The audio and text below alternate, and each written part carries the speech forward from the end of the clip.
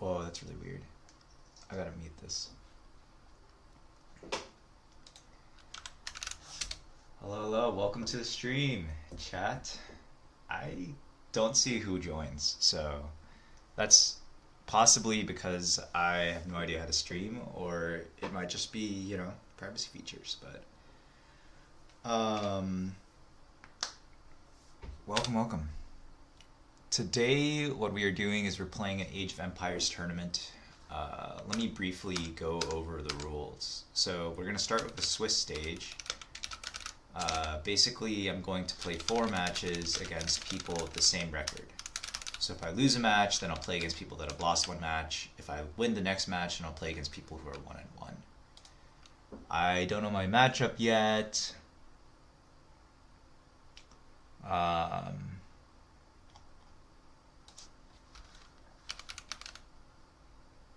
Middle bracket.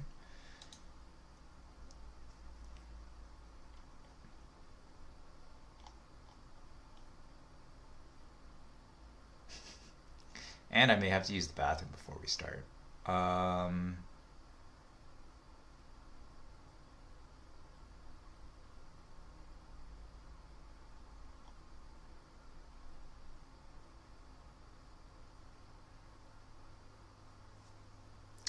What am I trying to figure out? So Swiss matches, we're going to be playing on 4 different maps today. And yeah, it should be fun.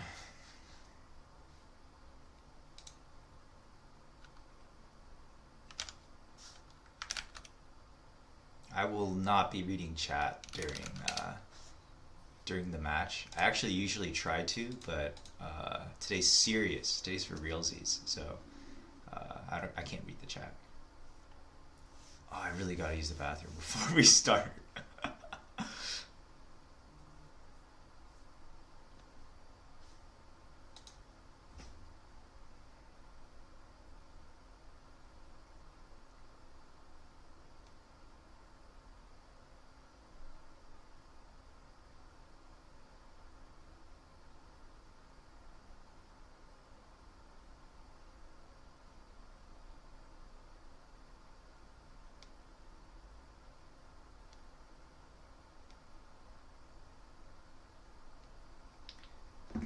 Yeah, I'll return soon.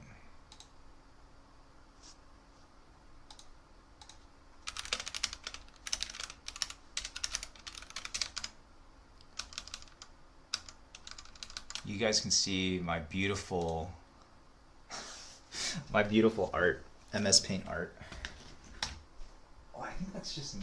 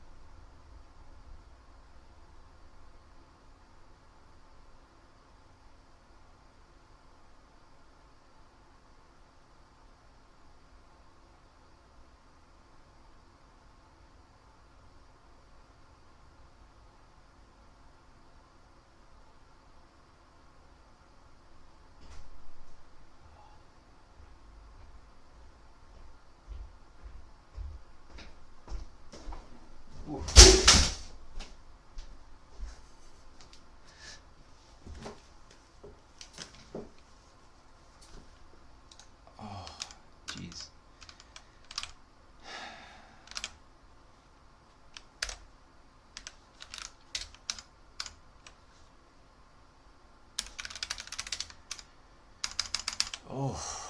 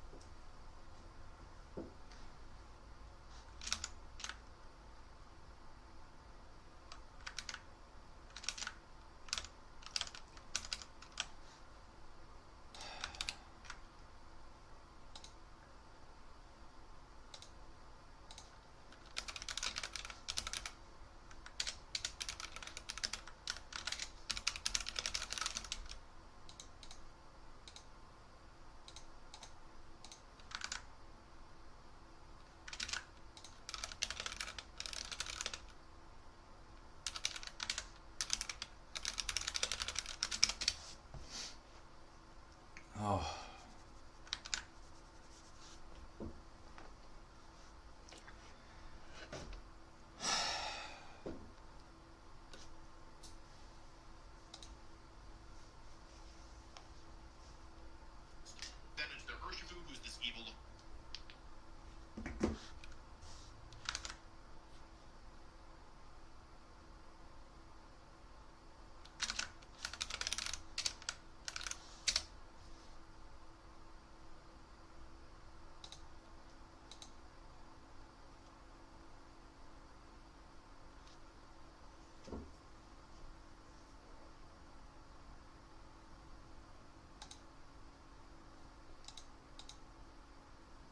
Is there no ban?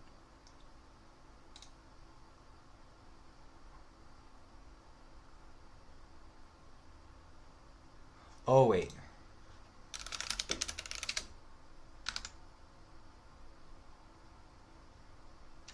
Ah, never.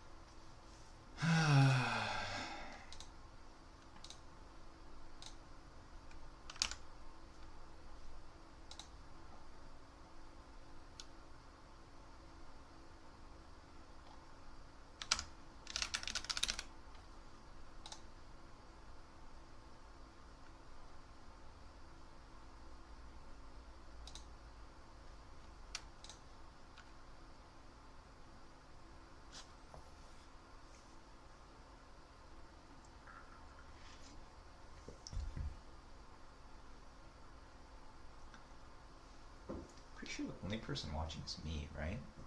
Yeah. That's chill.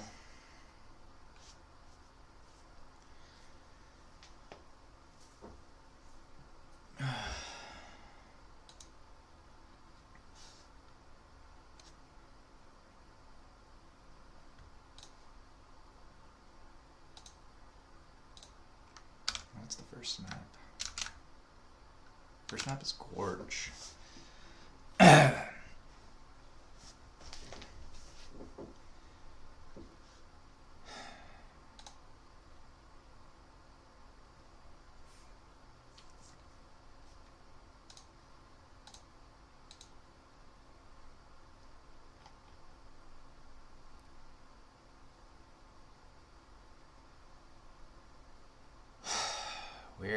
Gorge.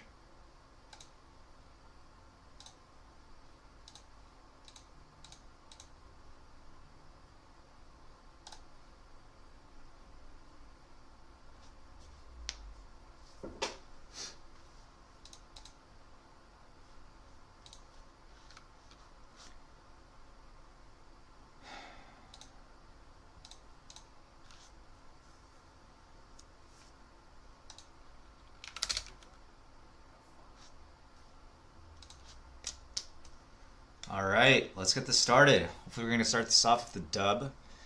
Playing against HRE. Usually they want to play into Castle, and my Civ wants to play in Feudal. The other thing to know about this matchup is I hate playing it, and so I actually ban HRE every single time, but I made a mistake in how I set up the Civ picker, and so I couldn't ban HRE, so that's okay. The thing is, Byzantine actually has should have an okay matchup into HRE. Should.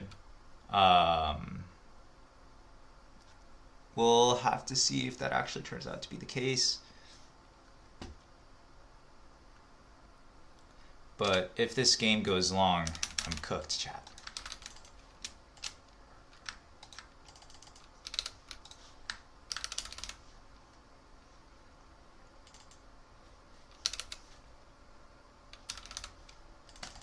So Gorge is a really open map. It's kind of based around this valley that's in the middle.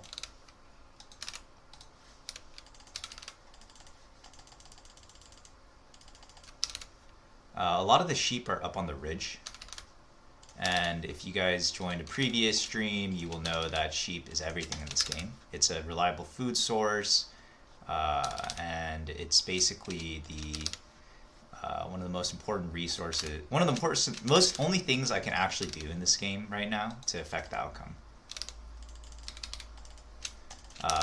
So it's really like when you're playing as a beginner, your goal is basically to try to set yourself up in the first 10 minutes of the game so that you're more likely to win it. Right? So one of the best things I can do right now to improve my chances of winning the game is effectively securing food. Sheep are, because they follow your scout, you can lead them into a safe place to mine them. And food's very important so that we can continue to build and train army and production. So that's kind of what's happening right now. It's also important that I get a general sense of how his base is laid out, where it is. There it is.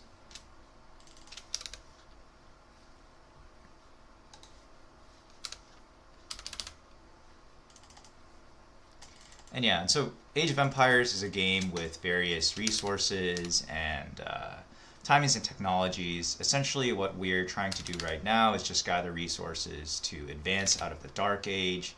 Dark Age, bad time for civilizations. They don't have much to do, so we don't want to play in that age too long. And pretty much nobody does.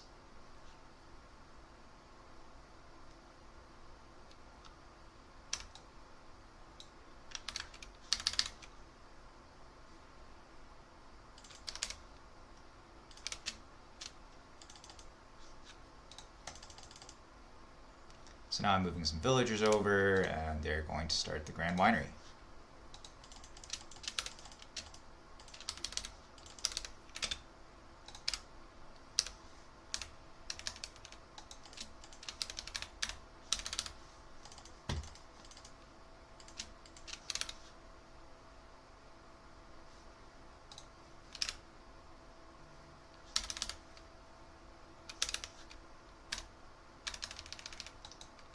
Chat, I'm what they call extremely nervous. I'm super hyped. I really don't want to lose.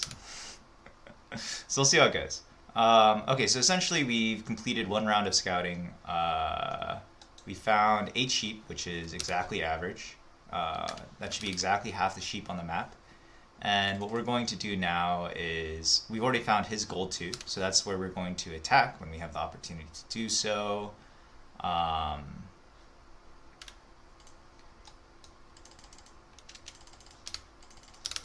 we're going to try to scout further, try to get any other sheep. Any sheep I get now is a sheep he doesn't get. RTS games do tend to be zero-sum like that.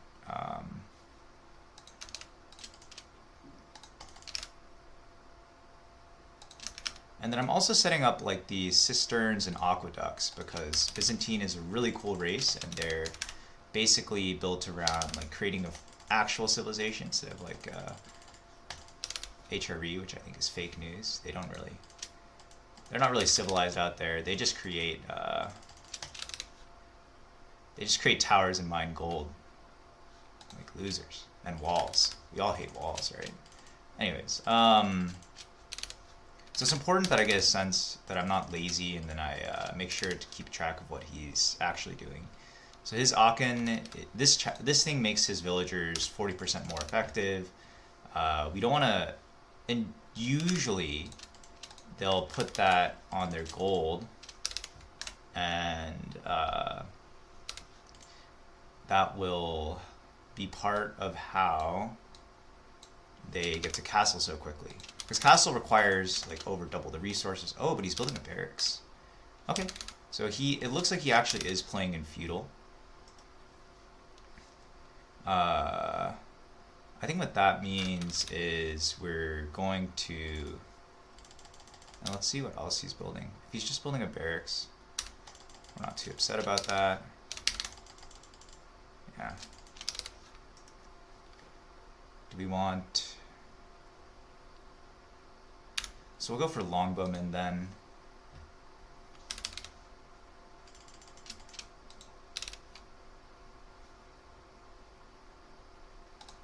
And then we need to get wheelbarrow.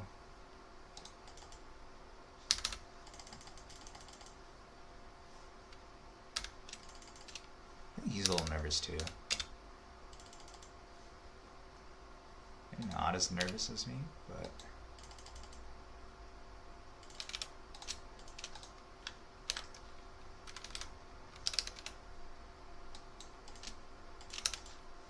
anyways, so then one of the other things we have to do is we have to keep building these cisterns and connecting them to our network.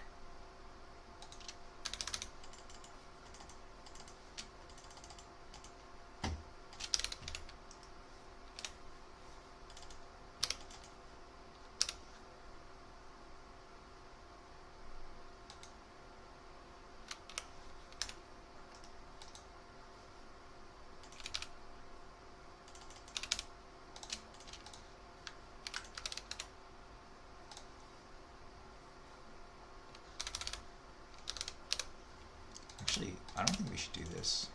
We're not going to build this. Instead, we'll start to build walls.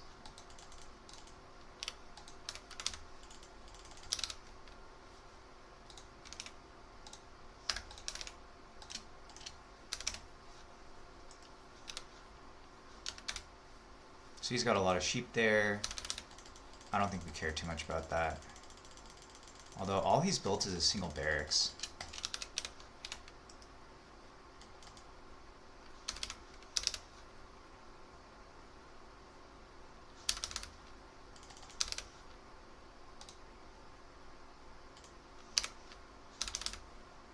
So he might still be going for castle. What that means is we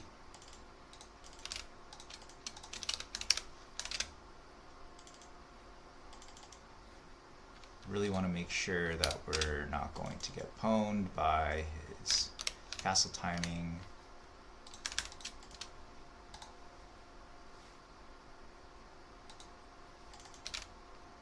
To be honest, these are not the most optimal positions for these guys.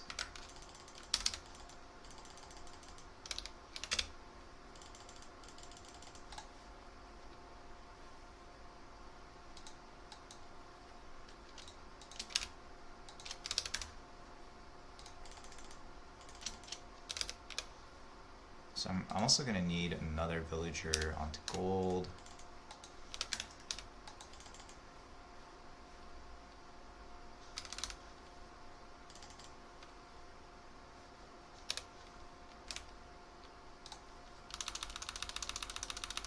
Let's get this ASAP.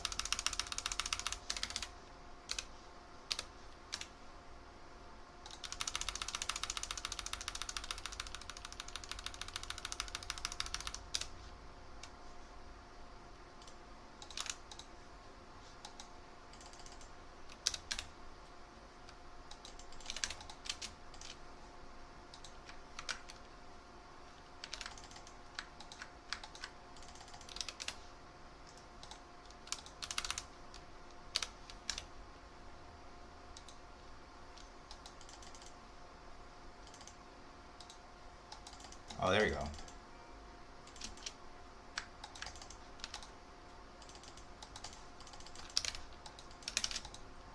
That's what we needed to see.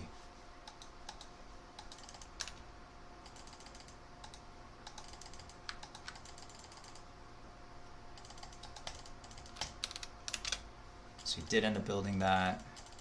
That's good to know.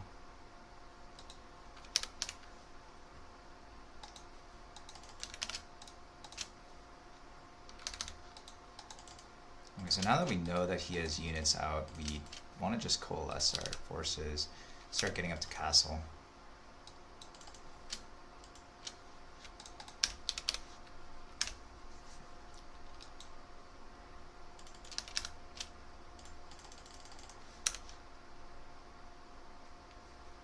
Okay, and then we have a lot of wood, so we're just going to be building this.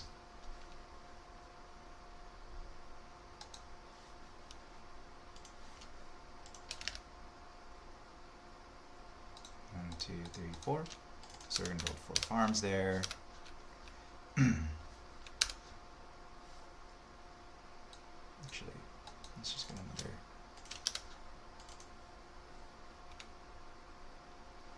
There's some guys there. Let's continue walling.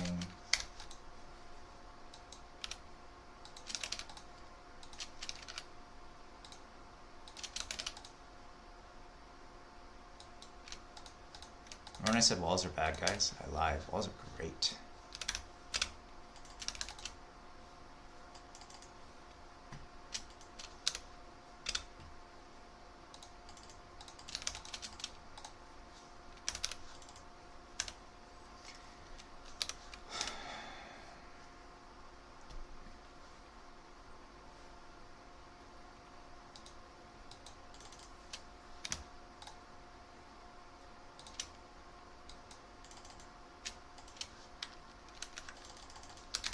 So he's probably also getting to castle. What does that mean? That means that we need to start preparing for ourselves, which means I need archery ranges.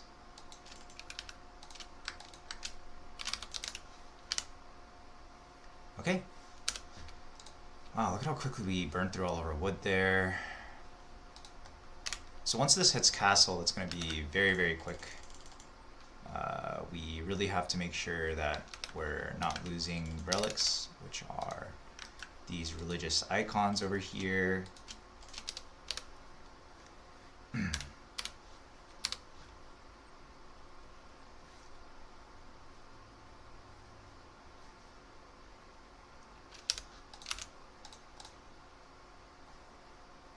Oh.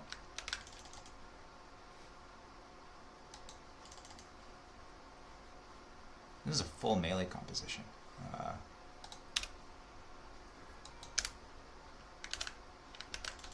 I'm super out of position here, though.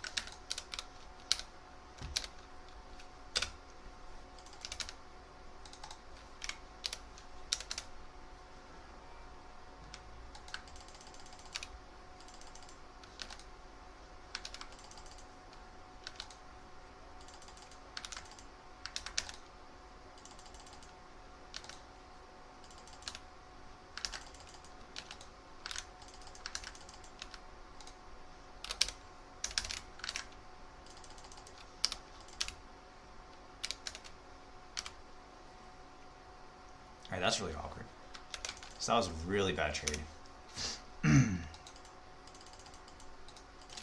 Well, I guess I keep my ranged ball alive, which is good. But I'm struggling for food resources right now.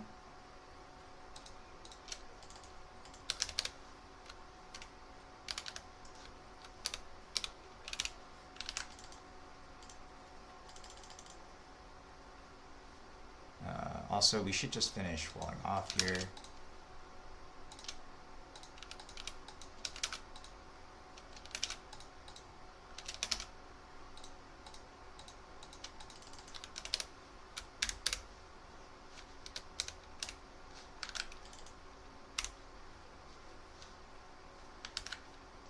And then we'll go for this one next.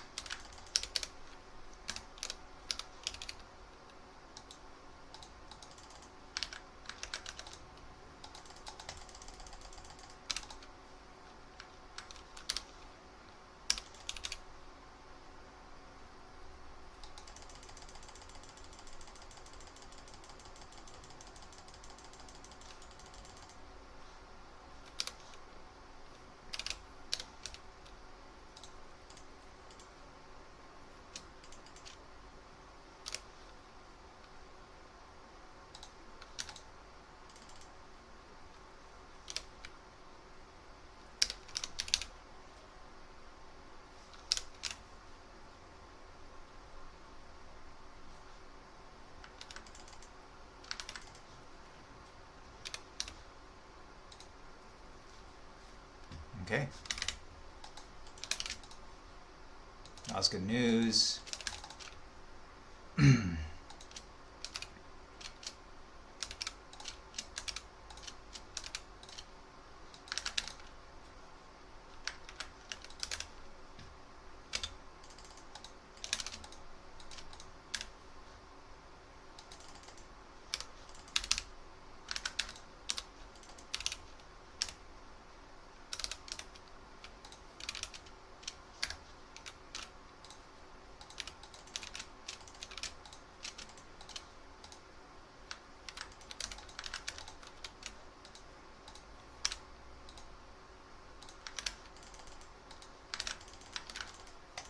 So let's go idle his Aachen.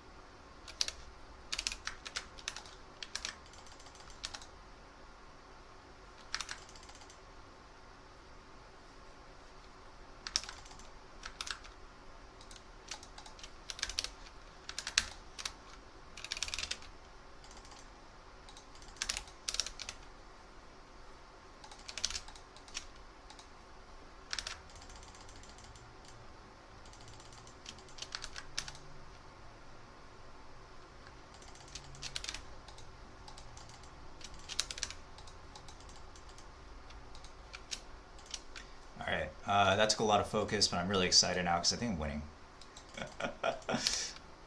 We love winning here. We're all about the winners club.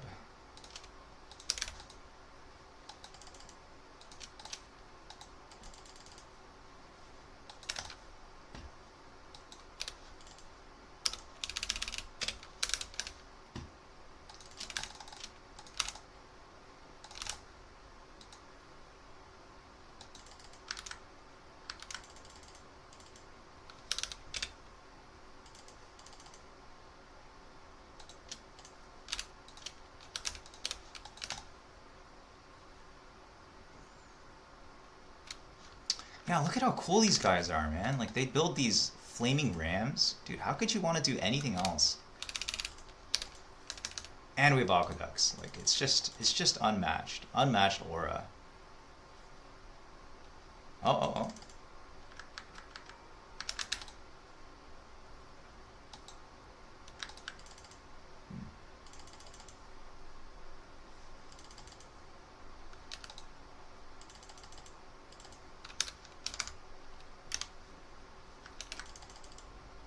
Oops, we don't want to do that.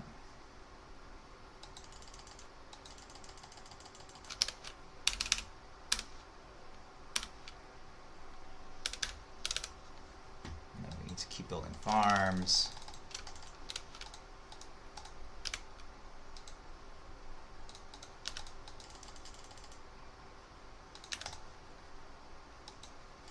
Just gonna keep building farms and rams, farms and rams.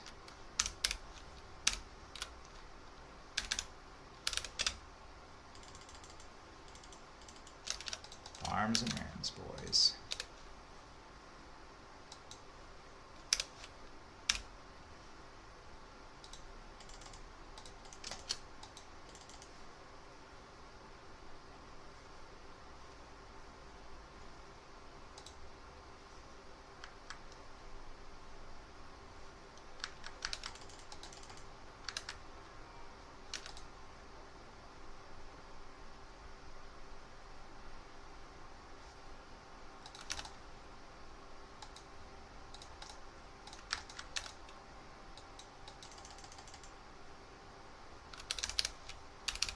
Hey, let's go. Not even a GG. We love that.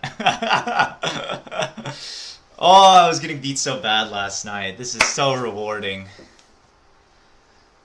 Woo! Love being in the low elos. The low elo legends. Oh shit, that's the name of the tournament, by the way. Steve.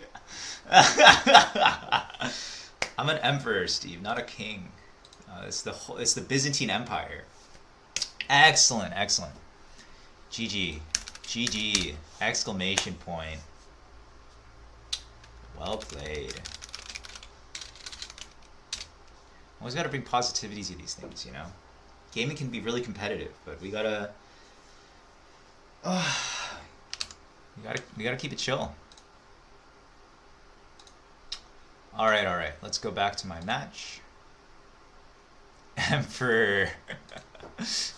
Dude, okay, you wrote elegy yesterday, and I thought you meant looking for game. I was like, who's this random person coming into my chat looking for game? Sweet! Smashed that game. Look at that. Look at that. We destroyed him. What are the lessons we take away? Crossbowmen, very good. Ranged balls, very, very good. Oh, I probably should have tried to harass this at some point. Yeah, so I need some cavalry once I get to castle.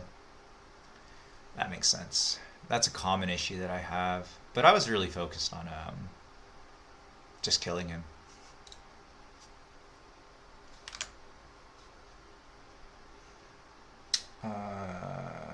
Did even...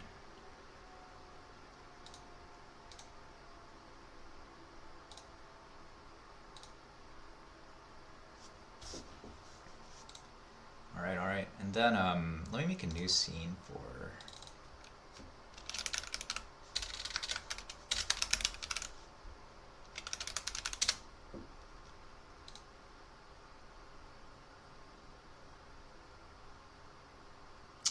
We want to capture the window, create new window capture,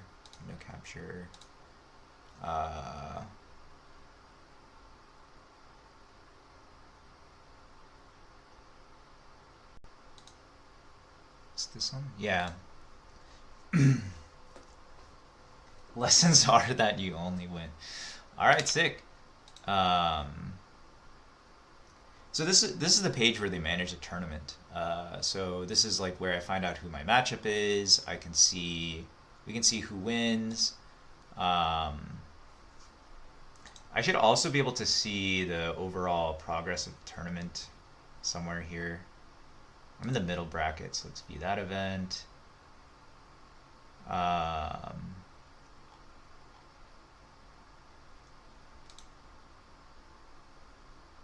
and you can see the people that are still playing here.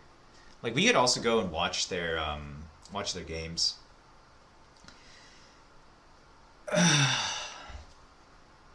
But I'm probably not going to do that. I'm probably going to go get breakfast.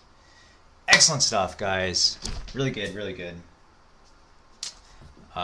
Returning soon. Returning soon. I'll just leave this up for now. Yeah. It should be about, I'm going to guess, 10 minutes or so before everyone's done.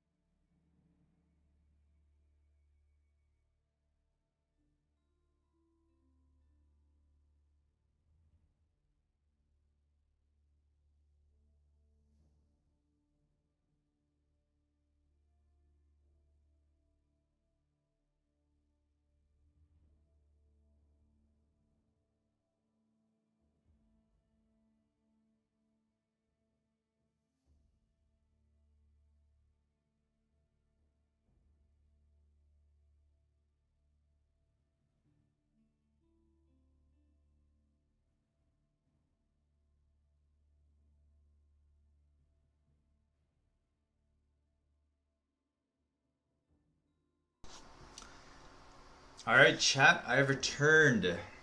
What do we think about the game? Any thinkers in the chat?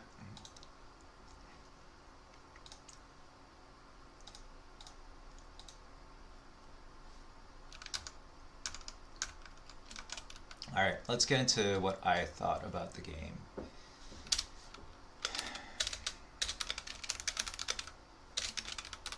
I killed it. Thank you. I did notice me killing him. It was fantastic. Need to go to higher. Too easy. Need to go. No, dude. Matt's in higher elo. I'm also genuinely this level. It's not like I don't play ladder. I just actually don't win on the ladder, and so these are my peers for sure. Maddie definitely has something on me. If by nothing you mean no losses, Maddie has no losses. That's true. I have a friend playing, but he's in the higher bracket, which is great for me because that guy has like a 99% win rate against me.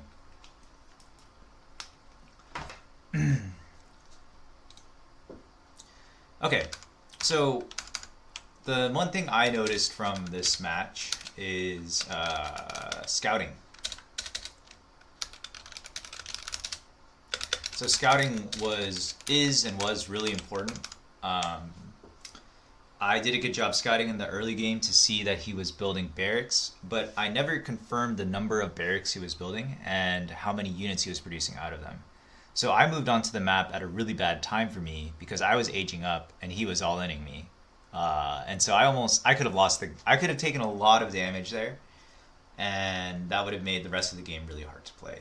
So scouting helped me in that game, and I did scout enough. So that's what we're looking for in the next game.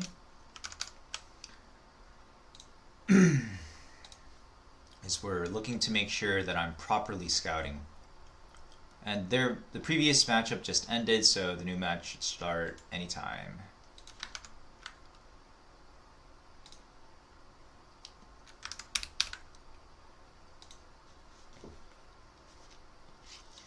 By the way, I'm eating some cottage cheese and peaches. Very low calorie, high protein. Cottage cheese is great.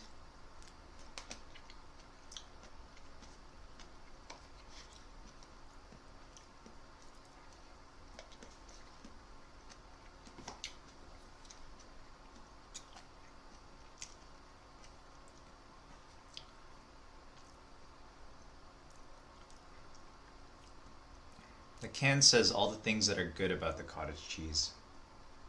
It has high protein, it's thick and creamy, live and active cultures. We don't want live inactive cultures. We got sea salt, no gums, no carrageenan, no chemical preservatives, no added hormones, no artificial anything. I was actually thinking of getting, on the topic of mukbangs, I was thinking of getting like a webcam stand so I could like, because I don't want to look at my phone or my screen in between games because I think it just tires me out.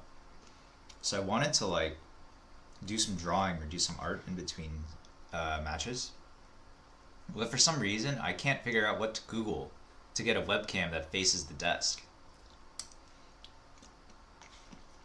Oh, I should ask ChatGPT.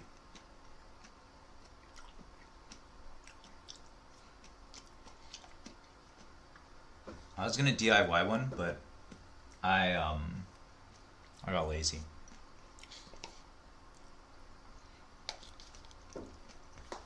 Alright, chat. I'm gonna go. By chat, it's really a singular chat, but I'm gonna go ask ChatGPT how to stream art.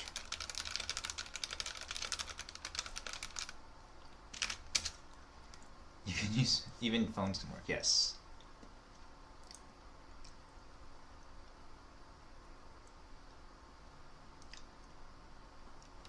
Oh, it's called an overhead tripod.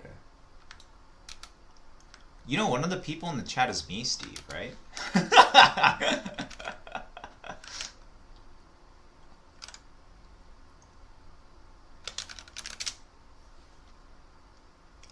Oh, By the way, one of my friends is starting a banana bread. Oh, there we go. Fan boarding in.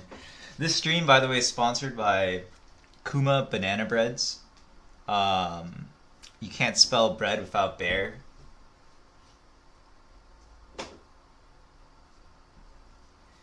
Huh?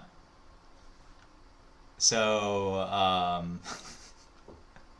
yeah, so he asked me to give him a shout out. Also true, right? Yeah. Um,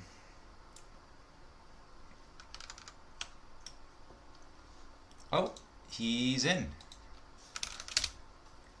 Let's go and set up this pick ban.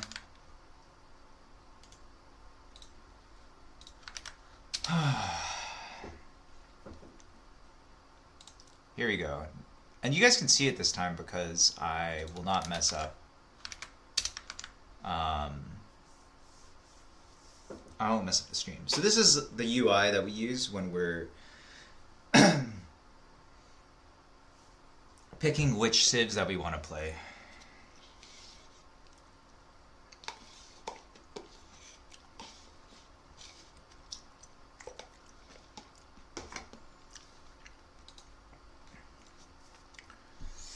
Who to ban?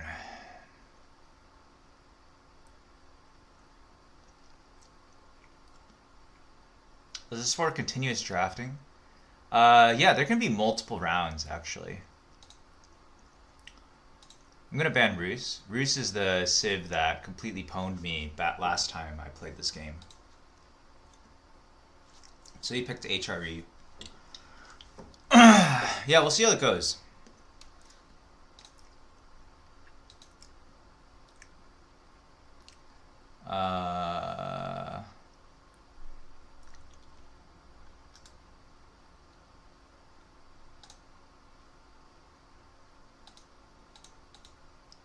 There we go. I was just about to ask him that. Sure, let's make a friend.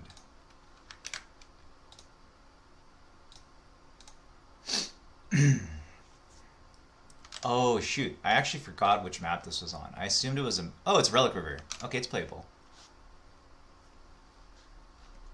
So Relic River... Oh, let me switch scenes.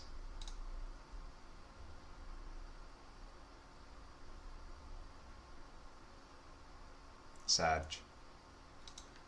This always happens when I switch scenes. The game capture dies. And that's kind of important.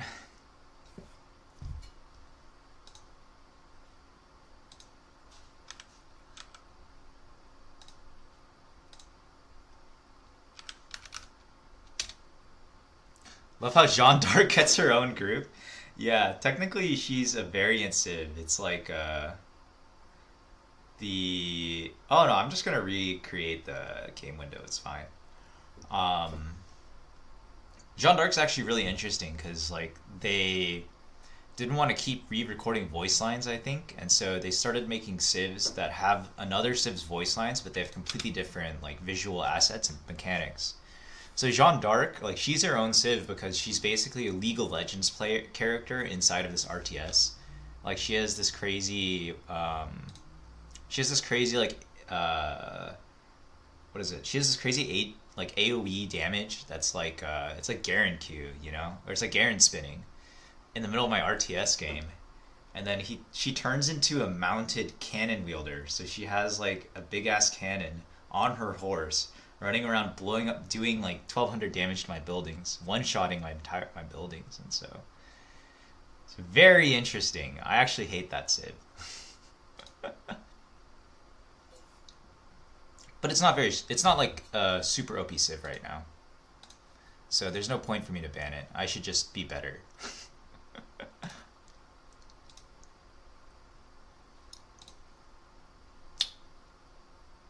Cool. And then we'll allow observers. There's like main tournament streamers that sometimes go around and stream the matches. So they might come in and check in on us. Caster games. Alright. You too, sir. I hate HRE, but I like you. So that's how this goes.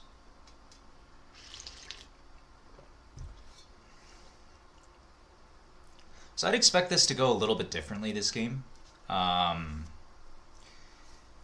reason why is that HRE usually plays for what's called a castle rush playstyle, where they build the minimal number of units and then just tech up past. They go from Dark Age to Feudal to Castle. That's typically how this matchup goes, and then I try to kill him on his way to Castle. But we'll see. I mean, everybody's kind of got their own read on the meta, right? So I'm not gonna be upset if he tries to build units, because for me that's what I would like. I would prefer if he tries to kill me in the Feudal Age. The game's gonna get really messy if we go to Castle.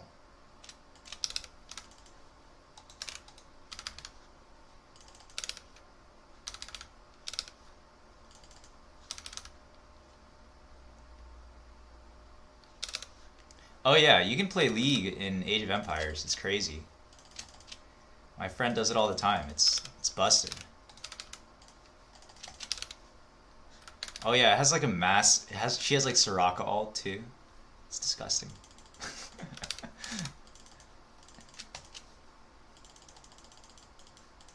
Genuinely angering. Oops. Oh, there he is. Oh, we're gonna go get back cheap. So I don't know if you guys were here last game, but all that's happening right now is we're running around cosplaying as shepherds. Oh, he went double scout. Oh, yeah, he's definitely castle rushing then. So you can build you can build two, you can build a second,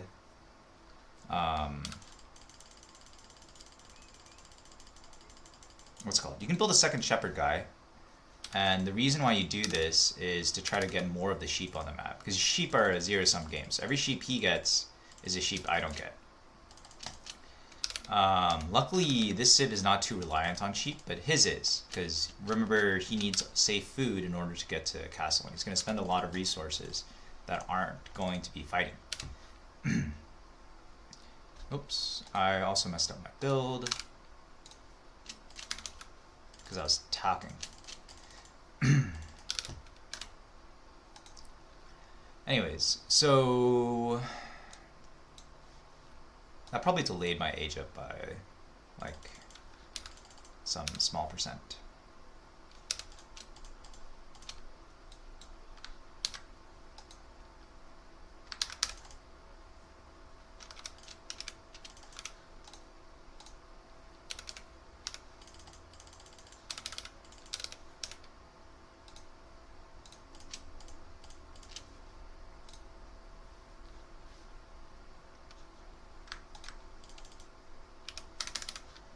Yep, so that's me carefully microing the sheep around, trying to prevent them from getting damaged. We're just gonna go and like, yes, theoretically it's possible for me to pick up a sheep here, but the bigger reason is, like it says in the notepad, we're just trying to scout here. Also, we want to prevent this. He's trying to push his deer into his base. We don't want that.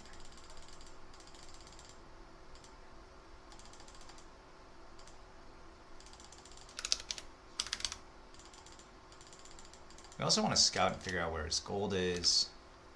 It looks like it's that thing in the front. Oh, and I get a sheep. Excellent.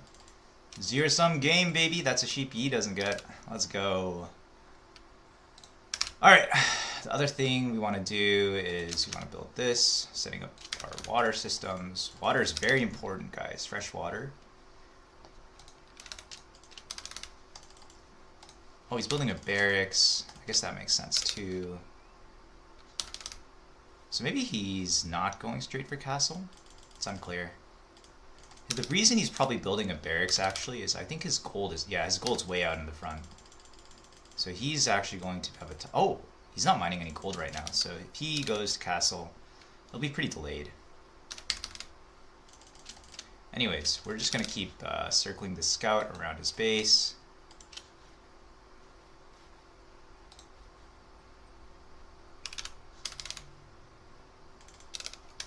So one thing I could do here is I could castle rush. Maybe I'll do that. Actually, no, I'm not going to Castle Rush. I hate that playstyle.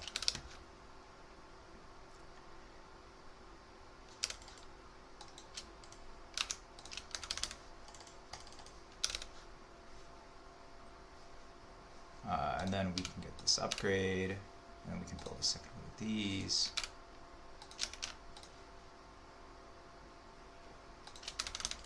Oh no!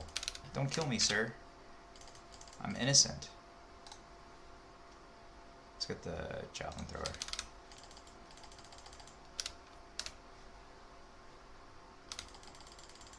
Oh, double barracks. Okay. We may need to start off with some archers. Oh, okay. He's just all he's going balls to the walls.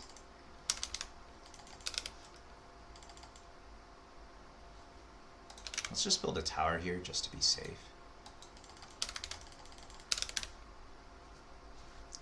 When did people start doing this, and why?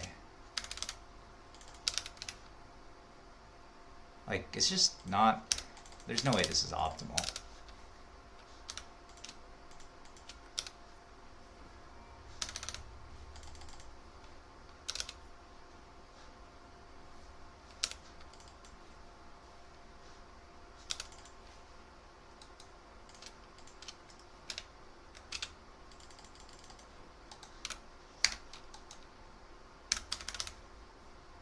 There goes my scout.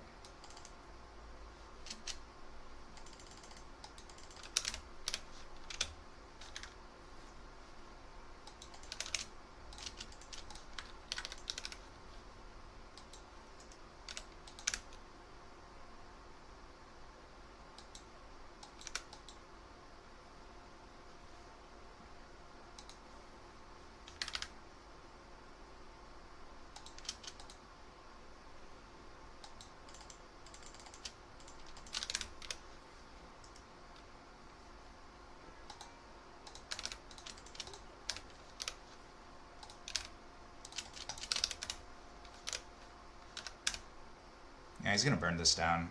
That's slightly annoying.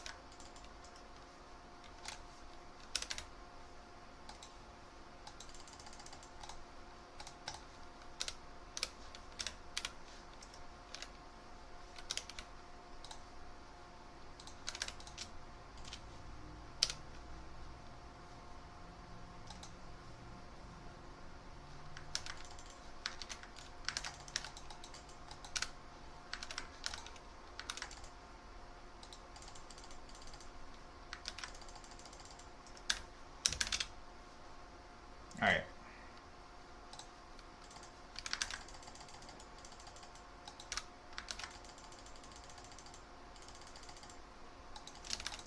This is getting pretty annoying. Okay, I gotta do something here, right? So...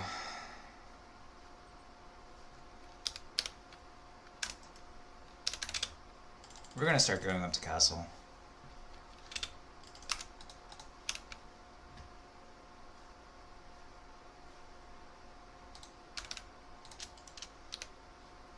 I'm not going to be able to get any resources outside of my base at this rate.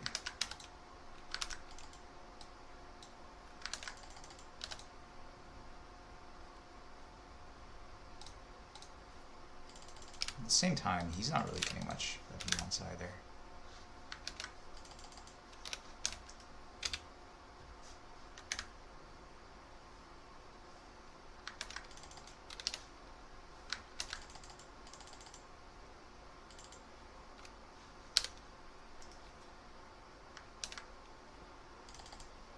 Oh, so that's some outmaneuvering.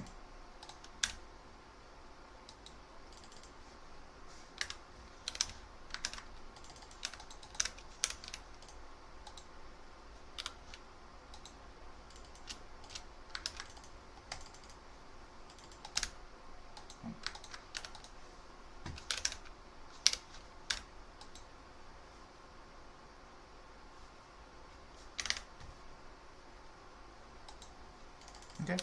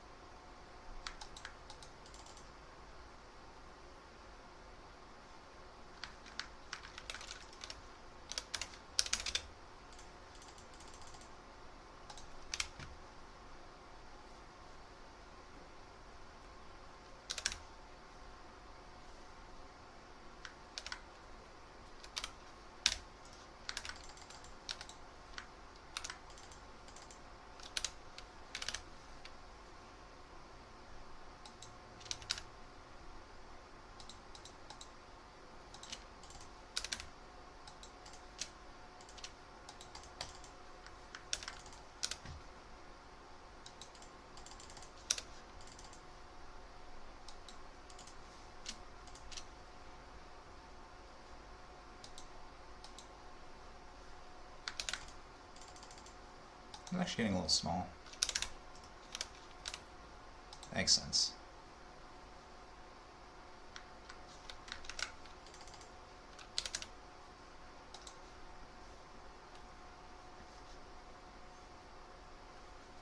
So from here on out, we're going to try to get to castle. I think basically, once we get to castle, we have to go for an all-in.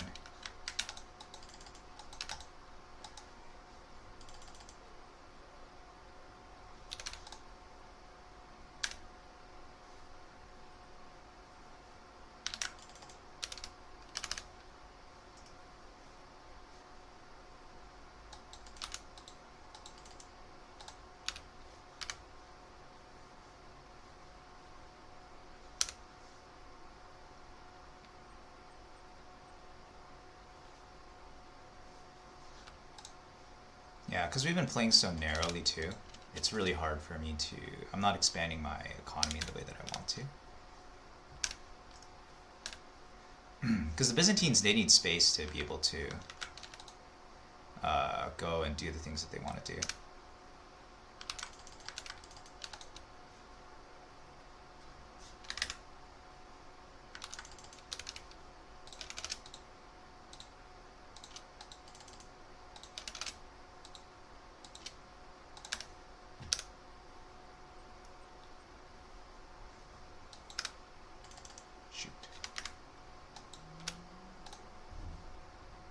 So this game is not going the best. That's okay.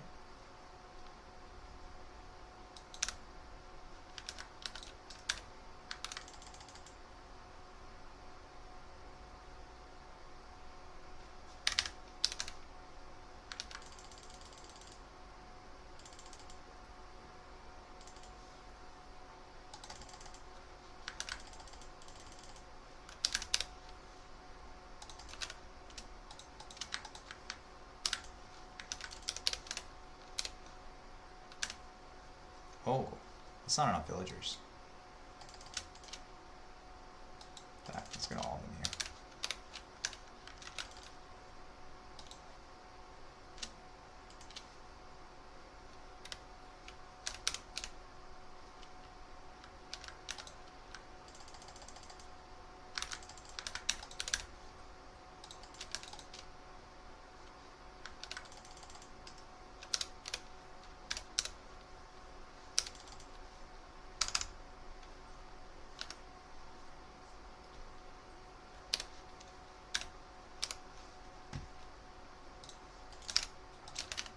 Let's just do this, and then it'll boost my economy by a little bit. Alright, we're basically just playing for a full all-in. What does that mean? That means that I'm not going to be trying to do anything that doesn't...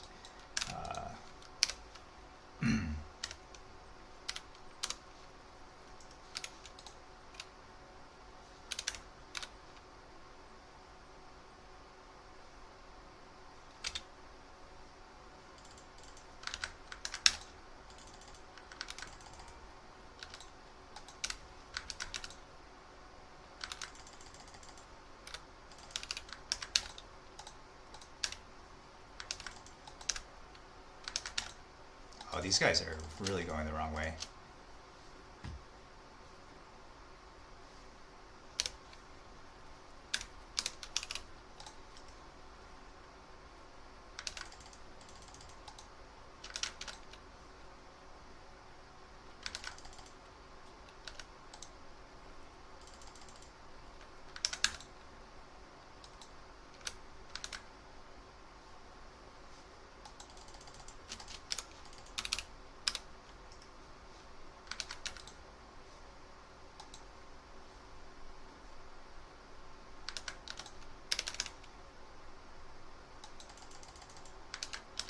I don't think this is amazing for him personally, but we'll see.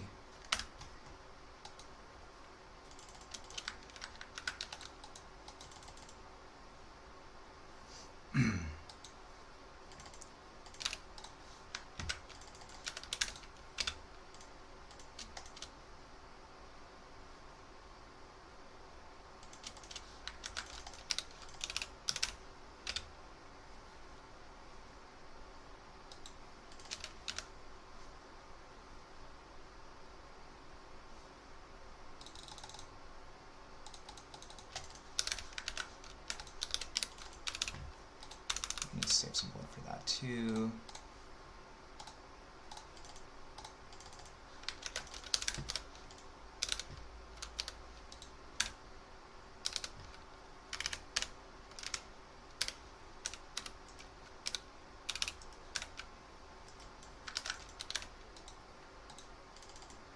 A little sheepy.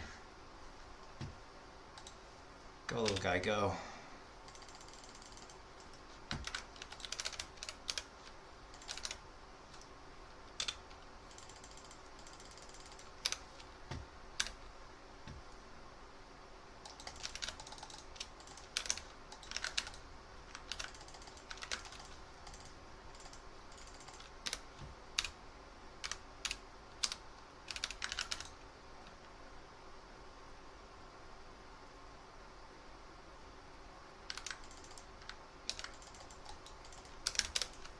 So I learned this from my friend that's much better than me, but if you deny this landmark, it's really bad for them.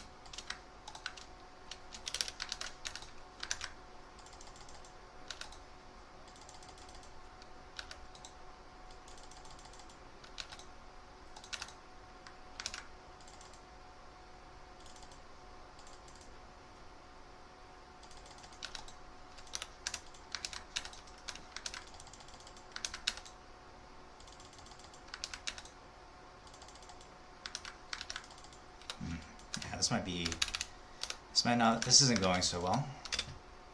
What are we missing? We're missing actually a lot of gold. So we need to go and sure we're getting that.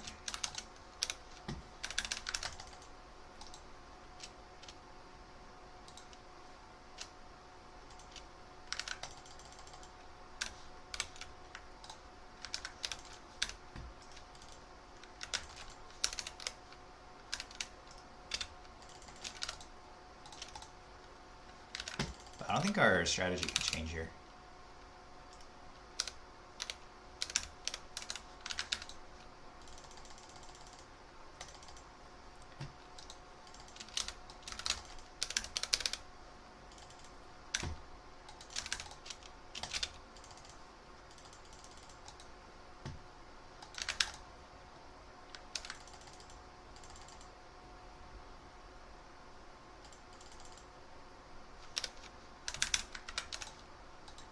Oh yeah, there we go. That's to be expected.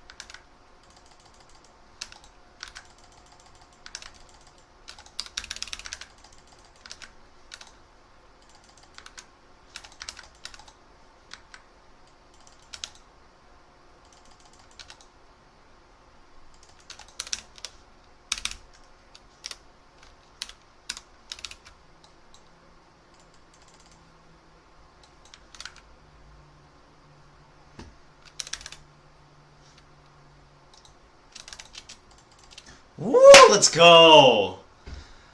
Oh, what a crazy game.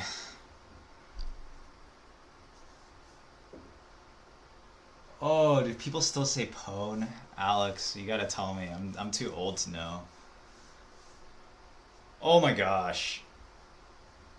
That was insane. I like that. Oh, that was a crazy game. You can see he was collecting more resources than me towards the end of the game. Ah! Oh man. Let's report our winnings.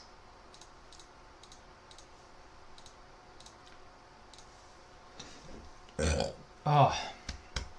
Excuse me. Oh my goodness.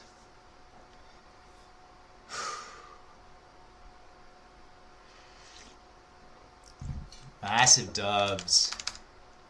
All printer, no dubs. Wait, all dubs, no printer. Crazy burp. Okay, funny story about the burping. One time, at my first job out of college, the interview question he asked was like, what's something that I'm gonna learn about you a year from now that I'm gonna wish you just told me right now? And I told him some bullshit about like, oh yeah, I'm too detail oriented, right? A year later, I asked him like, hey, so what is the one thing you learned about me that you wish you learned a year ago? And he's like, dude, you burp a lot. Yes, it's my calling card actually. There's Joker, Riddler, and Burper. Oh, sick. Oh, what game, what game.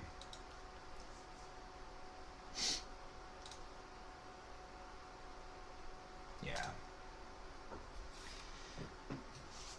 You guys are struggling to get food.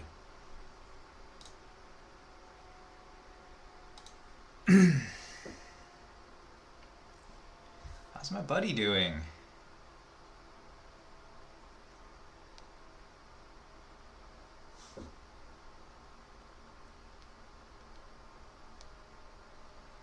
My buddy Matthews. Oh no! The upper bracket is brutal.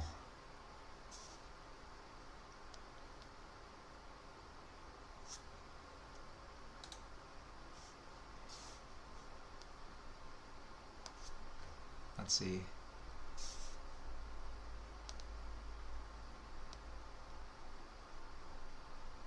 He just has to win one game though, and he's in bracket. That's all that really counts.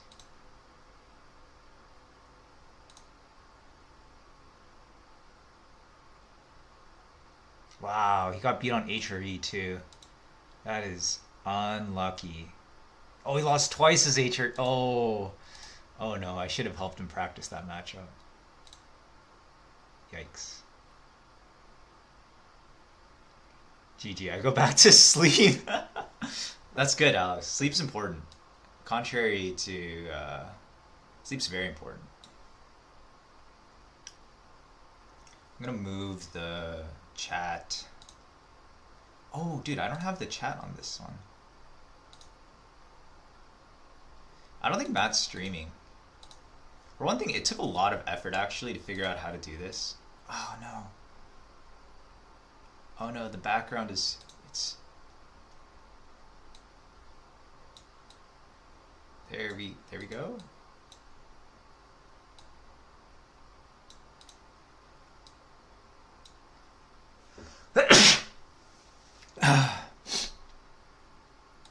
Oh, excuse me. Alright, alright.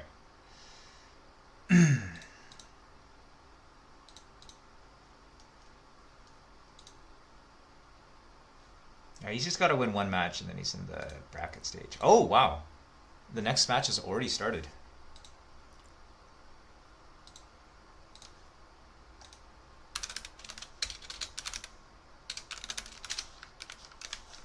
Bless you. Oh, thanks. Thanks, thanks, Steve. Yeah.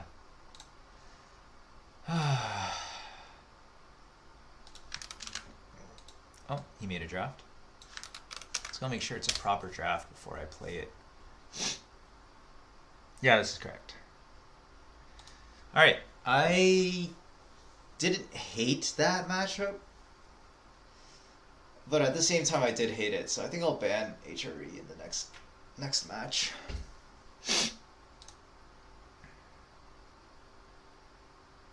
Ah, he banned Roos. Roos is like supposedly one of the most OP civs right now.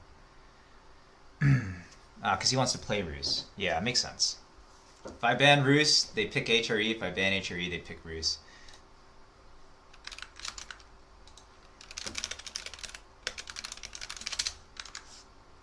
So in my opinion, this is not a very great matchup for me. He's going to have basically infinite resources, and I will not.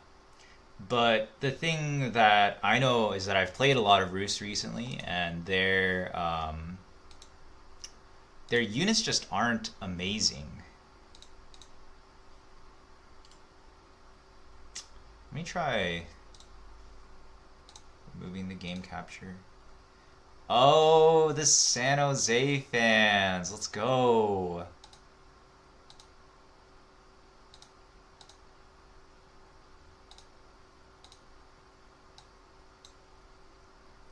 Prayers for the other player. Same. Alright. Let me try to find a better spot to put the chat. Actually, this spot's going to be great once the game actually starts. So just bear with not being able to really read it for now. Wait, you can read the chat on the side of the screen. Why do I even have an overlay? Thoughts? Thoughts? I guess,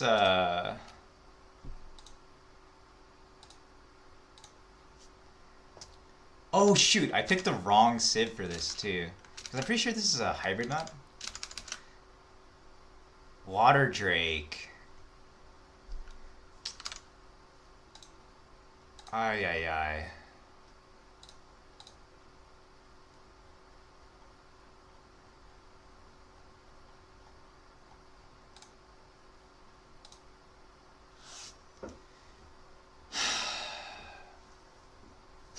Okay, let's think about this really quickly. What is that? What does Water Drake mean for me?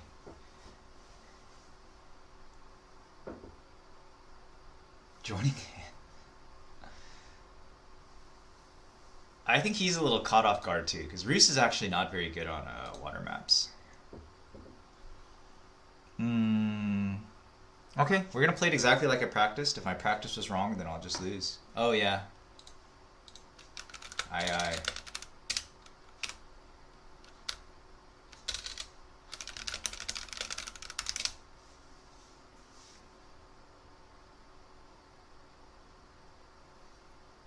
What are some annoying things you can do?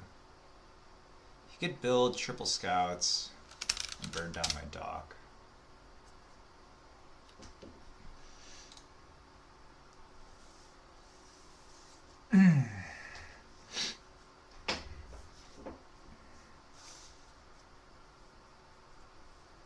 Yeah, so we may need to pivot a little bit in this matchup.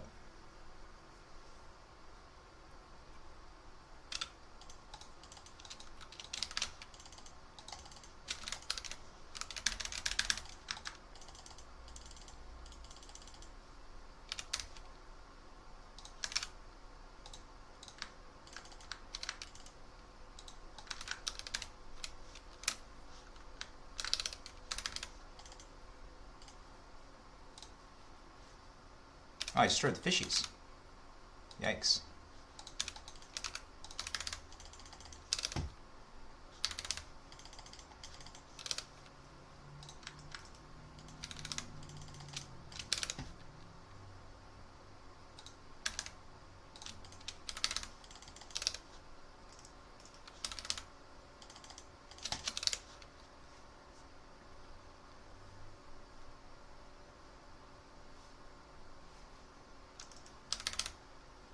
Okay, my advantage on this map is that I get a little bit of extra resources from mining fish. So it's not the worst.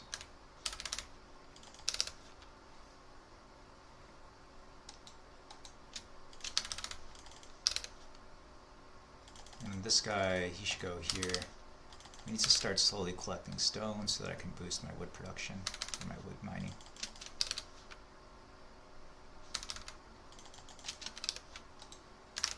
Oh, he went for double scout.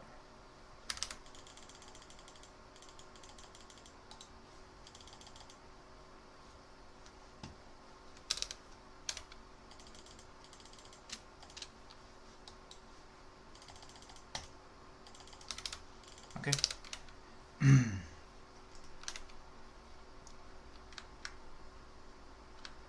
I mean, sheep are not going to be my main focus on this map because I think it's basically just about water.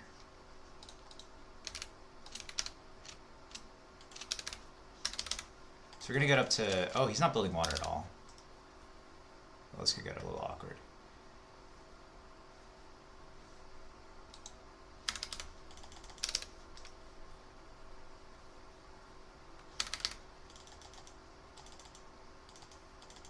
Actually, let's just finish scouting. He might be doing something cheesy.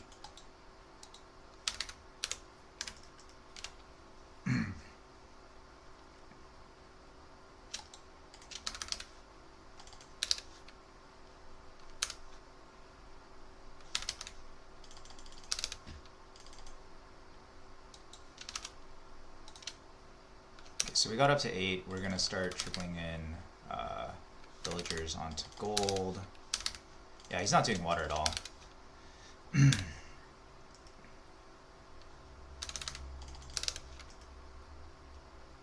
can I build arrow slits? I require feudal.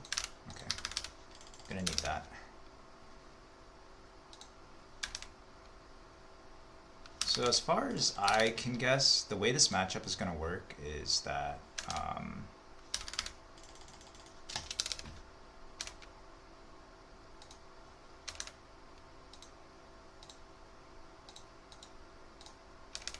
so hard to click them, oh my gosh. The way this matchup's going to work is that I'm going to be desperately trying to hold the water advantage against his massive land army.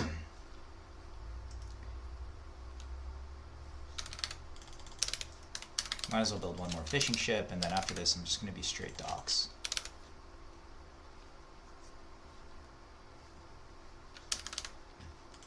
I might not go Grand Winery here, just to avoid getting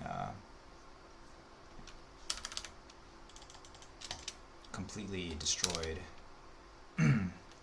Actually, it looks like he's going for a standard roost build, so I don't think we really mind anything he does here.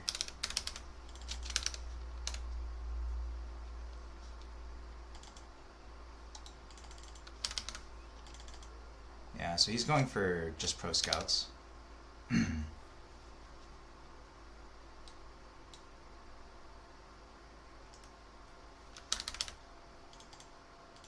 a little bit more food before we can age up.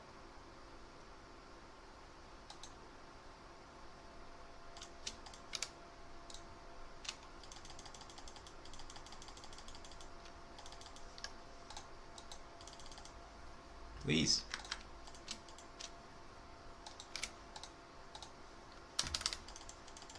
Alright, so we really have to be careful about what units he's going to be building. So I really have to have a good idea of what his base setup is. Then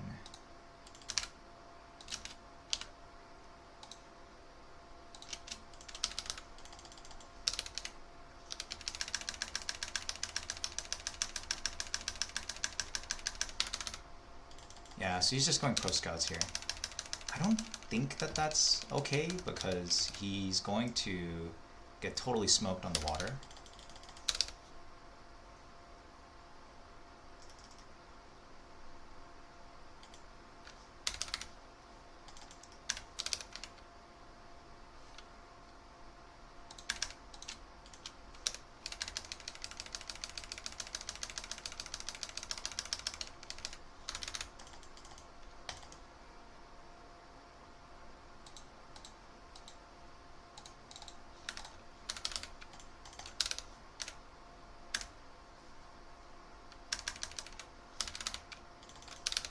also not really able to fully produce.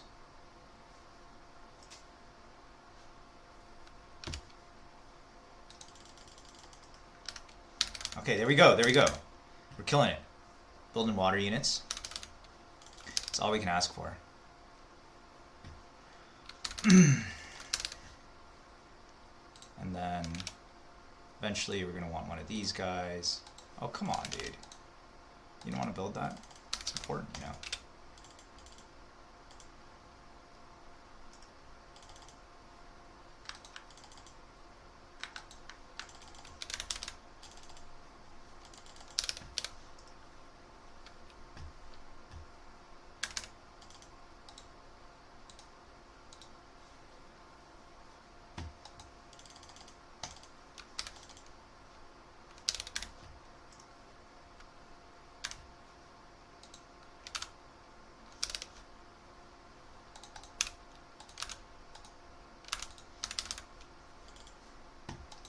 Ah, I see. So he's just going to be... Okay. I think that's fine.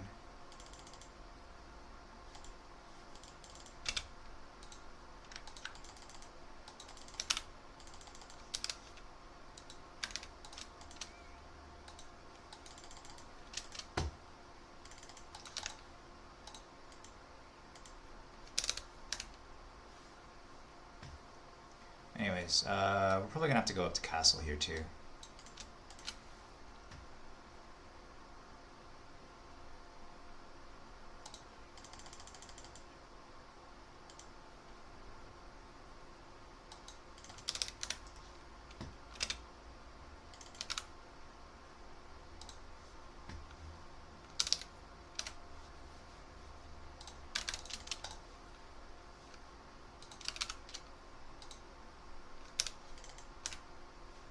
I have way too much food. We're going to castle. We should probably get more gold here, actually. Yeah.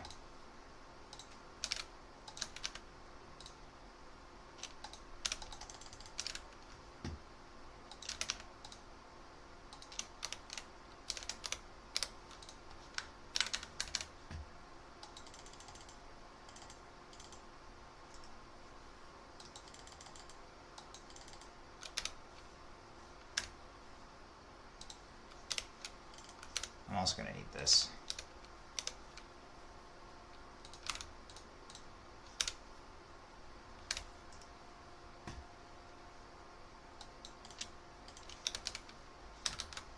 So I'm going to need to start putting some sort of pressure on him, I think. I also really can't let him just get the get all of the relics for free.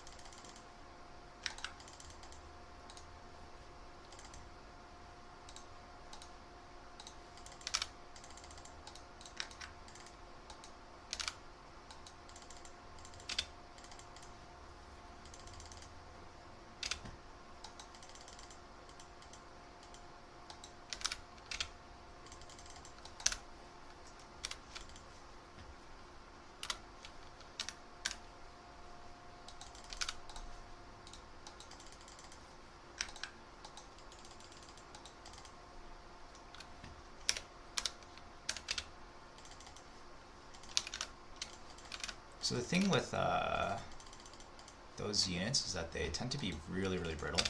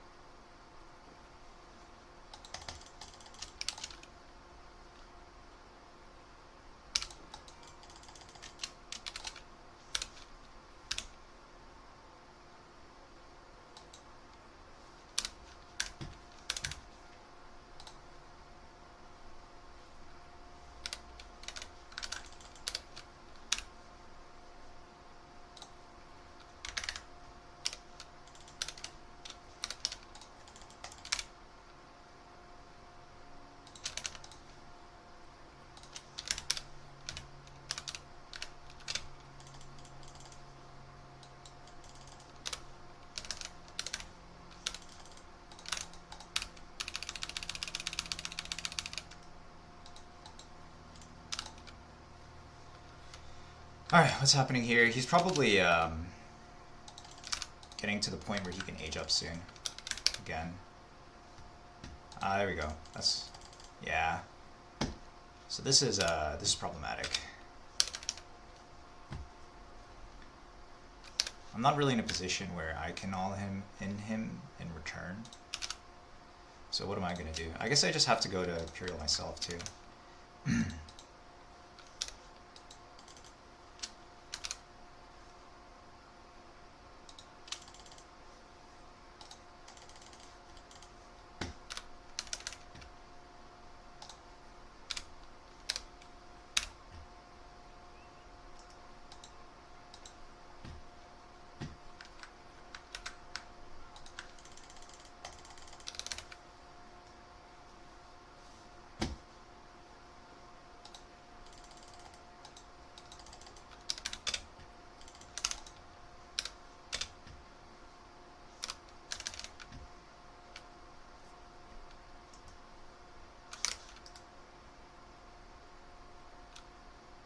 I think longbows are probably my best bet here.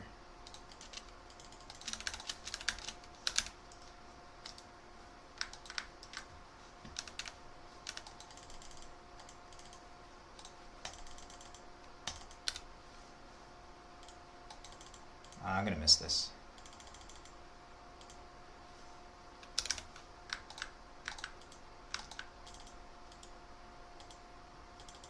Where's this? There it is.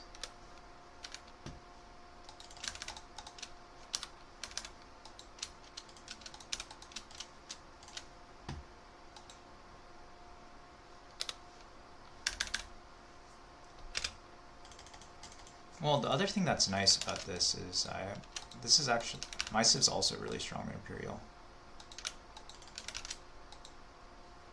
Why isn't this connecting?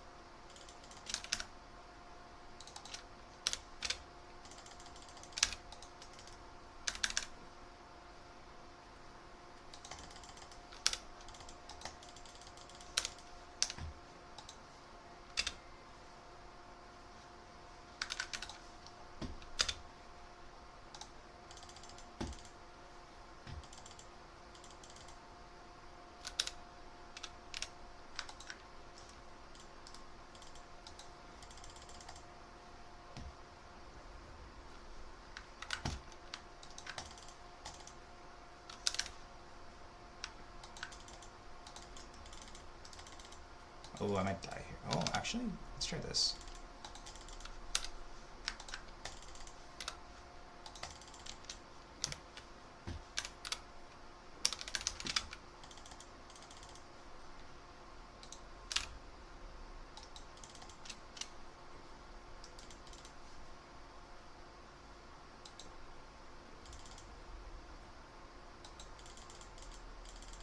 Ah, actually, he's still standing right next to one, though.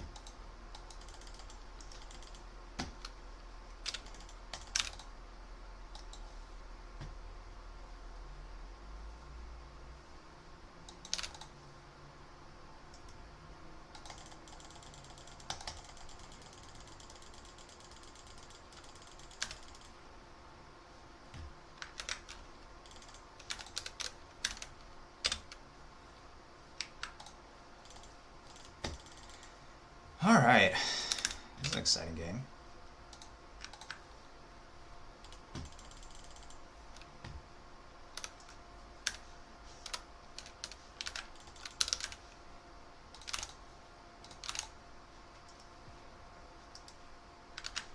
Oh, I forgot how good Siege is against this.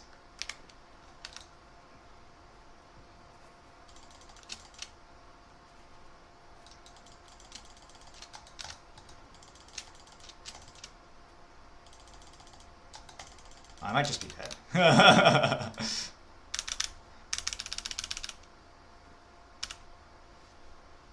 Which ship is building this? This one? Yeah. Yeah. Oh, good to know. Good to know, I suppose.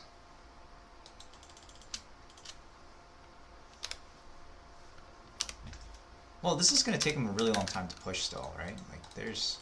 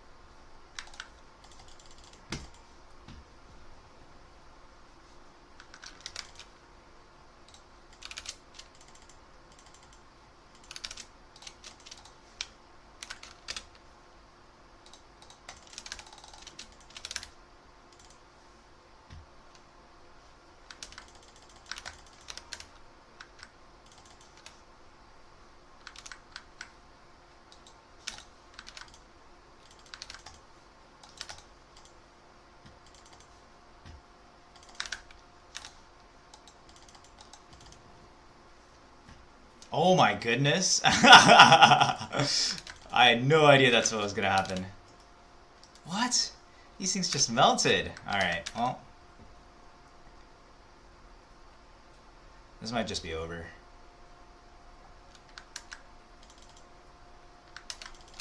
Well, never say never, you know.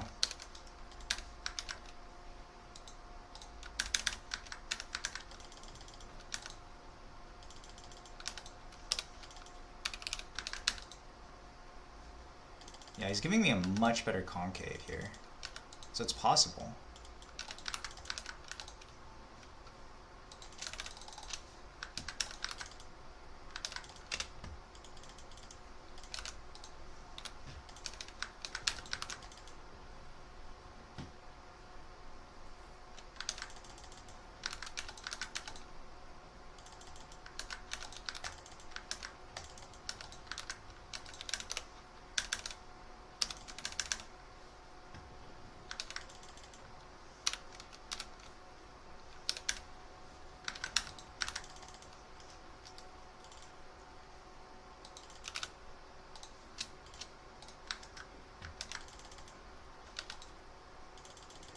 No, it's not possible. Oh, I hate this map. Okay, what did we learn? This map is just very weird. That's what we learned. Also, Byzantine on this map sucks. Yeah, the ships are really slow, so it's hard to actually cover the whole distance of the water, and then they don't get anything free to hit for a really long time. Which means Matt was probably just mining the wrong part of the wood wall when he played this. Yeah.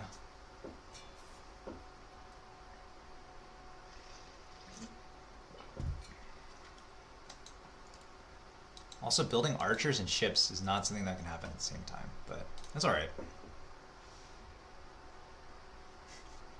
Steve, thank you for the support. Water King, absolutely not today, but maybe tomorrow.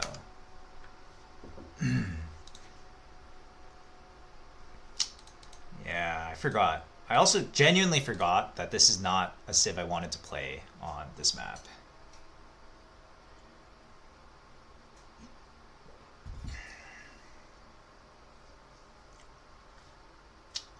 Well, congrats to my opponent. He played well. Alright, let's double check the standings.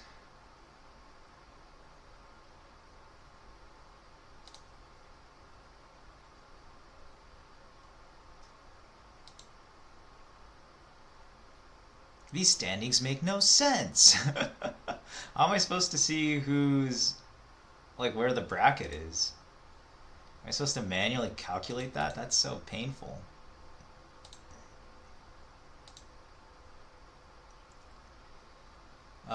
Whatever.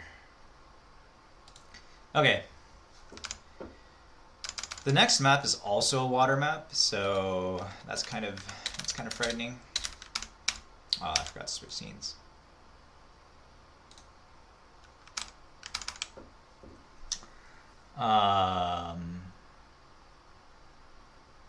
So that puts me at 2-1. There's 1, 2, 3, 4, 5. Is there 13 people? There's 13 people. One guy's at 0-0, so he's not playing. 12 people. One guy's at 0-3, so I just need to be in the top 8. I think I need to win the next match then. If I want to be guaranteed top 8, I think I need to win the next match.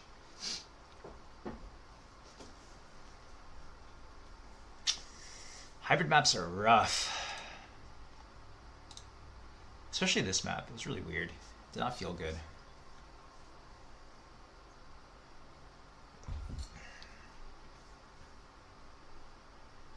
Yeah, the ships just didn't provide the amount of food that I thought they would too.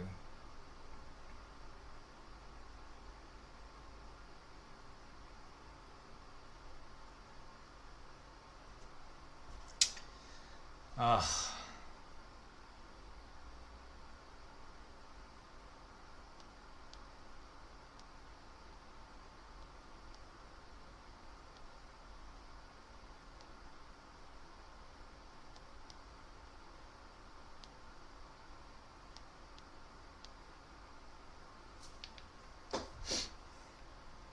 Alright then.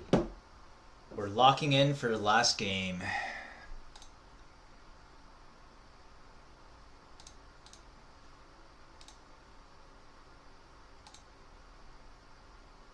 Mountain Ale. I'll get you next time. Lock in. Yeah, exactly. Lock in, Steve. Alright. Oh, we can stream this guy. Let's see what he's doing on. Oh, he's offline. He's a schedule. Dude, this guy's a real streamer. Hilarious. Incredible.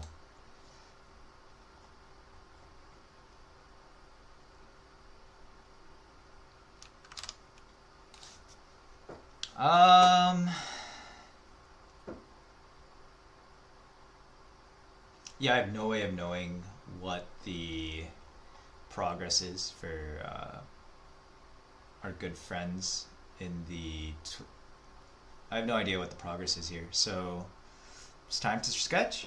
Maybe I'll figure out a way to do the camera.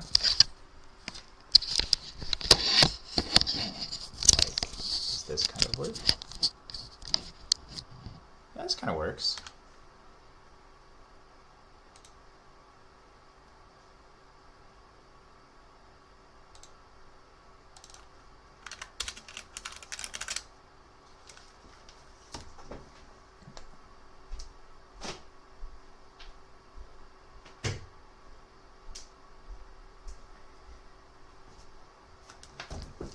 Okay. Very excited to just chill for a bit.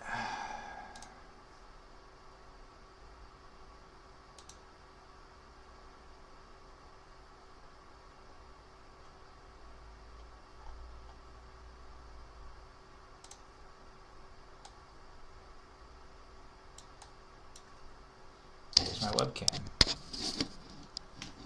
There's definitely a configuration where I can make this slightly, it's really jank, but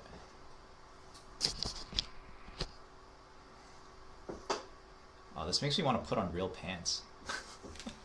I've just been in my PJs all day. Alright. What do we want to draw today?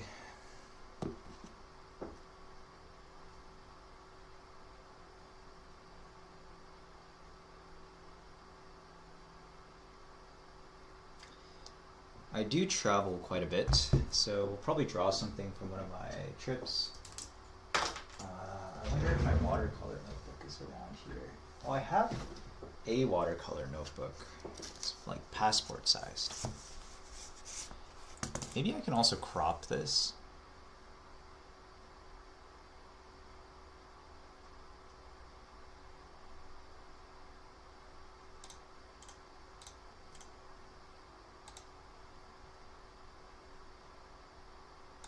Oh, I know what I can do.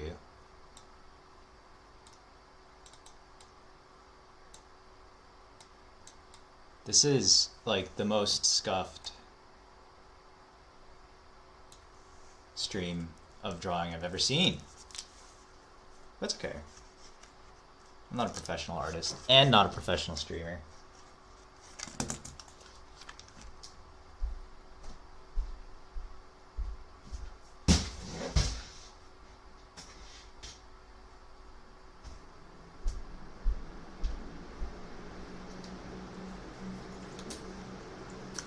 Alright.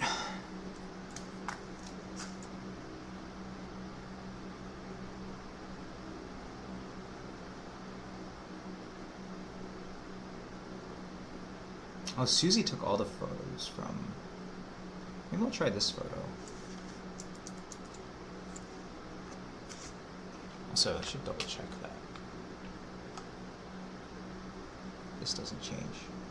Alright. So this is a photo from a recent trip we took to Muir Woods. It's a bit tall, actually. It gives a wrong impression. We did a nice hike in the actual Muir Woods park. They have like this really beautiful forest of really old redwoods. So let's just try to get the shapes that we want to eventually fill in.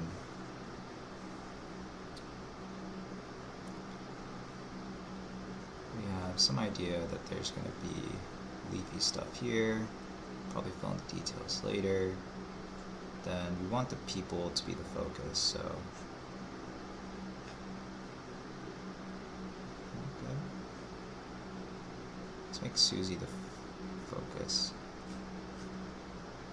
Should be a bit taller than everybody, more in the foreground, background.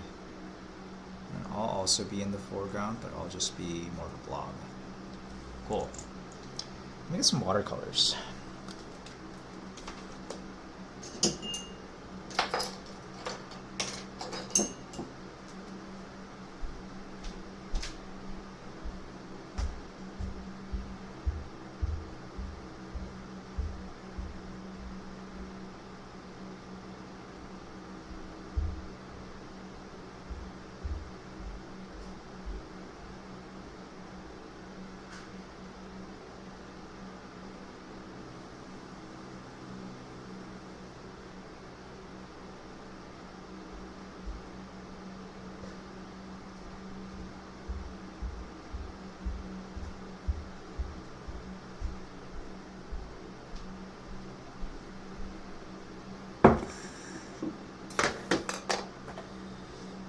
Just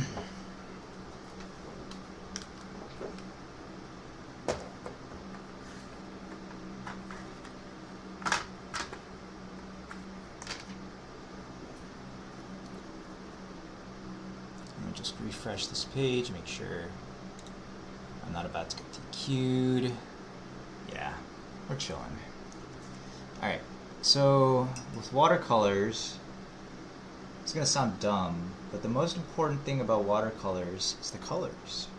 So you have to pick bright colors for your focus. So Susie, this is my painting where my wife is in it, so we'll start with her being the bright red to kind of contrast what's going to be the rest of the painting, which is mostly going to be green. And then let's get the green foliage in there.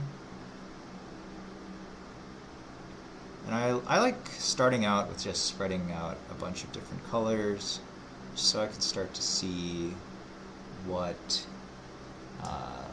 the painting's going to look like. And we want like a little bit of blue in the background. Just a bit. It was kind of a foggy, hazy day. Classic SF Carl fog.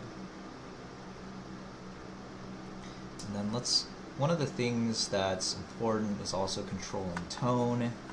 So like I don't want to stand out here, so I want to paint myself in kind of a camel, but also not a very saturated and not a very bright camel. And then Susie's mom is wearing something navy in the background. And if I remember correctly, she's wearing some white pants. Cool. Let's get a little bit more green. And actually, if you see the photo, there's like a lot of brown in there, but I'm trying to leave brown out because it's a neutral color. And so it's not going to change the overall structure of the painting that much when I add the brown back in at the end. So let's start with adding some tree leaves up here.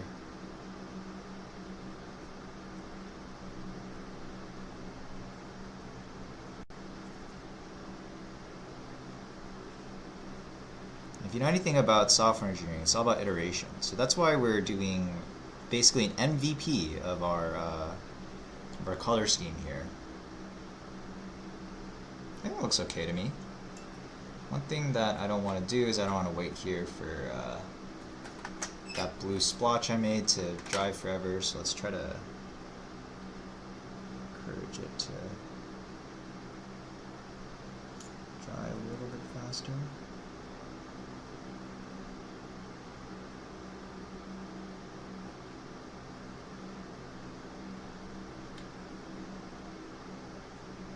Alright. Splotched it around a little bit, but that's fine. Let's go in for the skin tones. Skin tones are also important because if they get muddied, then it looks like you're painting mud people, which we don't want to do. So this is Susie's little arm.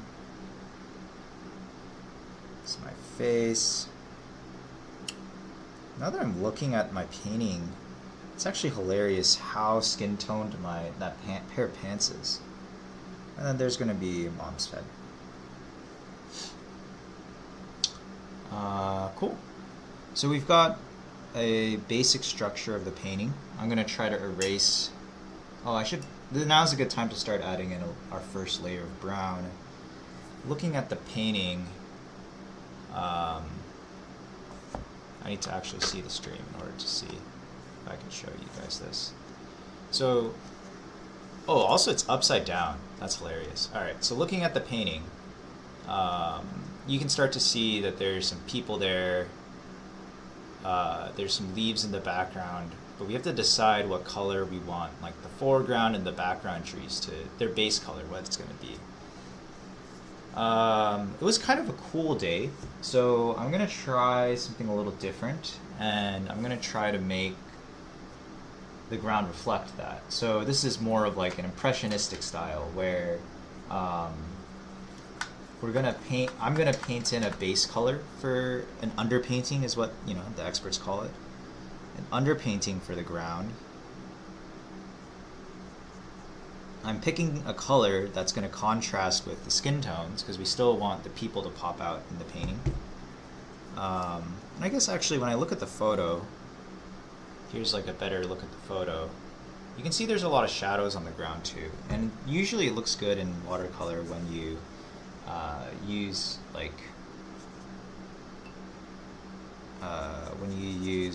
purple for the shadows. So there's some logic here, you know.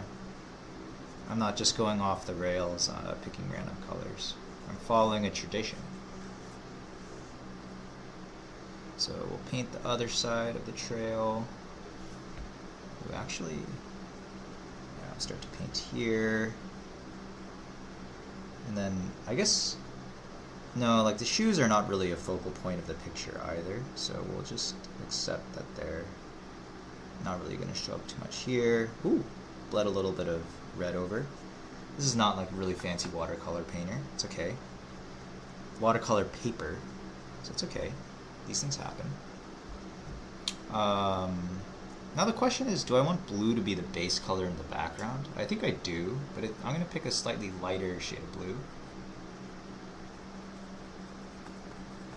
We're going to just go into the background, kind of do a little wash over the trees. And eventually these trees are going to become brown. But they can start off blue, and that'll give them a nice bit of complexity to the end product. And there's a little bit of texture coming through from the paper here, but I think that's cool. It's, you know, like trees have texture on them. Why not? And actually, paper used to be a tree, so the texture on the paper probably reflects the tree it used to be part of. Beautiful.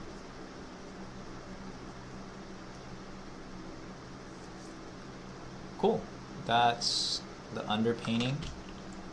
Wow, they're still playing.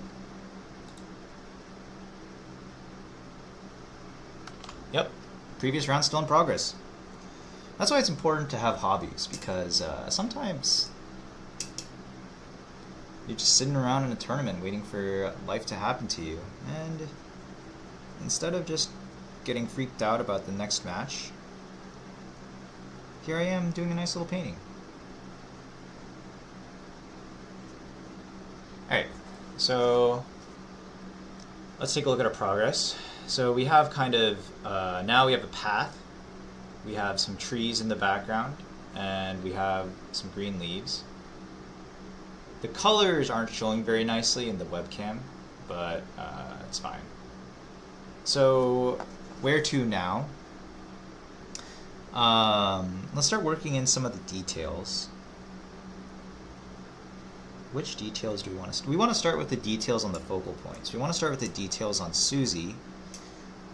So how do we make Susie pop in this photo? Her hair here is looking beautiful, light brown. Let's try to see if I add that, will it pop in the painting? I've experimented a lot, by the way, with like completely crazy hair colors, and my conclusion is that people's hair is not blue. Like, you don't know the number of paintings I've done with my wife where her hair's blue, and she's like, everything's fine except for the fact that my hair looks like it's from an anime. I'm like, well, this is true. And then she's got sunglasses on her shirt, so let's see if I paint in sunglasses, how that look. Wow, that looks awful. Hopefully that dries better, and if not, then happy little accident. We'll pivot, as they say. And then we need to get her some shoes.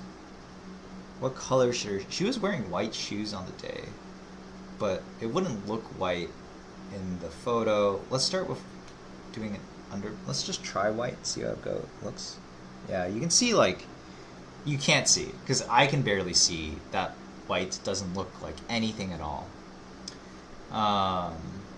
So instead, let's try to do a really bright blue for her shoes. Oh. Alright, well, it's a good thing that I have a match coming up, because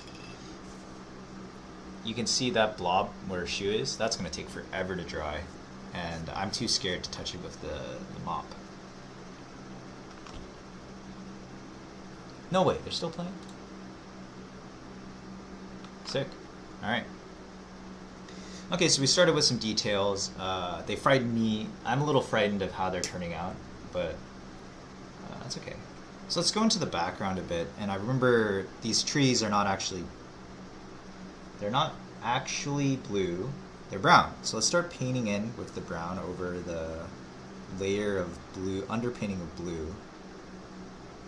And what's happening is brown is essentially a, I know it doesn't sound like it, but in paintings, brown is usually like equivalent to gray.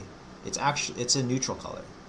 And it tends to neutralize other colors. So it's, as I'm applying brown to the painting, it's actually making the blue that I put down earlier much less bright. So hopefully when I look at the result, I'll be able to see the people pop even more.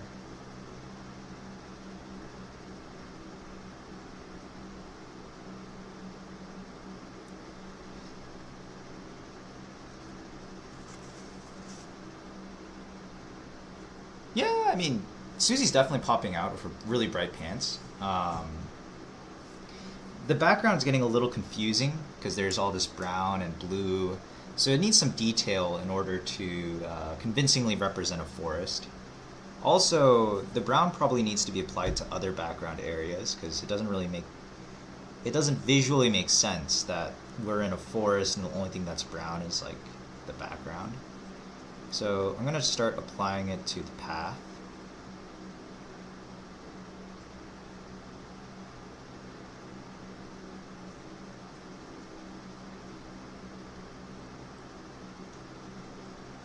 I'm trying to avoid where I had initially marked out for the stairs, because I also need the stairs to pop out and visually look like stairs. And there's a risk that if I paint the stairs brown, I won't be able to get any detail on them later, because they need highlights to show where each step is, things like that. So I'm just starting off painting things brown where I feel like it would make sense in the painting to have dirt or tree bark or things like that. Anything that's not actually, anything that's not the path and that's not the people. Okay, here's how we got. So now it looks like Susie's hiking through a muddy river. My pants are starting to blend into the path, at least from the camera's perspective, right? Like that's my pants right there. It looks like I'm barely in the path. You can barely see Susie's mom and my head, and the reason why we don't really look like people is because we don't have hair. So let me try to add some hair to us. So we made Susie's hair really bright because she's the main character of the painting. For Susie's mom and me, oh, I just said I wouldn't do this, but it's not her hair, it's my hair. I'm going to paint our hair a little blue to reduce. Oh yeah, you can see, anime alert. You can see that, alright, now you can see that was a bad idea to paint our heads blue. It actually made me pop out a lot. Impressionistic work, we'll say. And poor Susie's mom's head is going to have to be covered in brown because, and that sucks because that's the same color that the trees are, so she's not going to pop out very well.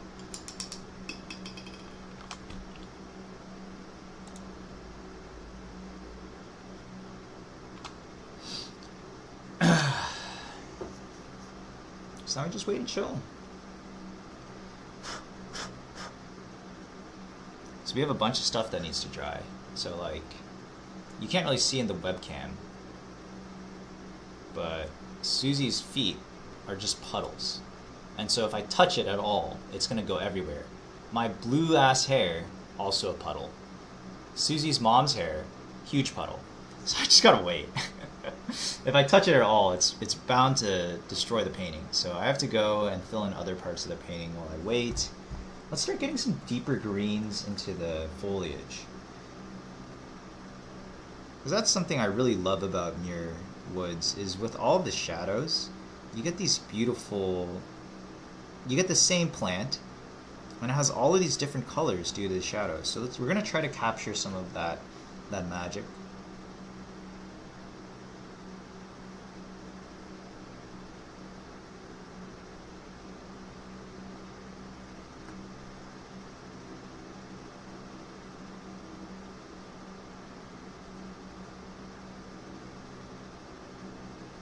Doing a good job capturing the magic? I don't know. Oh, I got too close to Susie's mom's head. That's very dangerous. Let me move away from that area. Like I said, literally if I twitch the wrong way, that painting is ruined. Maybe not the whole painting, but Susie's mom's head is going to look like a dirty, muddy mess. I don't want that. That's too much on my conscience.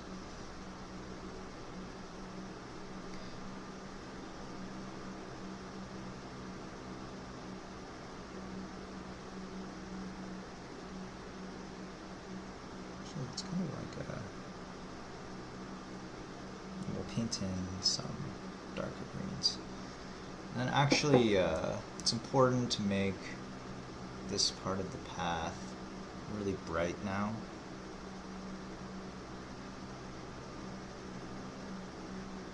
Also, huge puddle alert. And so when that dries, we'll be able to have a little bit more visual interest to the overall painting.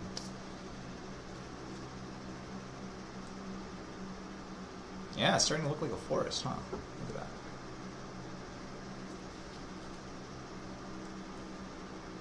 Thanks, Steve. Steve, you can... Don't feel obligated to stay here, by the way, Steve. If you have other, better things to do. I don't... Even if I just stream this and then I look back on it later and do some VOD reviews, like it'll be extremely valuable.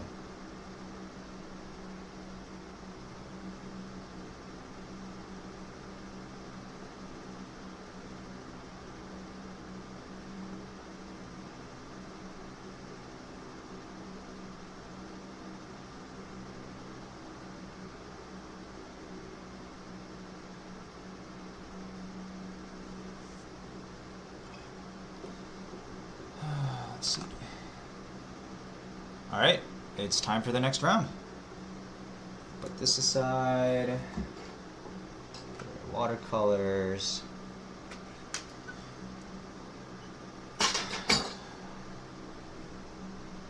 And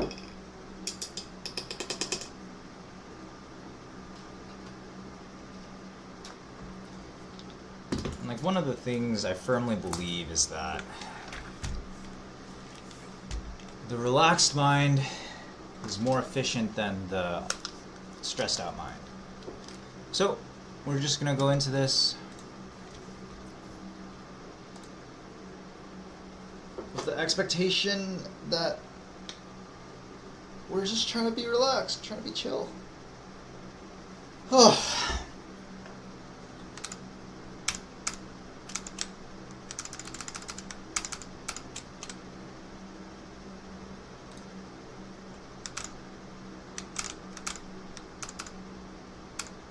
This is the best thing. Hey yo.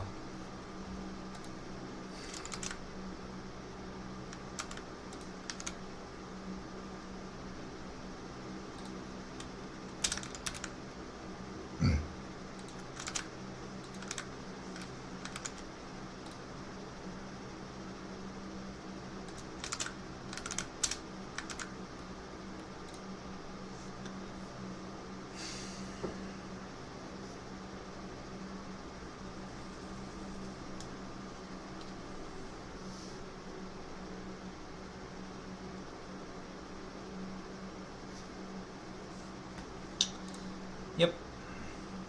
We're just here to play a game.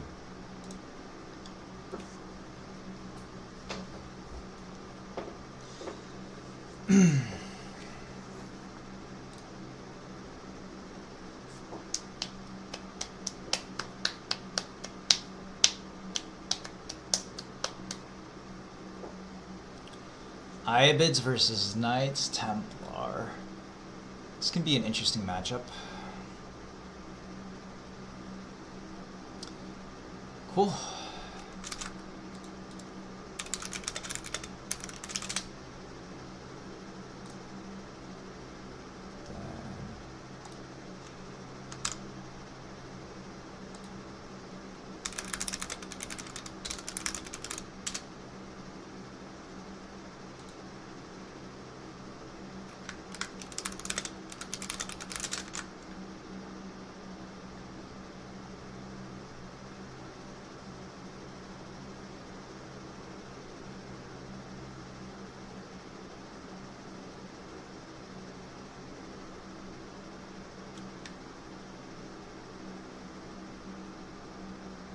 Very unclear what. Alright. We'll have a strat. I have a strat. Legend Extremis. Very cool. Let's add Extremis the legend here. Oh.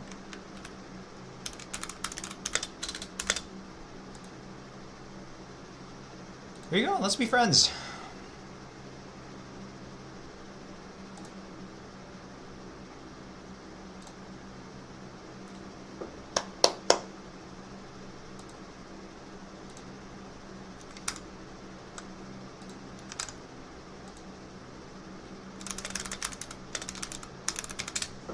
Also, I have to use the bathroom.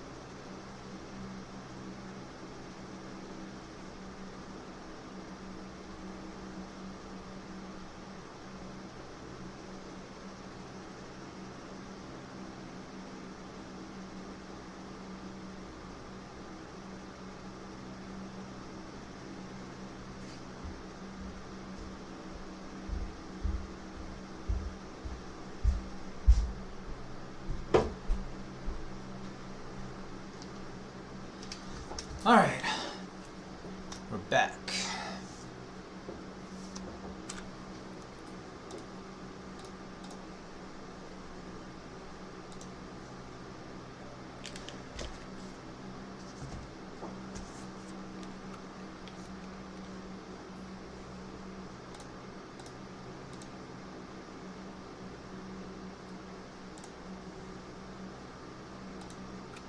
Oh, yeah, I do want to do that actually.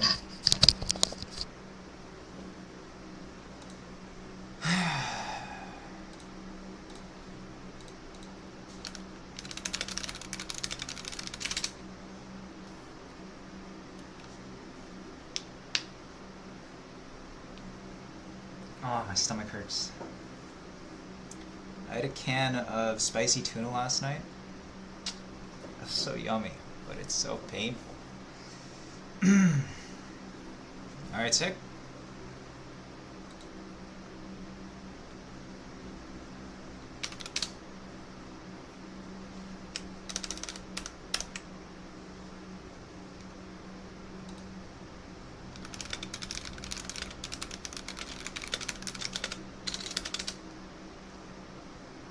Hopefully I'm okay for the game. I can always...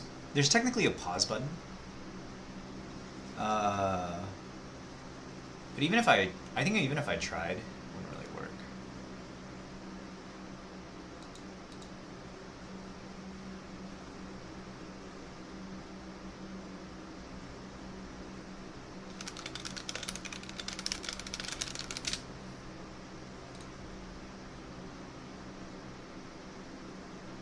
Okay, that worked.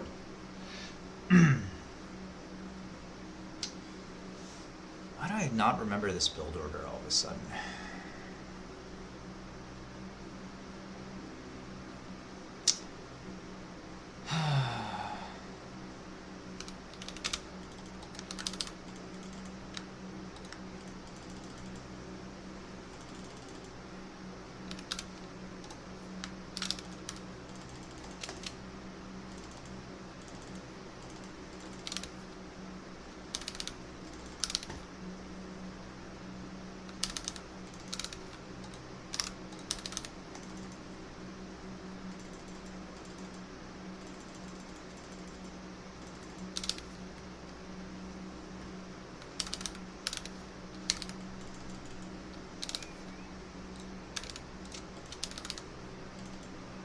Oh, he ran just straight past me.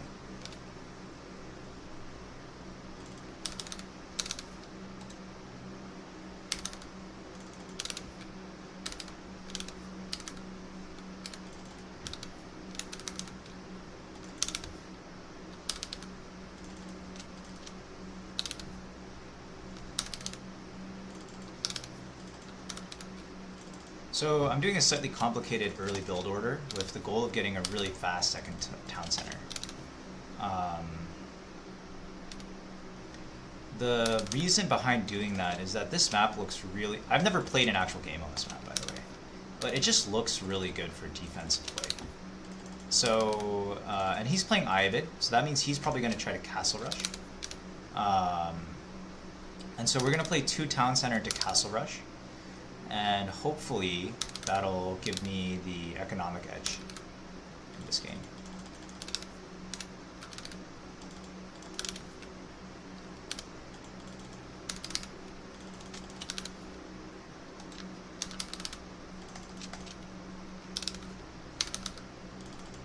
There is some like detailed nuance to how we do this build. So that's why I might not be talking a lot in the early game, because essentially I have to keep moving the villagers from resource to resource. But so far it's going fine. So we're at our 11th villager, we're going to go up to 15. So 11, 12, 13, 14, 15. These ones are going to go here. Let's see. Yeah, apparently so.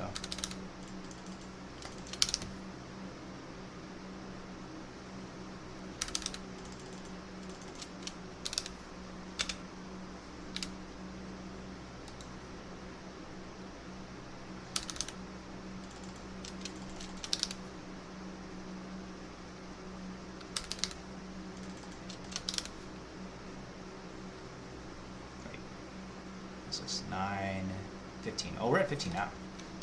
I might have messed up.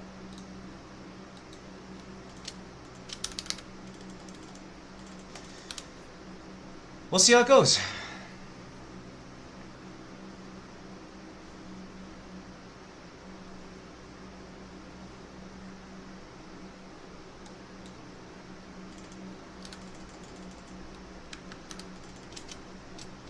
So I want to scout my side of the map, because sometimes I don't do that to get to their side faster.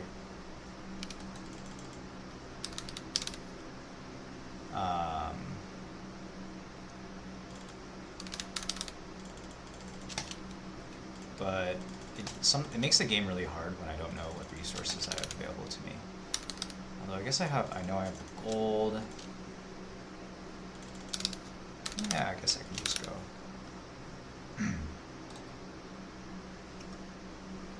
Alright, we're doing pretty good on our gathering. Yeah.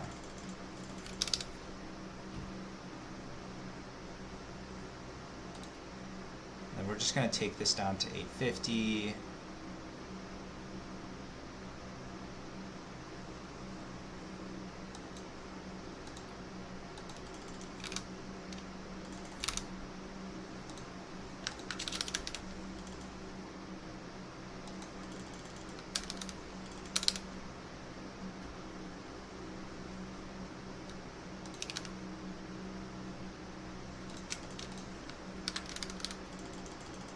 So he has an early tower on his gold. very clear what he wants to do. Actually, yeah, we can just go put these guys over there, because we're going to gather the shoreline fish with the second TC. Eventually, I'm going to want to build farms around my TC. And we do need to keep scouting him. Most likely, if he's doing it like this... Oh, I think that's the military wing, actually. So I should expect some units to come harass me soon.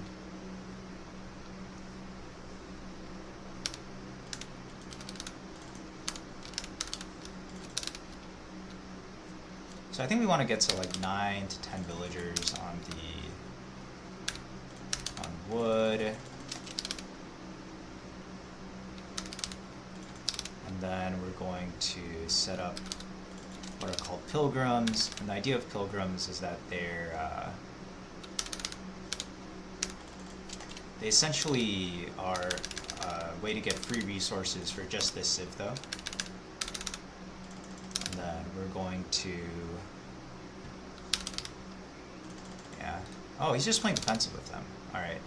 So it's important that I take advantage of that by going for some early pilgrims. Let's take this and put this there. So now that we're at 9 gold, I honestly don't want to keep going, or 9 on wood, I don't want to keep going to gold. Let's actually start getting more food.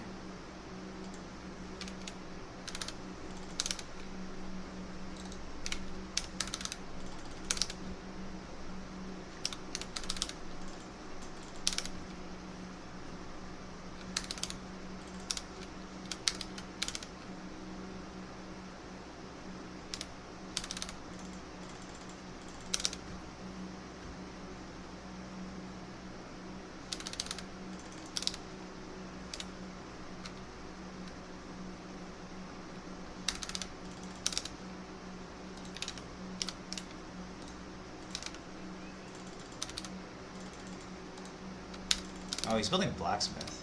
So he might actually be coming into all in me soon. I need to figure out what his unit comp is going to be.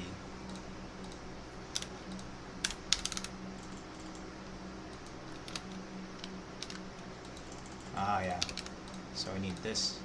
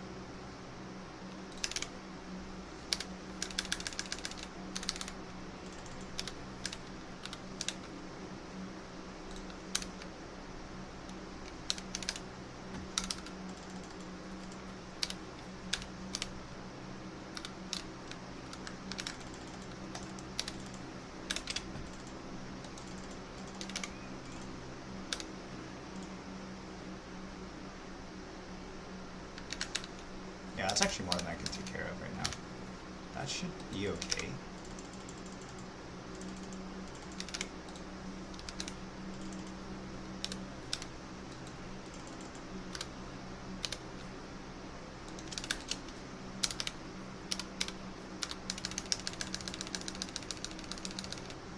Actually, I have too much on food right now.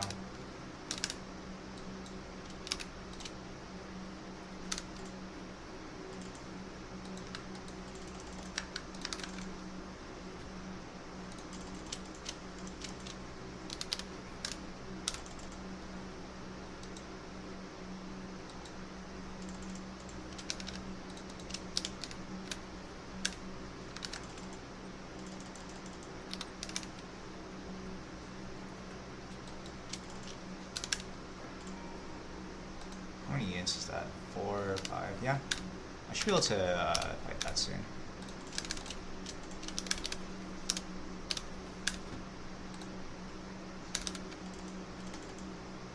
So we also need to go check his side of the base, because it's important to know if he's going for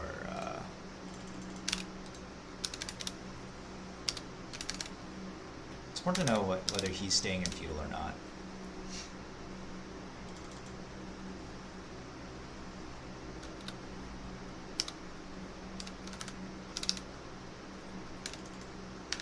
Alright, with these ones we should try to keep them alive.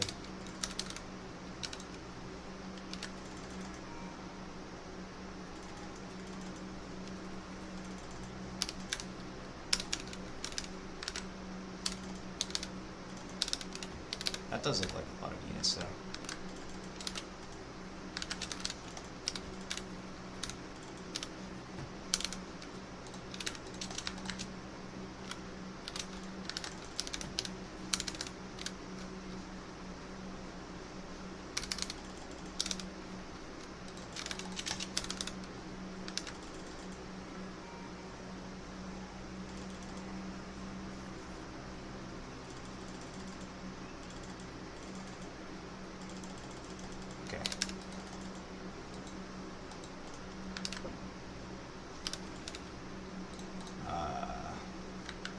Probably also need a blacksmith.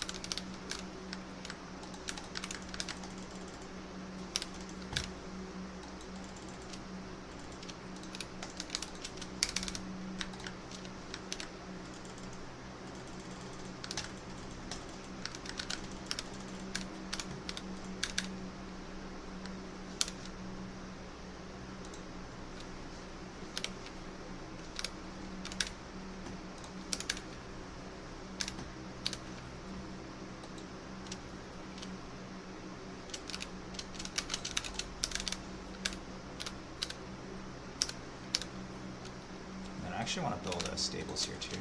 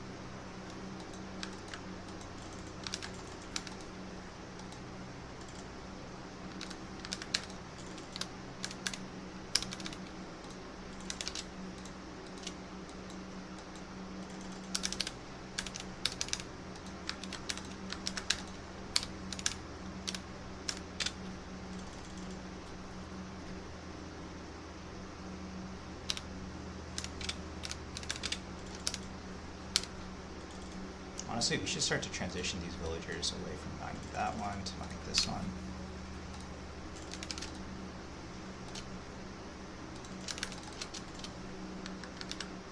Alright, that's a lot of resources there.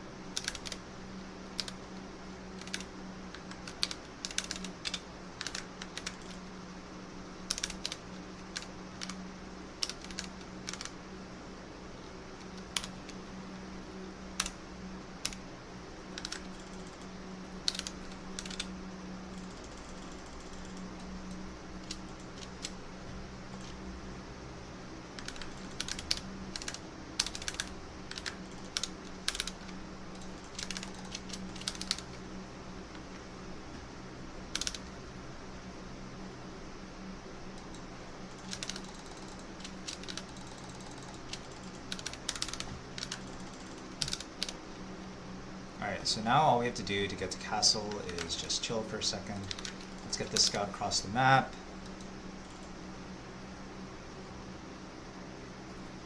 We're going to castle. Oops, forgot how that works. We want this guy. And let's start mining stone too.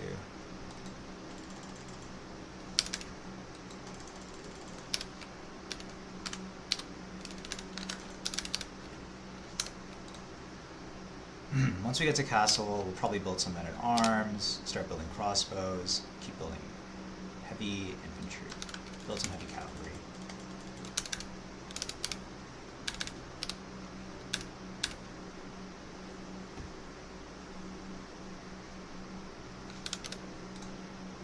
And this is a good time to wall.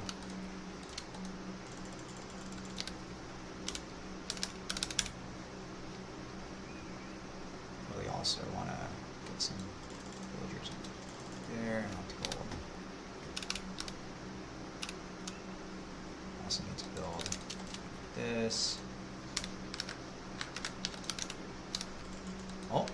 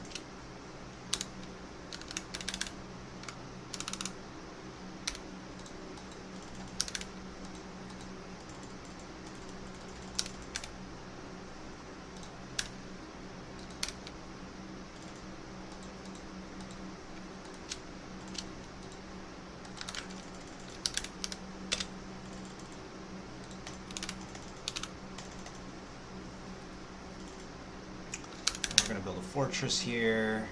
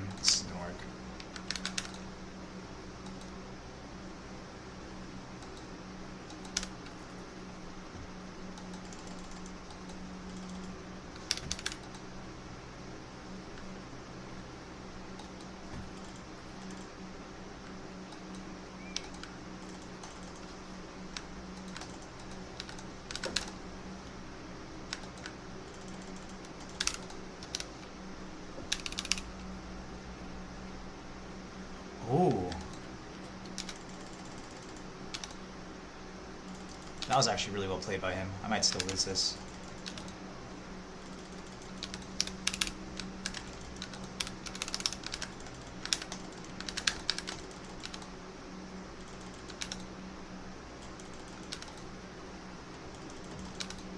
Oh, he's misplaying.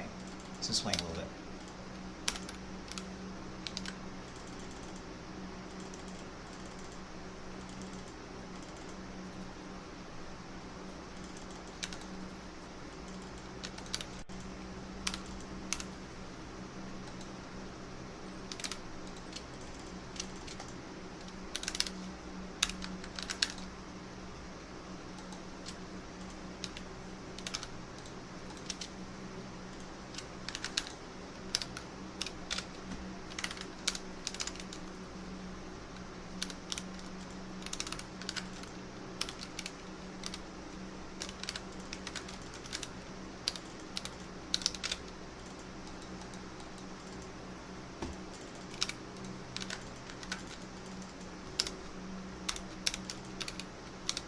Alright, we got completely caught out of position, but we're somehow still in it.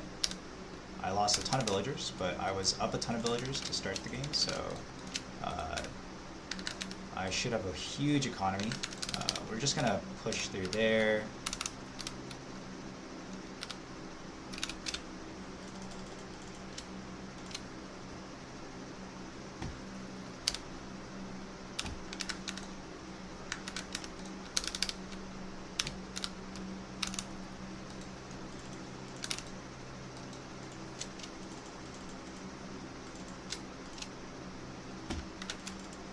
We're going to keep running past this. We need to build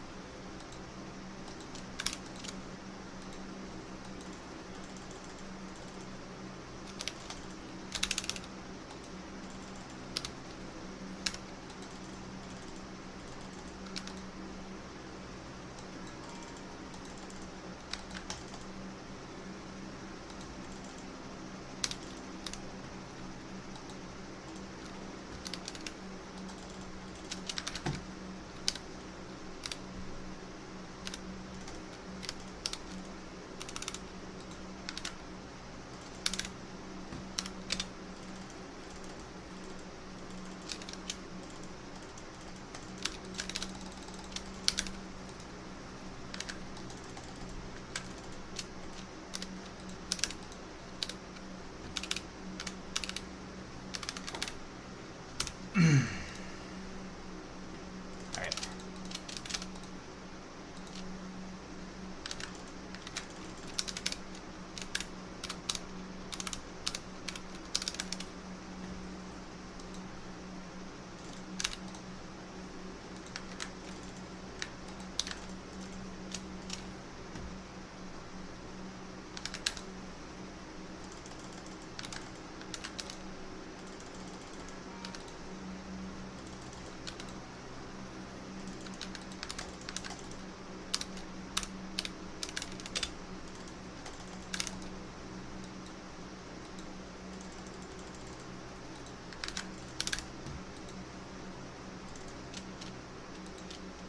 Another stone deposit. Let's go over here.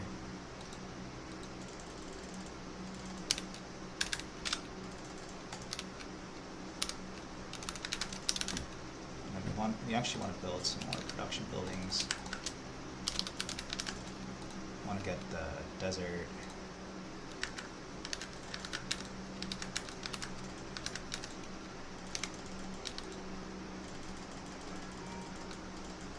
Oh no!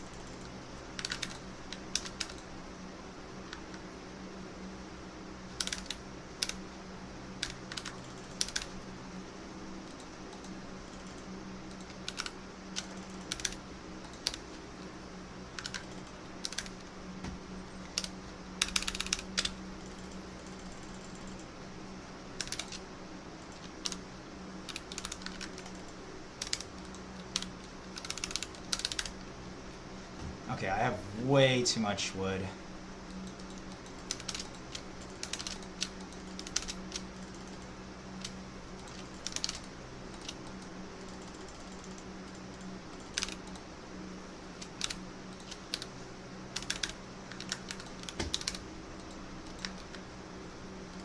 Oh. That's greedy. Pain. Oh, this is so greedy. You have to push.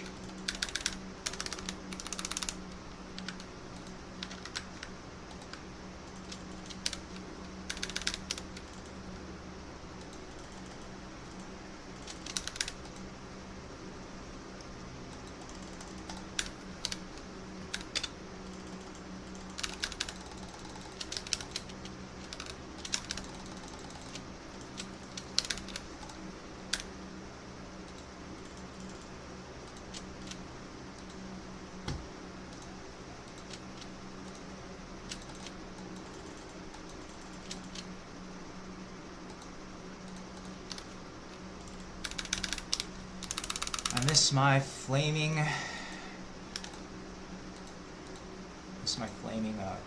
rams right now. This would be so cool.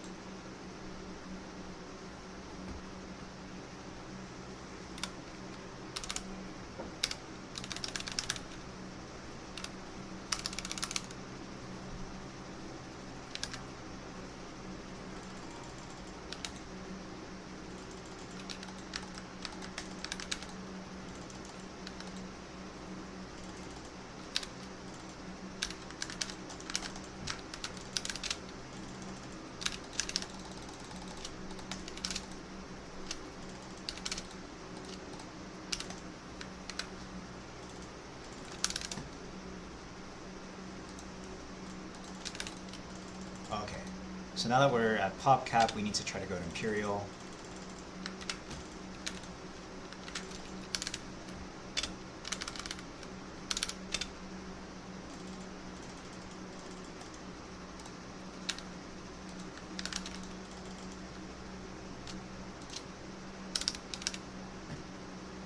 We spent all of our wood, we need to mine more wood. Should go to Imperial soon.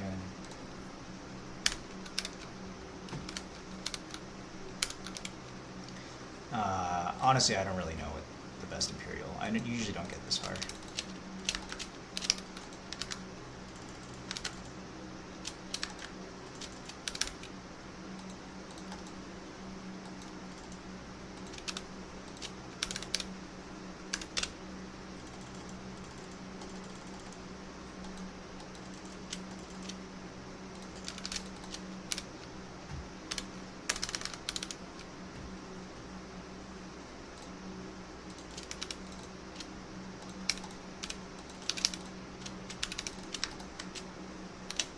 Okay, so mostly what we're going to try to do is we're going to try to get Imperial upgrades.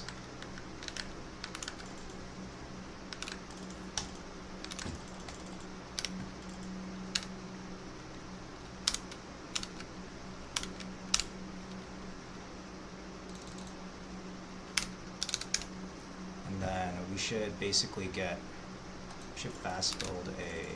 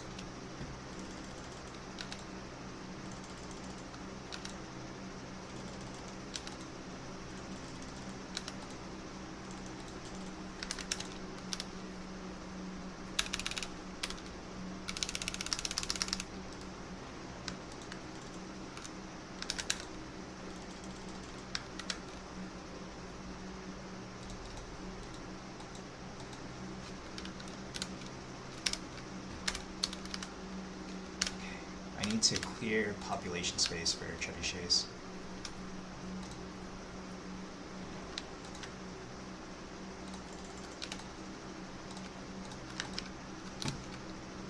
I have to delete some more villagers.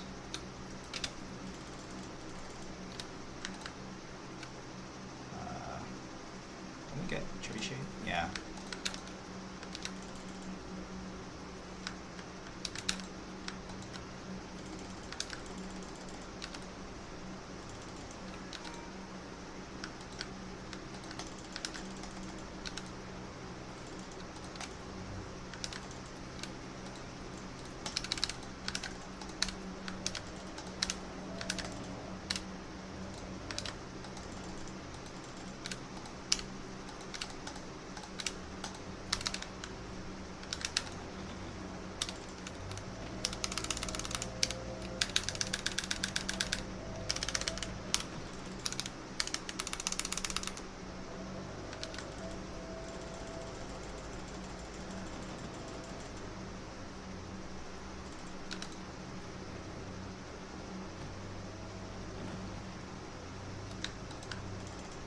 Hey, let's go.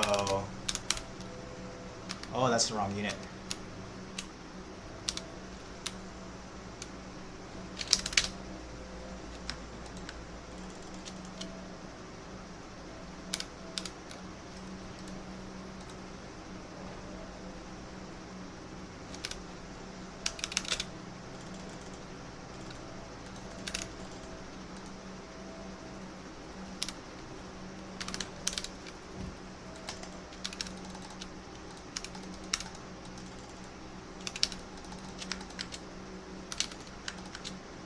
This guy's so rude. He GG'd, but he didn't leave.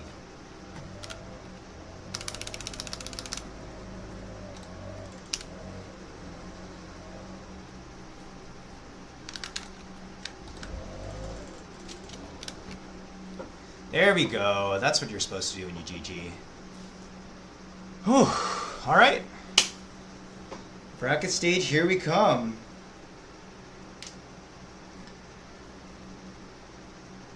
Oh.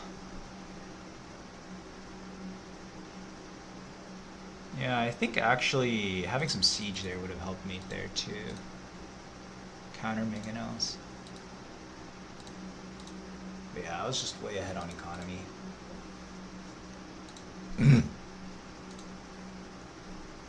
Woo, feels good, feels good. Look at all these guys. Constantly just streaming out there. What does this do? Oh, that would be sick.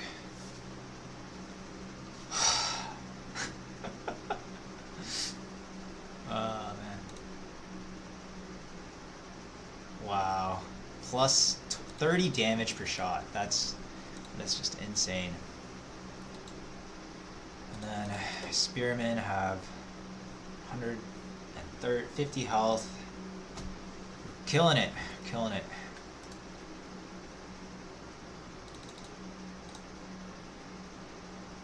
Cool.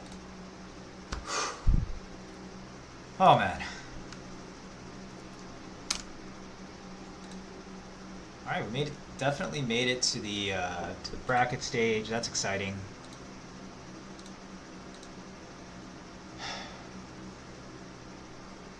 Where's my matches?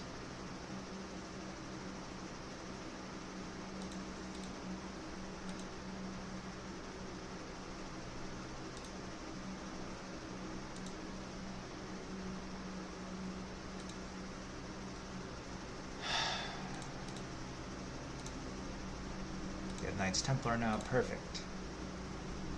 And then Ancient Spires, yup. Woo!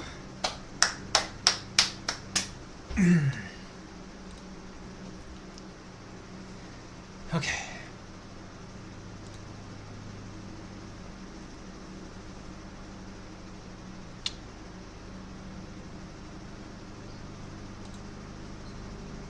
I think... yeah, I'm guaranteed middle bracket finals, according to this chart.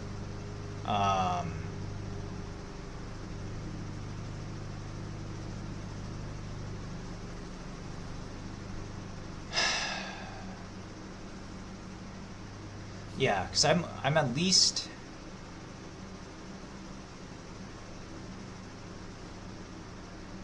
Sick. All right, I'm gonna go eat, I think. Oh man.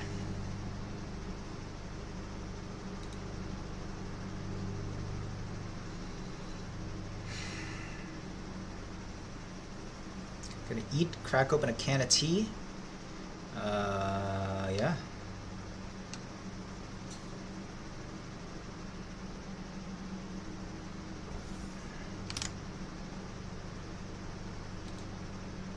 Well, actually, I don't know if I have time to eat. Everyone finished their. Everyone finished the last bracket, so I might just be stuck. Oh, I'm playing versus Idle Villager. This guy's a real streamer. We have 30 seconds before the match starts. All I can do is get some tea.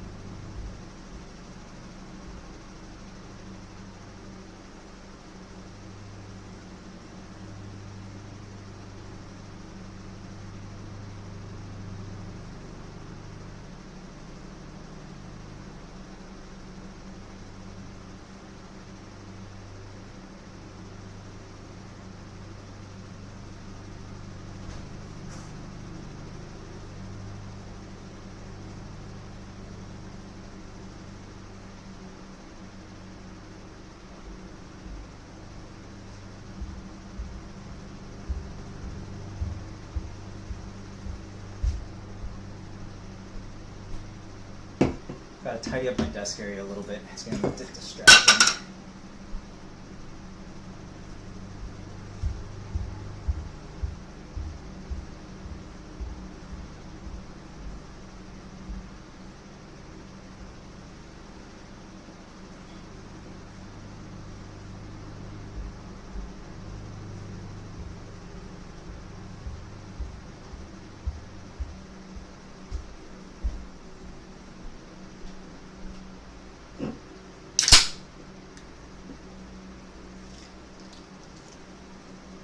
That's good.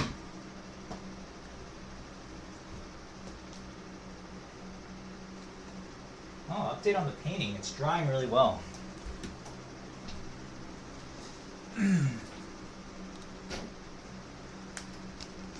All right. It's time for the semifinals.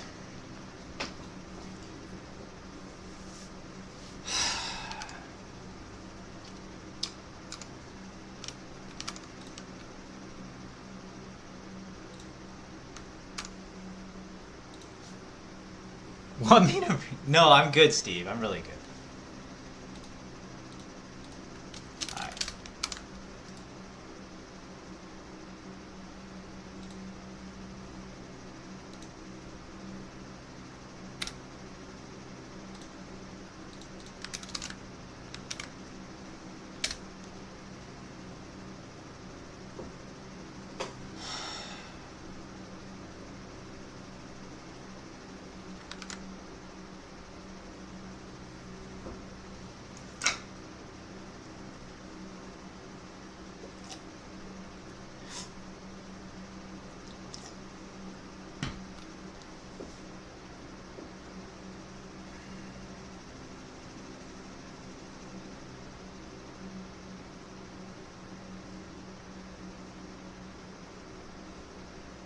Oh, interesting.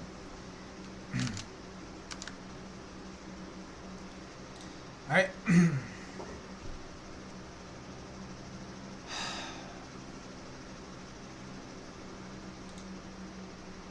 Yeah, I hate the HRV matchup more.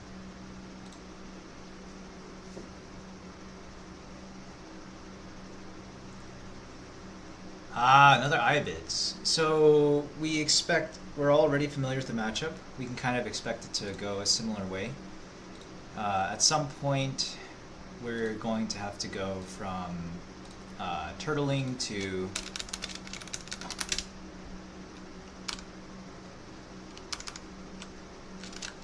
going to castle.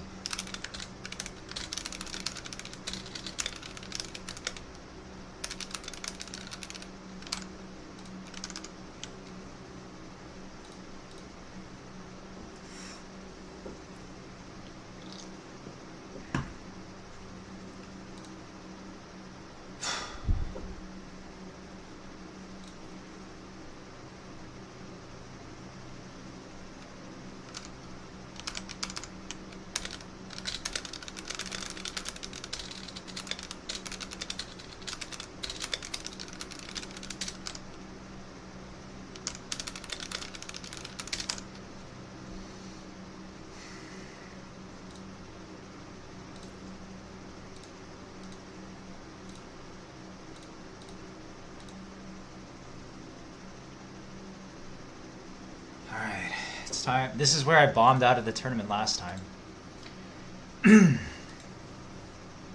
Chalk downs is classic. Concealed, all of that's okay. Allow observers, 5-minute delay. Oh man, oh man, oh man.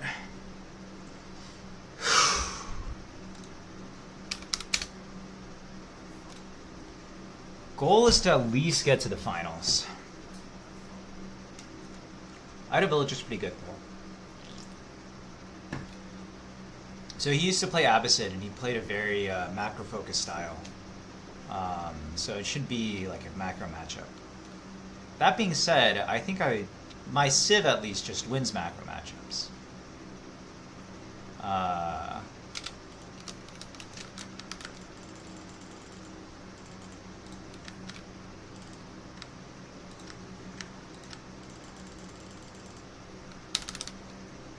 So we're going to try to not lose all the sheep.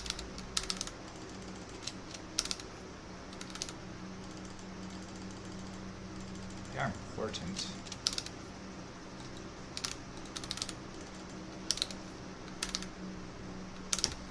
And we also need to, don't forget to build a house.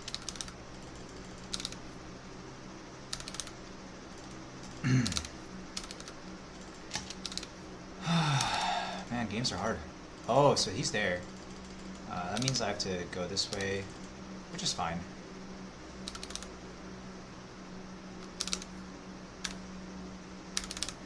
So in my opinion, he took kind of a risky scouting path.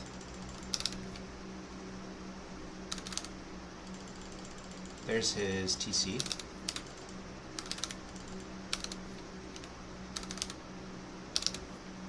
I guess actually it's fine for him. I haven't found any sheep yet, so I'm not really punishing him. He has 2 golds in front. So at some point getting some cavalry and harassing that is going to be important. The question is, do we want to age up with a different tech path? I think not.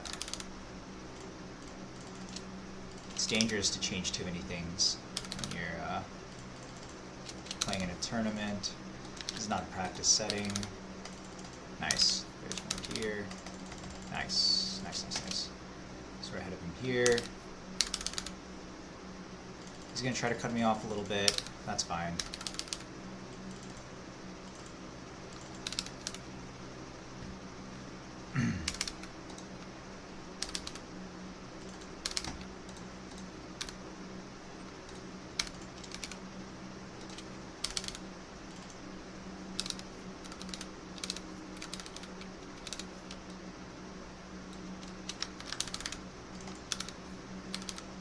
So 11, 13, 14, 15. Okay. I think we'll wait till 2:45.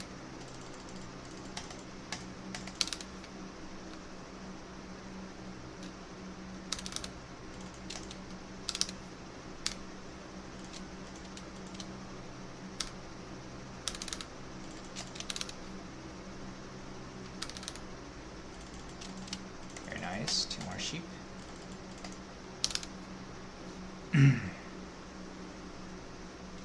14. Oh, I did an extra villager. Didn't have any lot. 8, 15. Oh.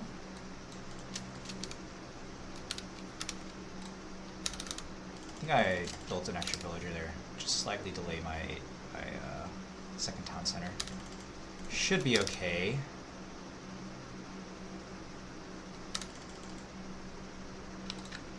So I got 7 sheep.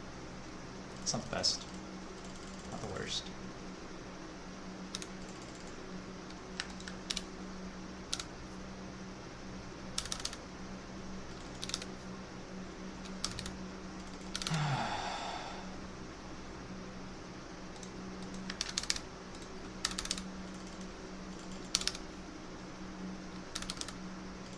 Oh, big find. Big.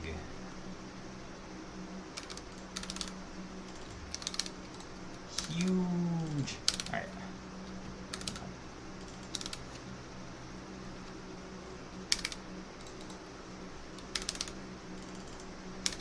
Should be almost there, yep. Let's build a little towards the front.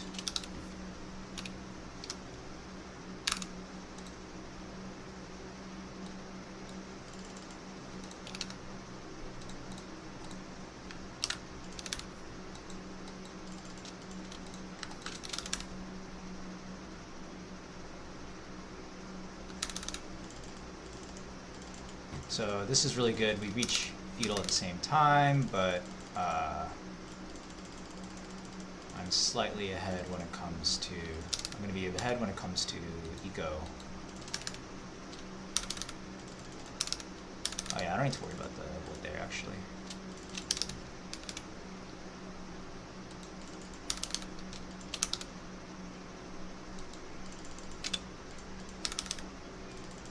Oh, he's going trade. That seems awful.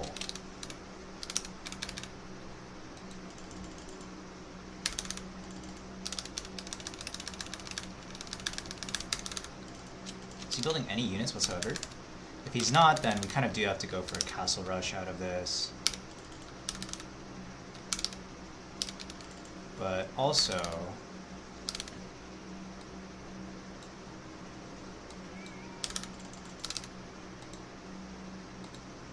What are those? Bedouin swordsman? I didn't even know that was a unit. Oh! I think I do remember that that's a unit. Okay, so he's trying to, like, basically go trade and harass at the same time. Which is reasonable.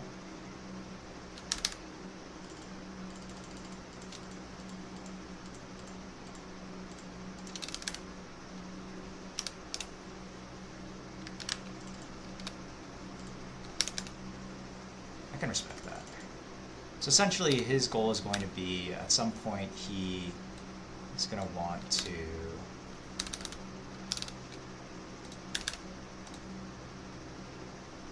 age up. What am I trying to do? I really want to get my double pilgrims going, which means I need a lot more food actually. Yeah, there you go. So he's just like, well, that's really interesting playstyle. Do we want to build a tower out here? I guess I do need the food. It's probably more efficient than...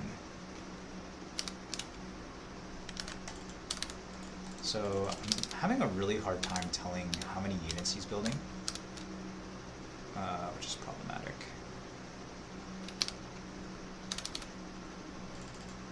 Oh, that's a lot of villagers on gold. I need to find his production though.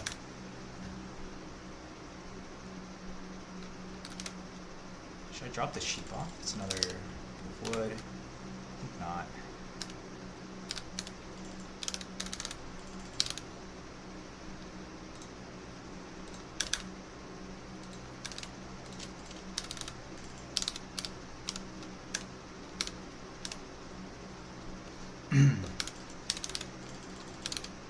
Just building blacksmith.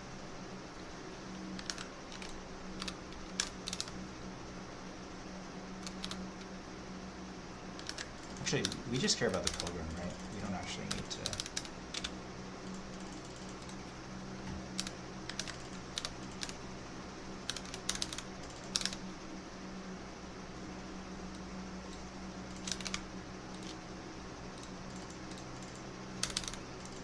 So I I really can't find his production. It's a little stressful.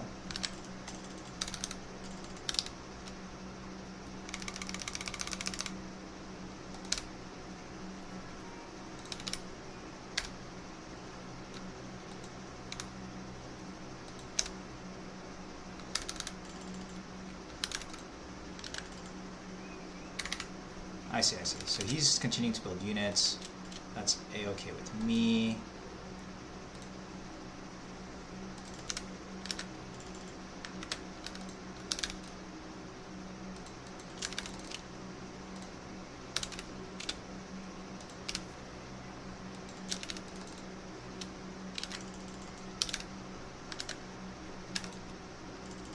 Well, that's not a lot of units, though.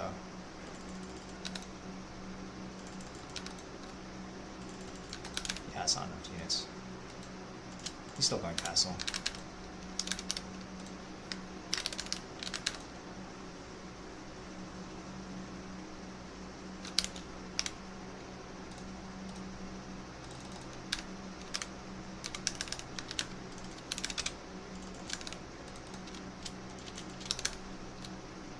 Oh. That's awesome.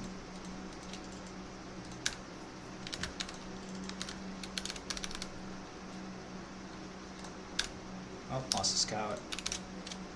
We need to rebuild that.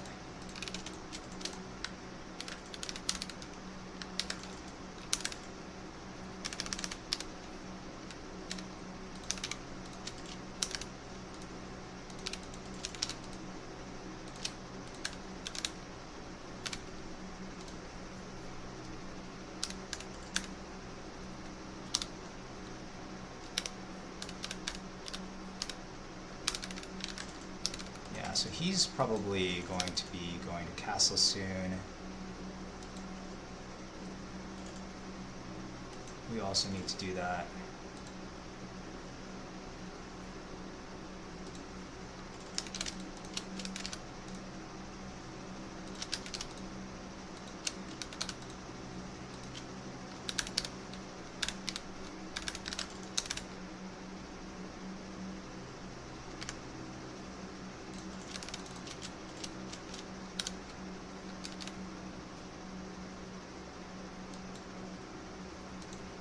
Is that gonna have a hole in it? Potentially.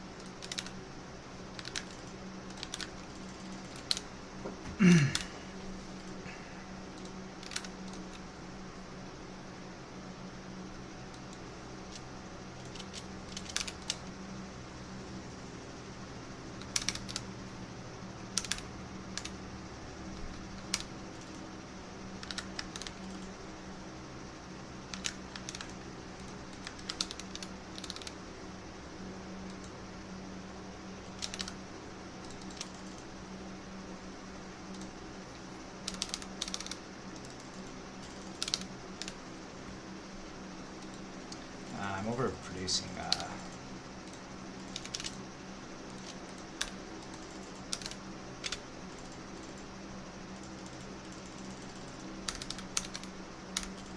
Overmining some gold. It'll be okay once we age up, but still. Overall, this game is going pretty... It's going okay for me. We're both getting what we want, though, which I don't like.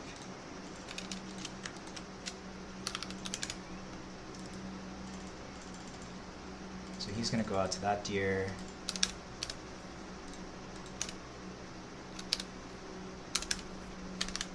Yep, that makes sense.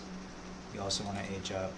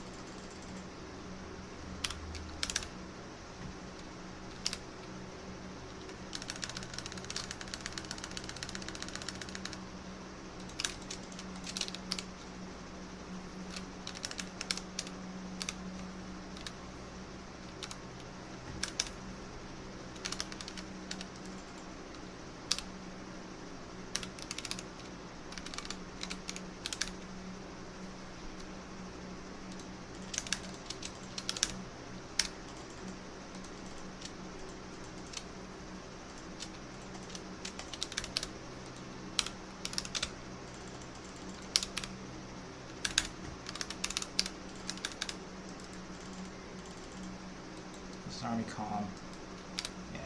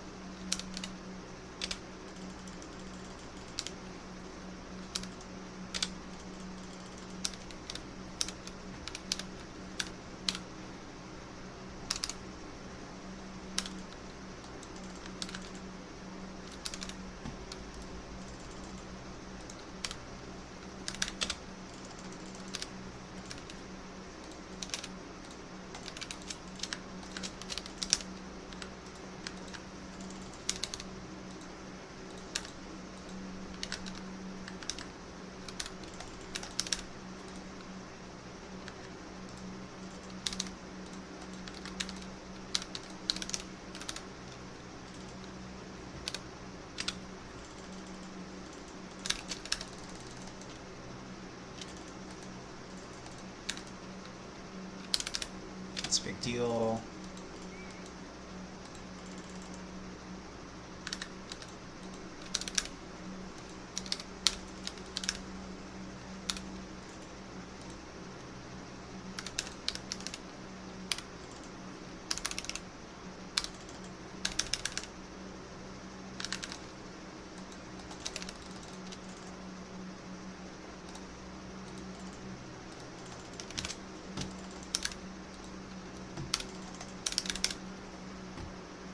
Oh, that's not good. There was a hole there.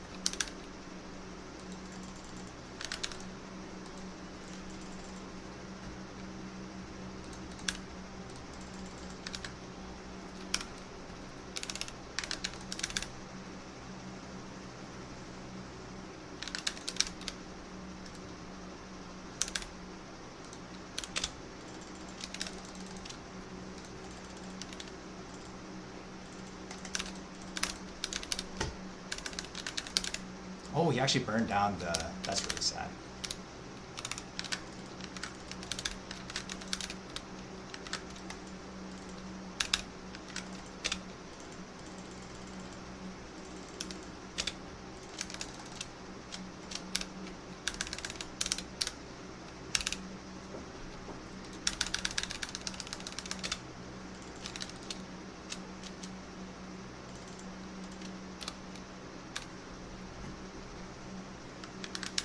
Oh, that's right. I probably should have cared all about the relics.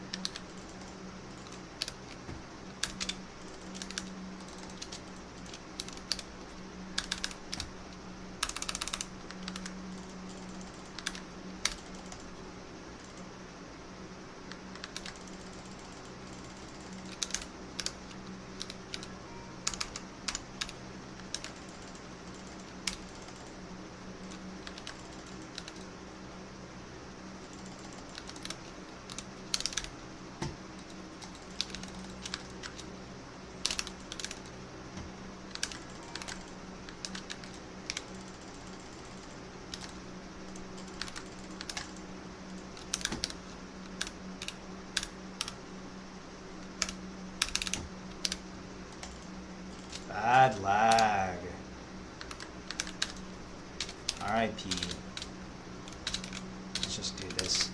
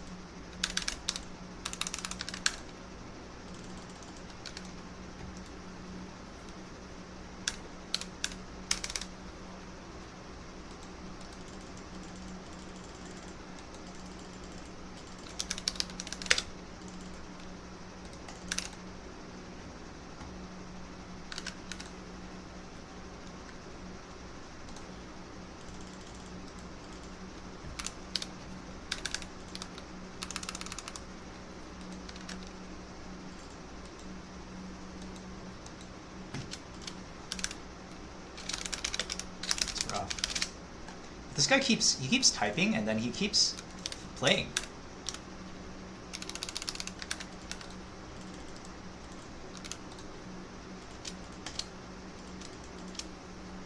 So it's very confusing. Is he giving up or is he continuing to try to win? So I think he's trying to win. You know what I'm saying? I think I think these complaints are straight cap, you know?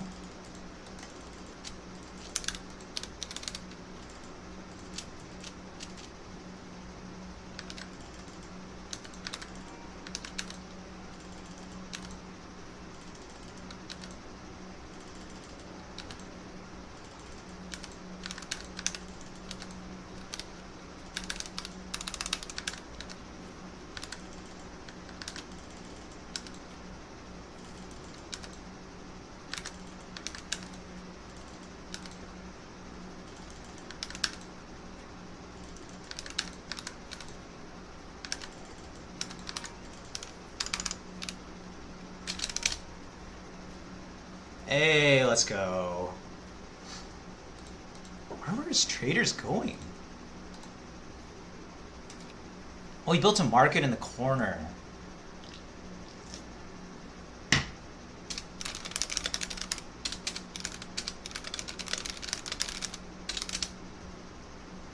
I see. I needed to go and check for that.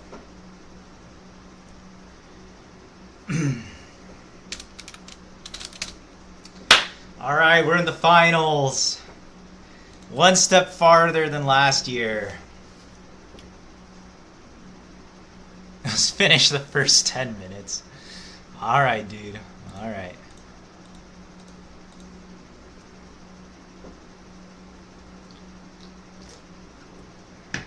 Oh, it was fine the first 10 minutes. Oh, that's actually extra sad. Oh, man. Yeah, you can see I just did an infinite amount of damage to his economy. And then once we hit castle, I just really explode.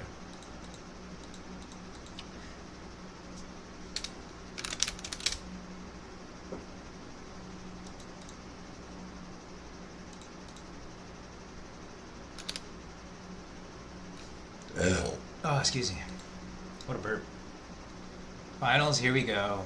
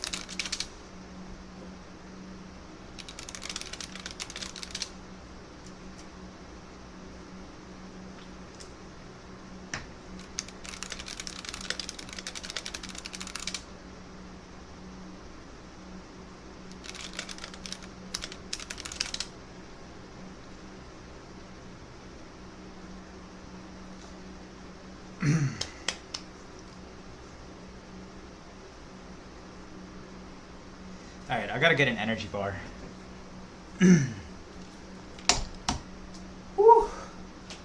What a game. What a game.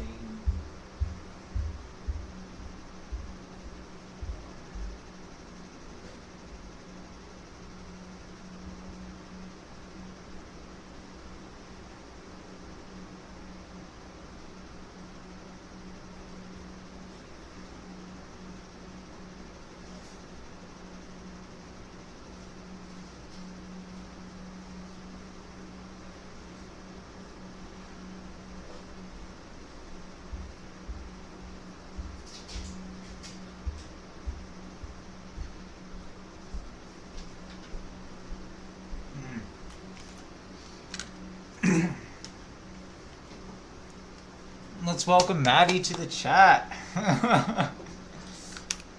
Dude, you would have smashed the middle bracket, man. Are you telling me you made it to the semifinals and made it close? It would not have been close if you were playing in my league.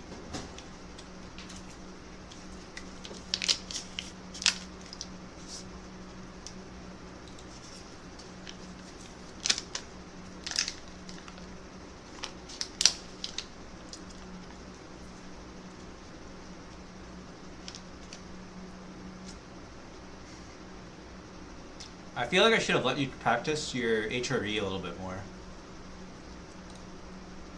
Especially versus Knights Templar.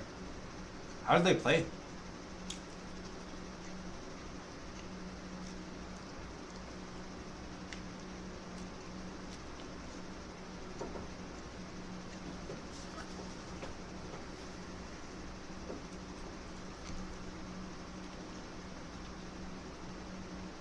Feudal all-ins.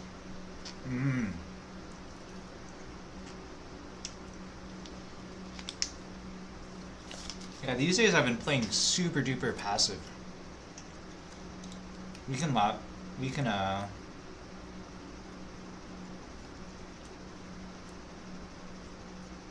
Alright.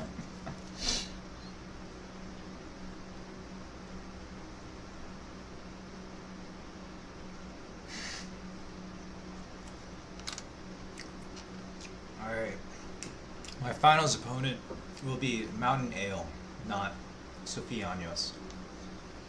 Thankfully, we know he's a Roost player, so we don't have to play. We know to ban that.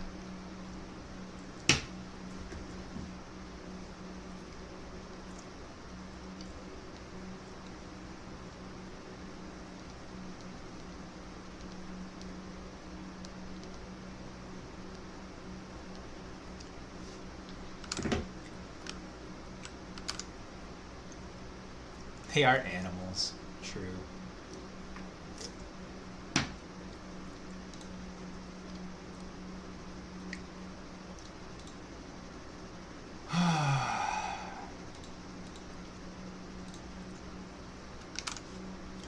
Yeah, we're just waiting for Idle Villager to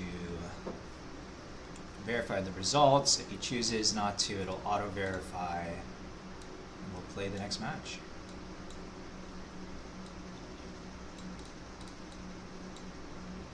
I'm going to scale up the screen here a little bit so it's easier to read.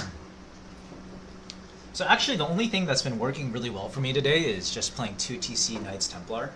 Everything else has been a total scramble. Oh, and scouting. Scouting's been really big today. So we will... That's pretty much the only match note that I think is worth maintaining. Scouting and crossbowmen. Ranged balls are just really OP right now.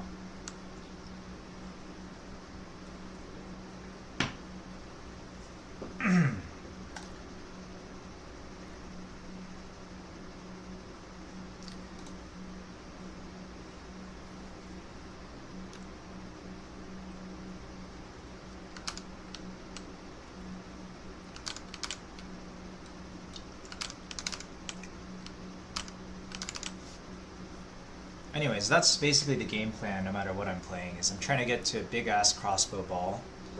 Maybe build some siege to fort once I'm pushing into their base, but that's it. We're just going to out-crossbow mass them.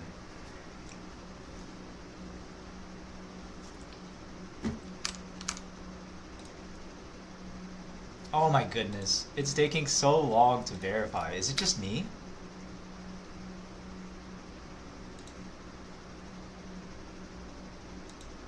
There we go.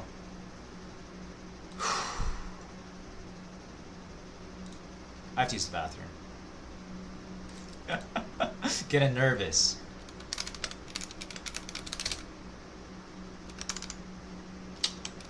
I have something beautiful to show you guys. Bam! Look at that. I worked very hard on this visual for you guys to look at while I am away from stream.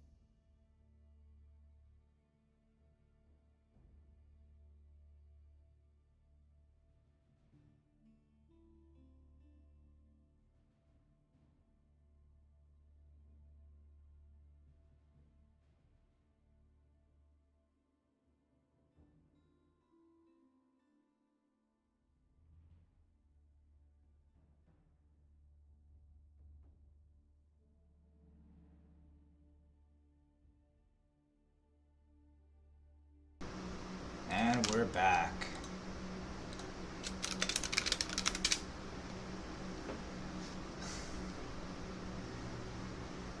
Pog, you got a new subscriber.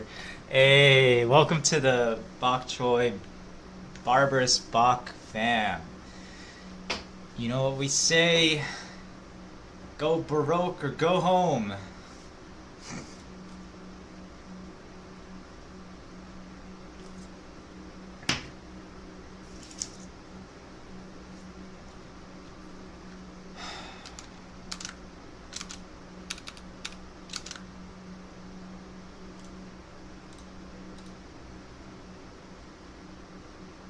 Oh my god, this is so complicated.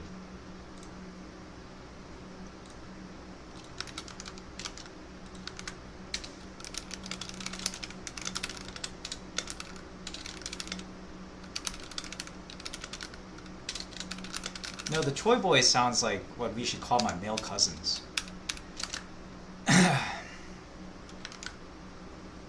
You guys, you guys can be the King of Kings. First is draft of maps.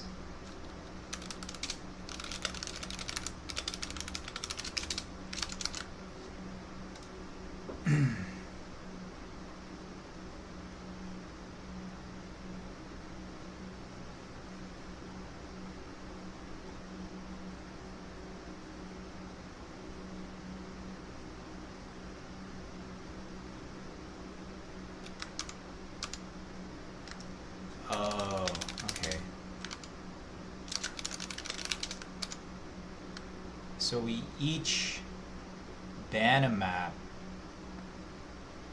then pick a home map. I see.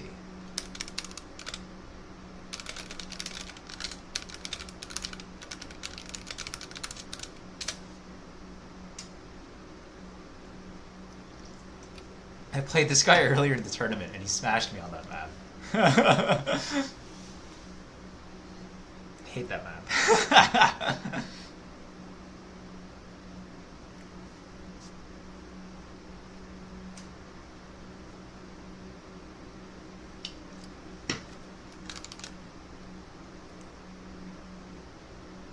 What's the next map we should ban?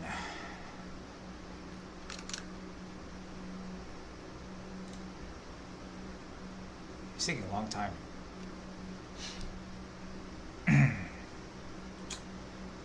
What other map do I not want to play? I actually felt really comfortable in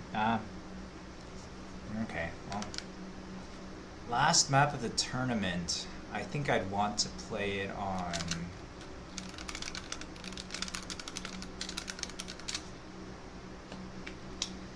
If I'm gonna get eliminated, it'll be on a very, very classic Age of Empires map.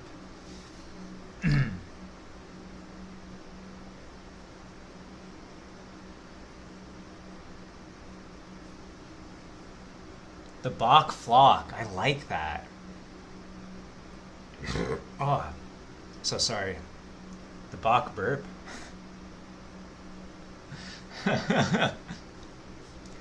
Alright, we start on Relic River. Do all civs get picked at once?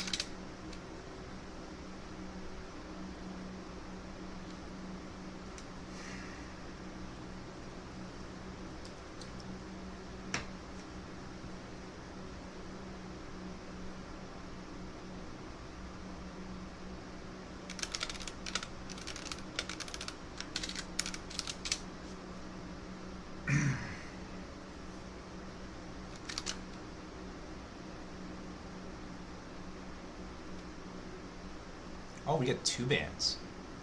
Whoa, I picked the wrong...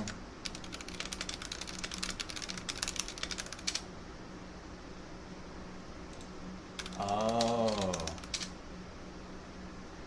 Maybe someone else should set this up.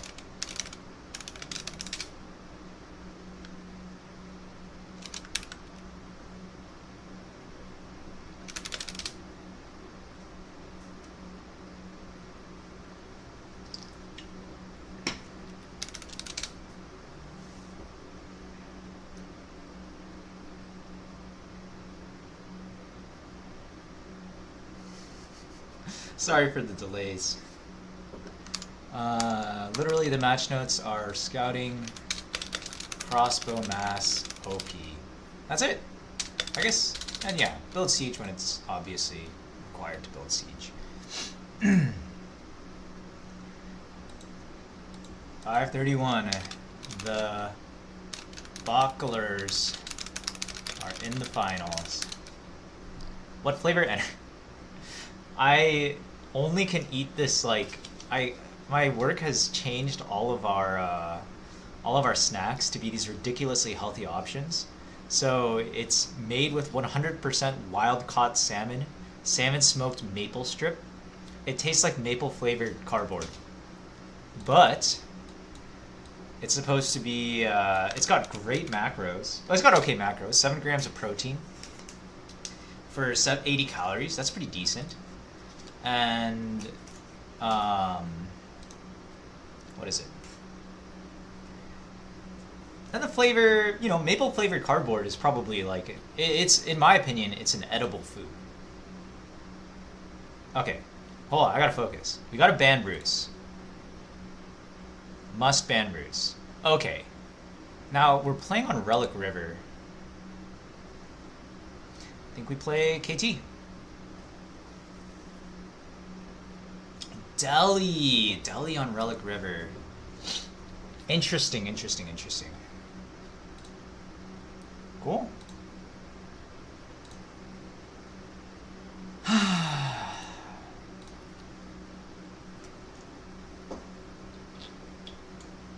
Okay, so essentially we're going to be fighting each other for map control. We both want control of the sacred sites. I think this might be slightly favored for the Delhi player.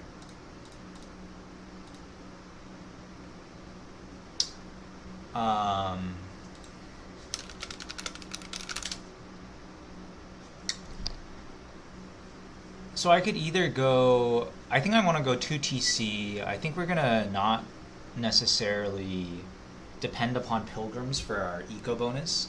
That's a nice to have. But we're gonna have to make sure that we're playing really well in feudal to not die. So what does that mean? We're probably going to have to be mining some gold. We're gonna be building spearmen, archers, hopefully some chevalier. No boats this time. Relic River is not a boat map. And yeah, dude, the office snacks are crazy. They got rid of all of the Oreos, man. All the Oreos, all the Doritos, all the Cheerios. They literally had an all hands where they just bashed Cheerios. It was so rude. Cheerios are part of a balanced breakfast. And on that note, let's get into the game. All right. It's exciting. We're playing in the finals. This guy, he smashed me last time I played him, but let's show him what I really do. Just play Knights Templar. I did have such good stuff. Now it's all our X bars.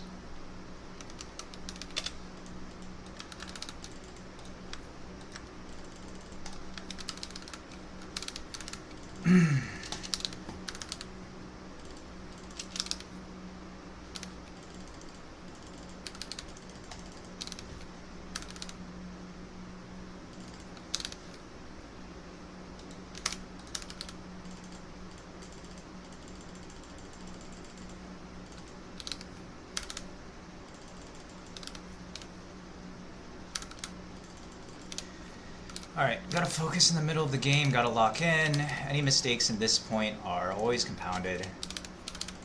I saw a sheep there, but it was just a rock.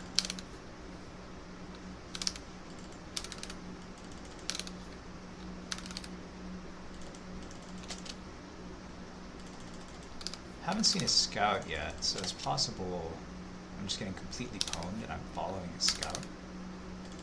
Nope. We're doing alright.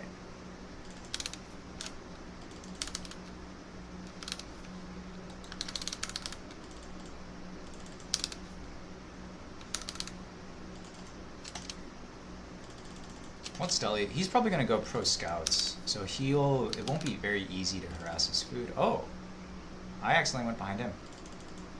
Well, let's trust that he did a good job scouting there. We don't need to keep going in that direction.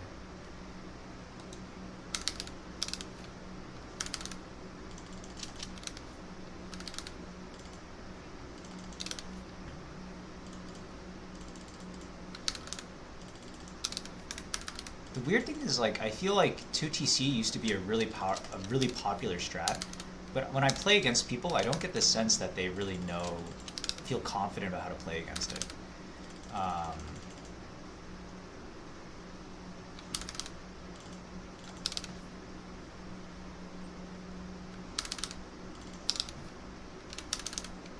Anyways, this is like a pivotal part of the build. I really have to make sure that I do this part properly. So I need to lock in.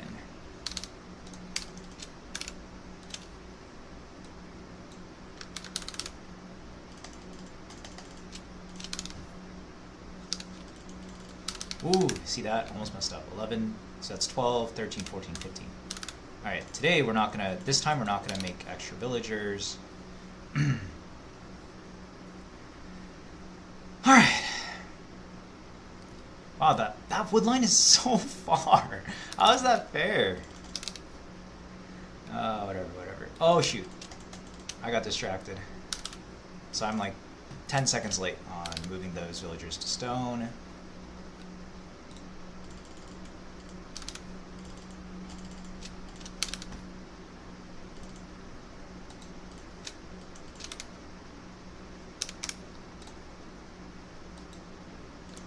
Okay, I'm definitely overbuilding villagers. Ah, how did I miss? I always miscount it. I ended with 16.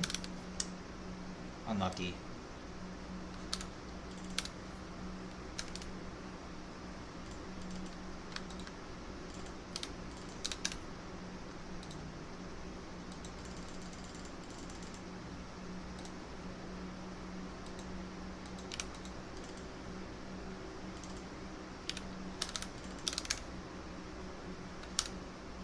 So another thing I could be doing here is I could be trying to push these deer in, but I actually value getting a scout off more than the deer push. Because the thing I've been learning over and over throughout these games is that not knowing what the enemy is doing is killing me, like repeatedly killing me. So I really want to make sure I know exactly what he's doing. The scout, therefore, cannot die. If he dies, then I have to rebuild him, which isn't the worst thing, but it's also not the best thing. Anyways, we're almost there for feudal. Perfect.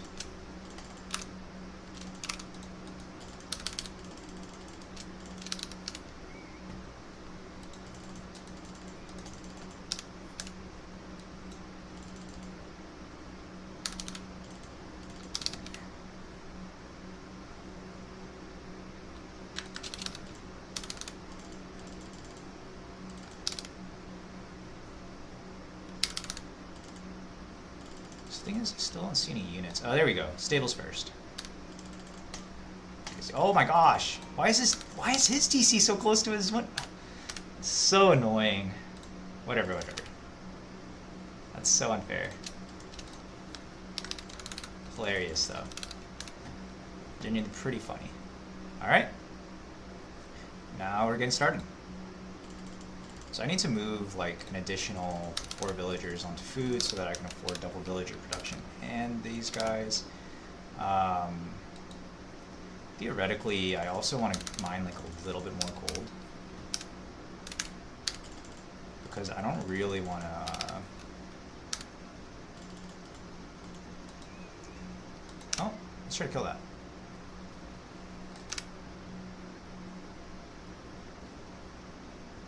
Nice. Let's go collect that sheep.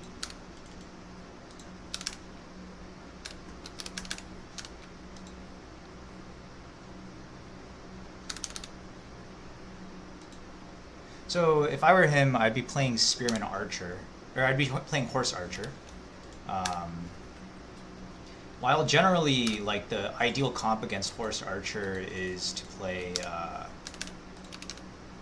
Spearman Horse. I think Spearman Horse is like an impossible comp for me to play. So we're not going to do that. We're just going to play we're going to play the exact same comp I always play with these maps. It's basically going to be just... oops. It's just going to be Spearman Archer. So Spearman Archer, it's better for defense. I do need to go back across the map, make sure that he's not all-inning me. Sorry, to make sure he is all-inning me. It's possible that he's just going to go straight to castle, and then I'll be really sad.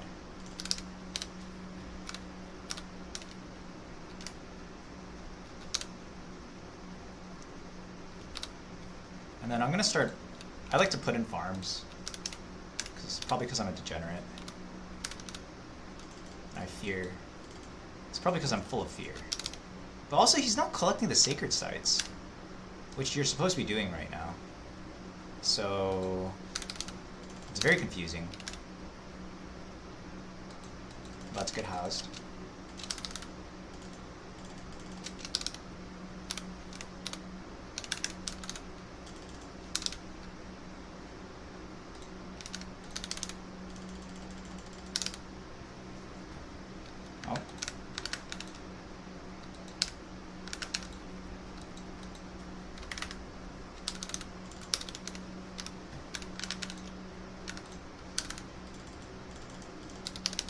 Yeah, there's the archers.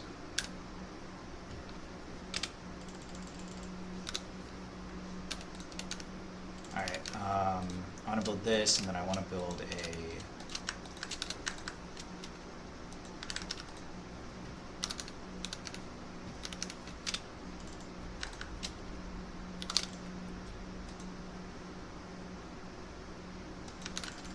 Let's just decap this real quick.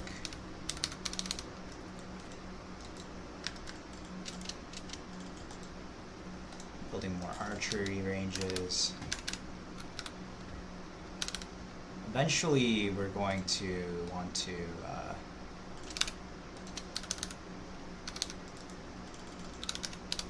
yeah, this is starting to get to be a good time to start building cavalry.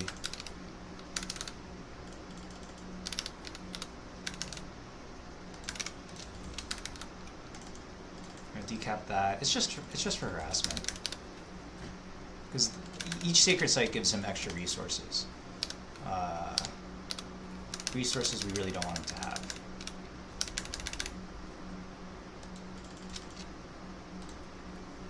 Anyways, we do need that.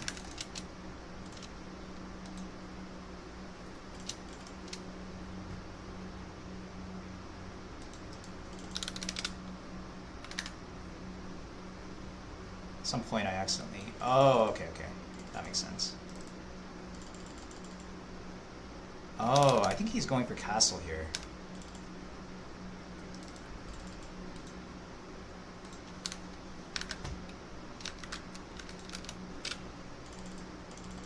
I mean, at that point, I can all in.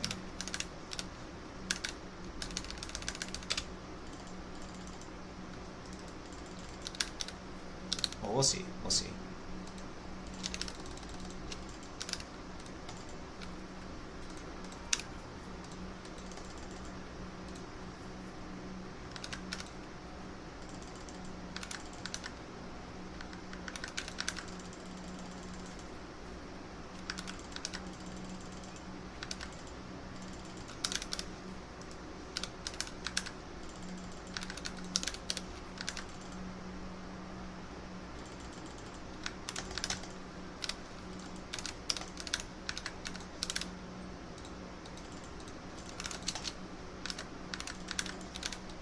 This is definitely not going to castle, by the way.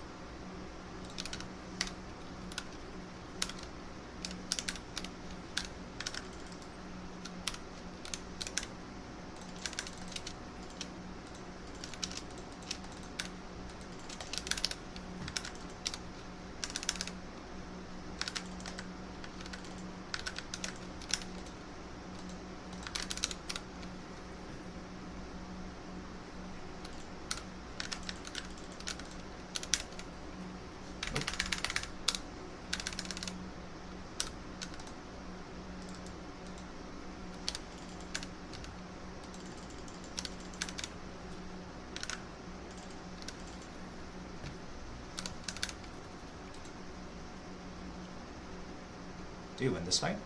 I'm clear.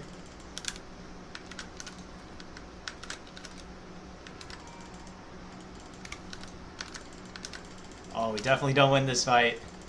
Oh boy.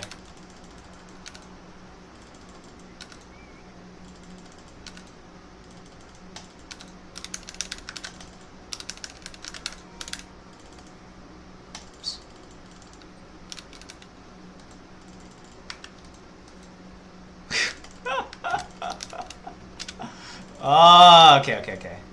Well.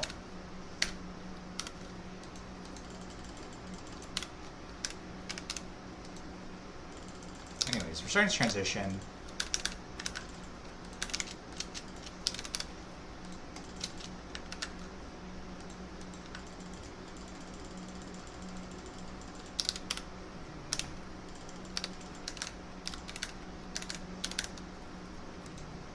That is a lot of stuff there.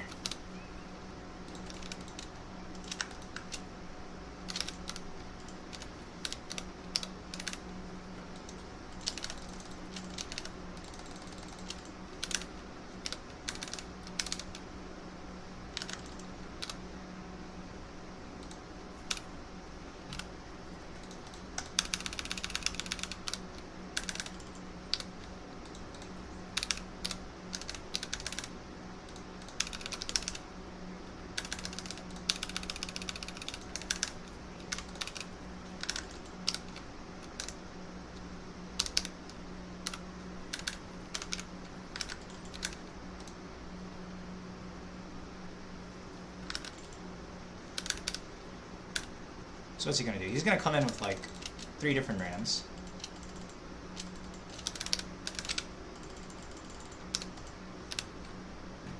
Yeah.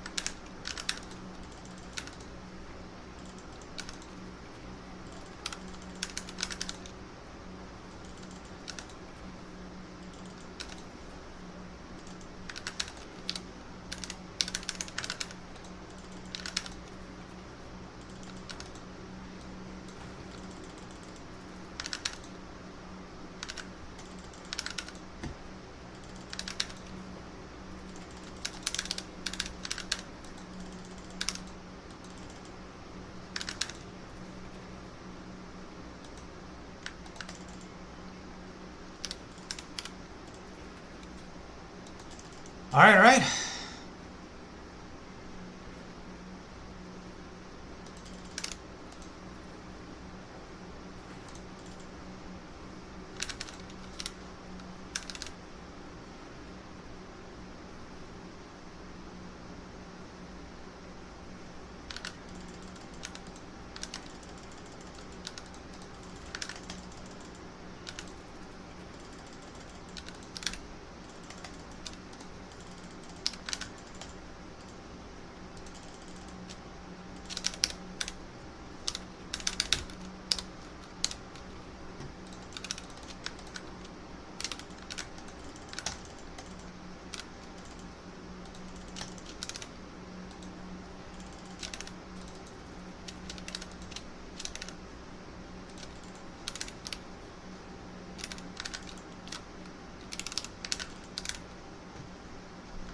does this mean?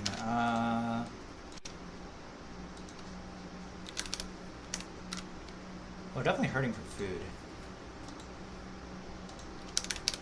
We have 2 minutes on the sacred timer, so I still have to push in at some point.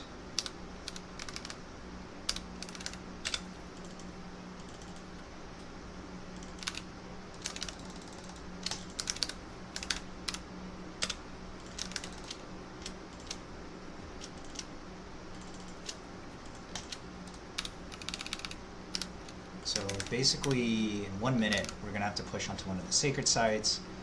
Okay,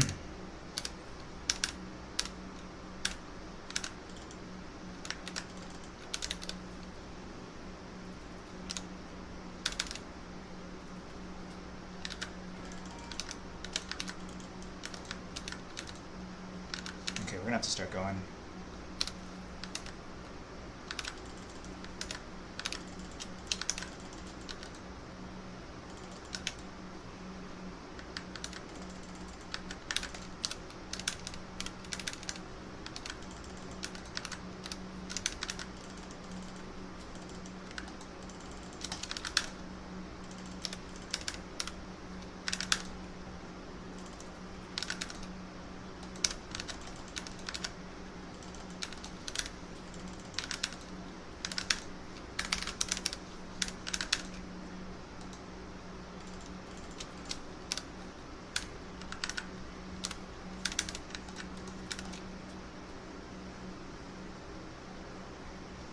I actually don't know what happens at the very end.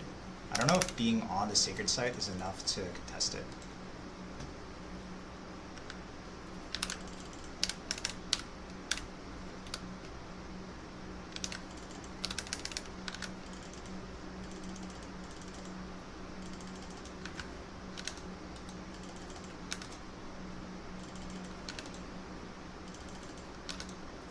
It is.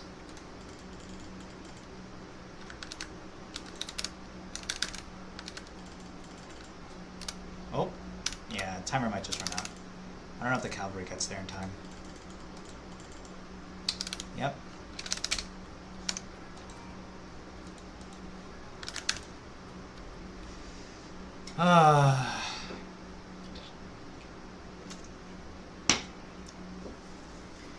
That makes sense.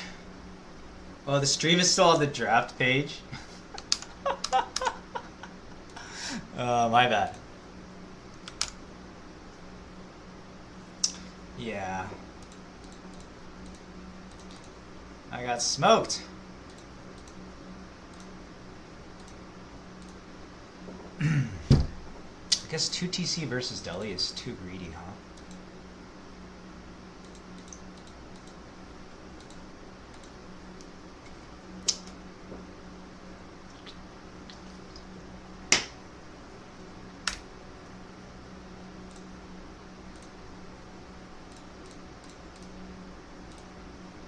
Alright, it's to my home map.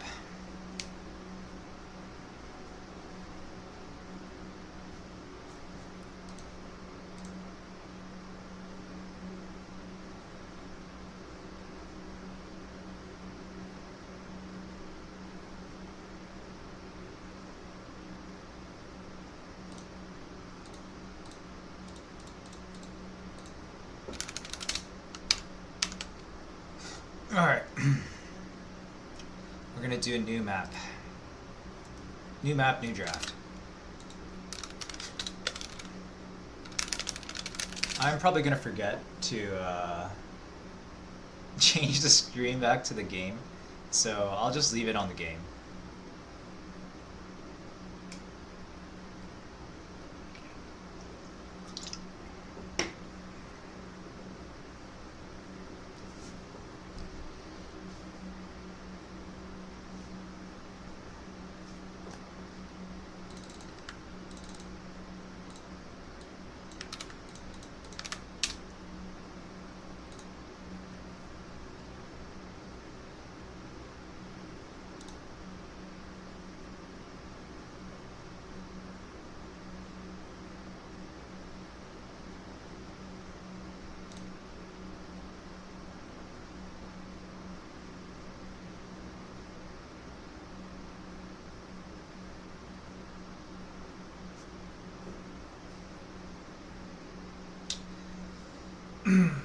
Let's see how it goes. We both banned Roos. Guess I'm playing Knights Templar again. It's playing Order of the Dragon. Fascinating.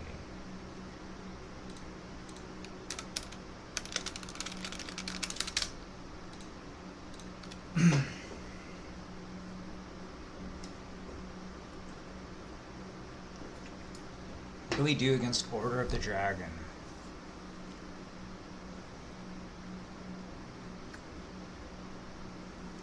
We don't want to get owned on...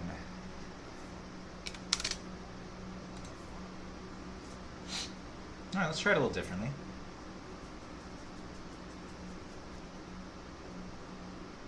So Order of the Dragon villagers, like their economy scales really good just by building normal villagers. So I don't feel super great about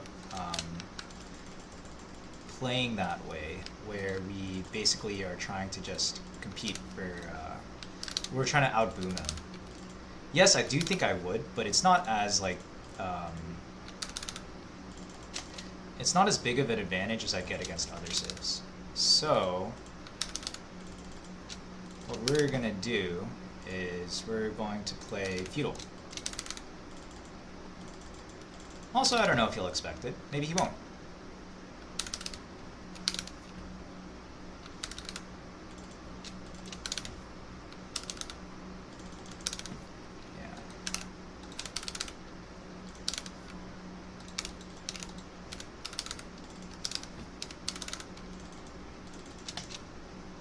Not getting a lot of sheep.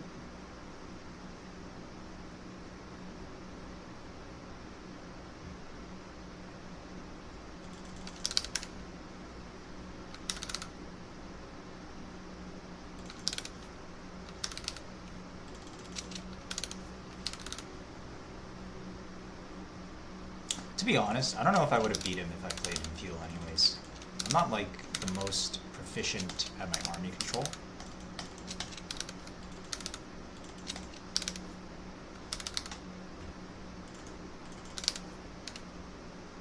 Oh, there's this.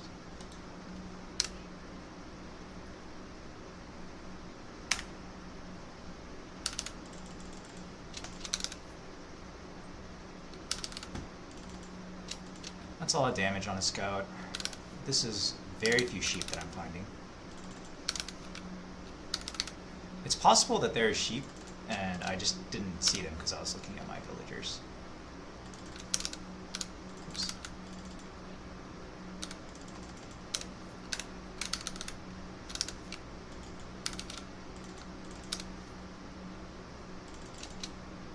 Oops.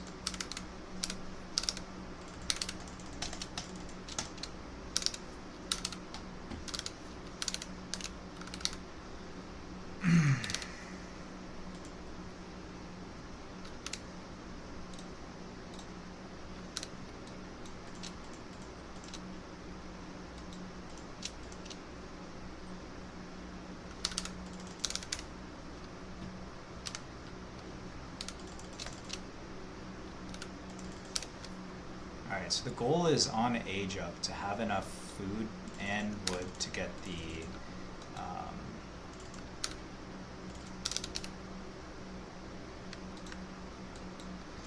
Pilgrim upgrade. I can talk, I promise. Definitely getting tired though. Ah. It's gonna take another villager or two, I think. Oh no, it won't. No, it won't. I got it, I got it.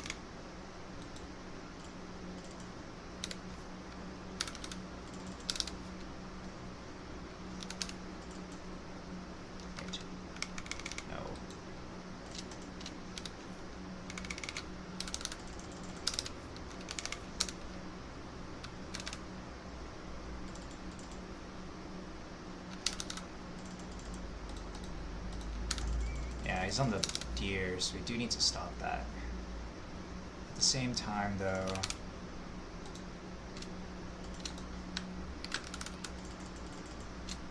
he's not vigorously mining the deer.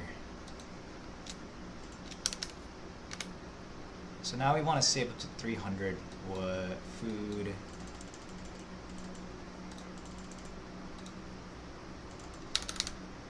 this is not super efficient. How much? How much is this getting? This is getting 100.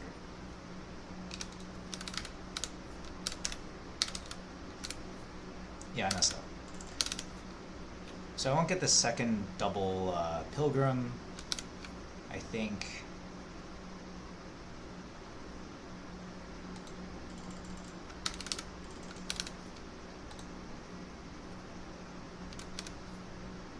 Maybe.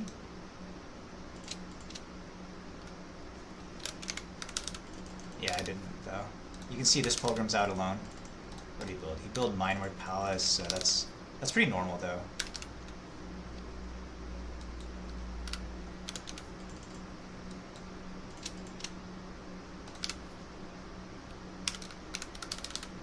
Anyway, so now from here on out, the goal is to get the Archer Knight going. So he's building houses, he's building some spearmen. That makes sense, as you should.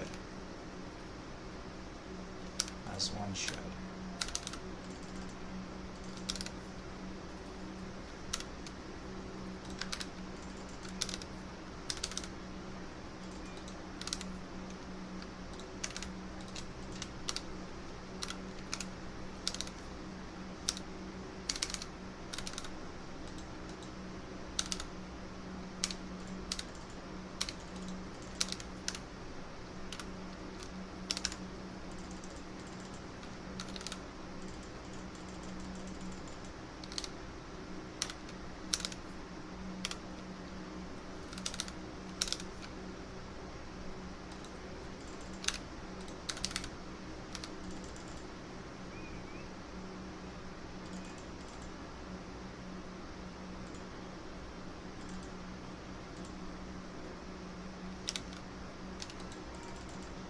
These guys don't really do a lot of damage. That's okay.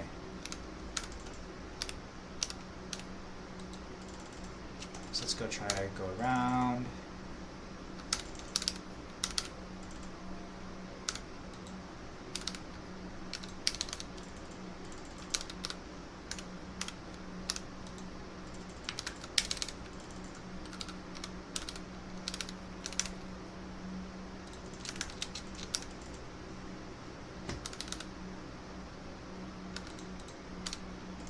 There you go, there's a spear.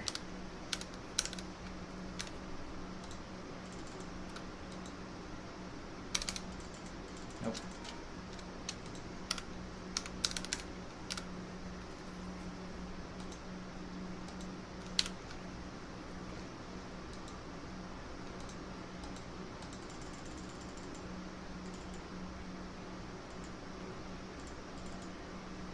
Oh, I missed. That's not worth it.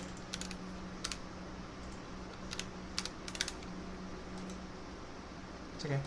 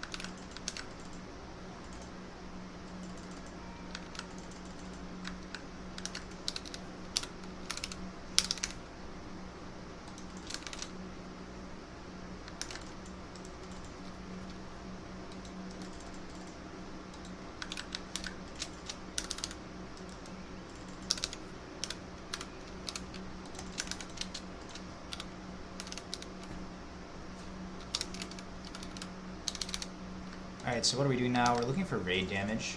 We also need to like build a tower here.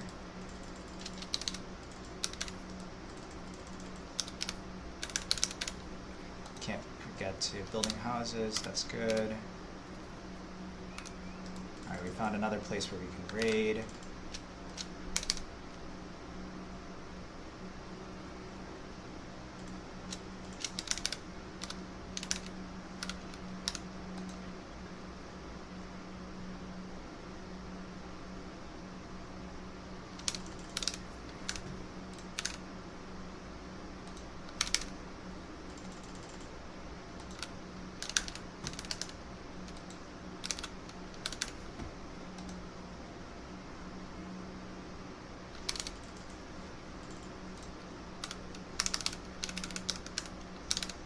So we also need to build a... Perfect, so he's there. We're going to try to get at least one villager here.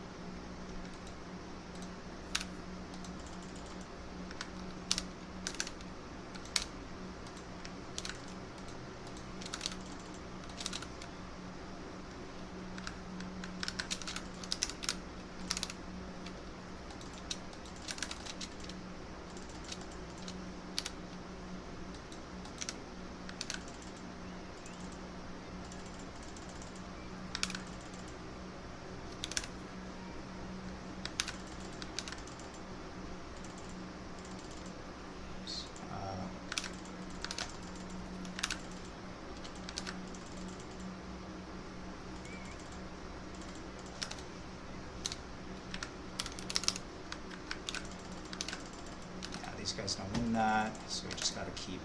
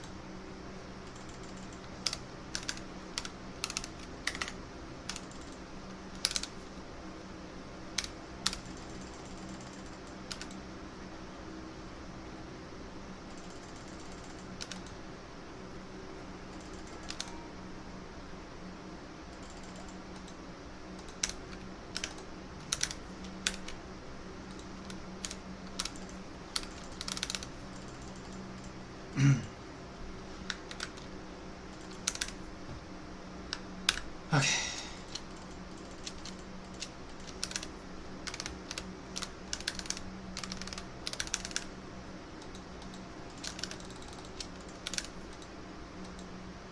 Oh. Where are these villagers going? Oh, there they are. That's not good.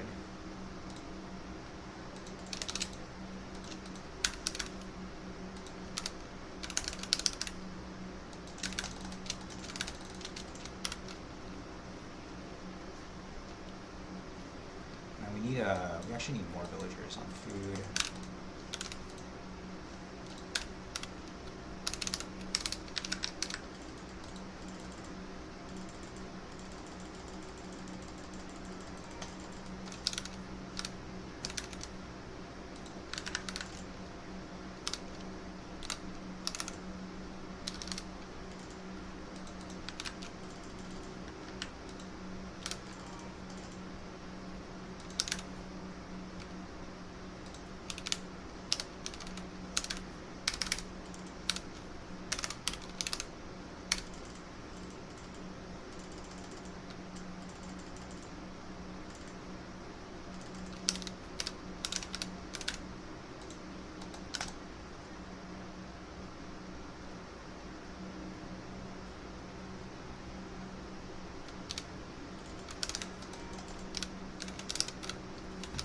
Okay, at some point I do want to go to castle. Let's start that now.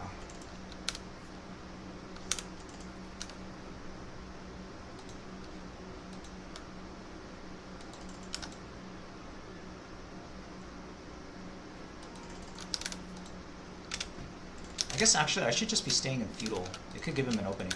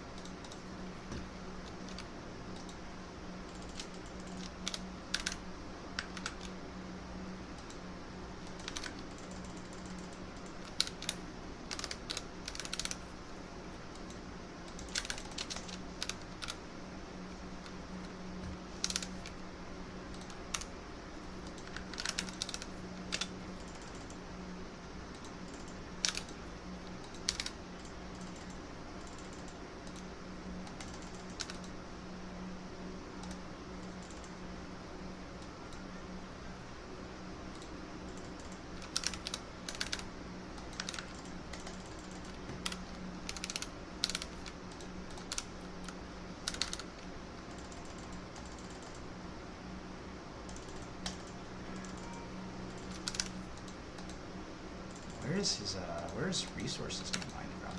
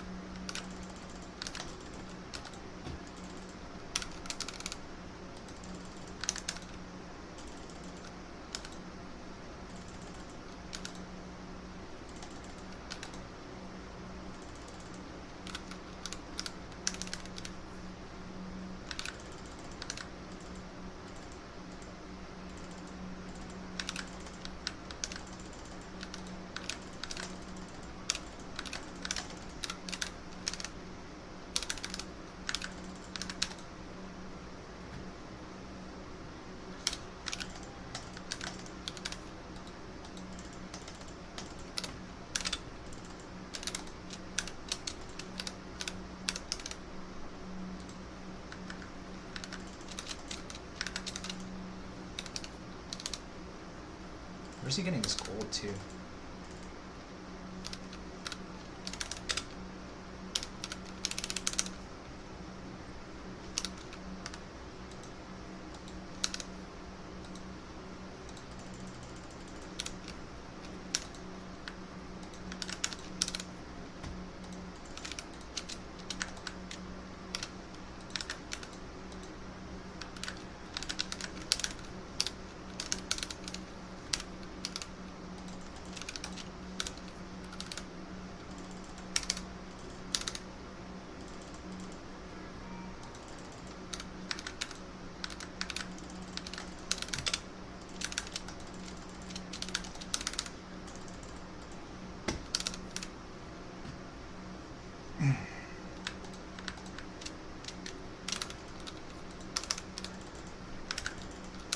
Oh, we got there naturally?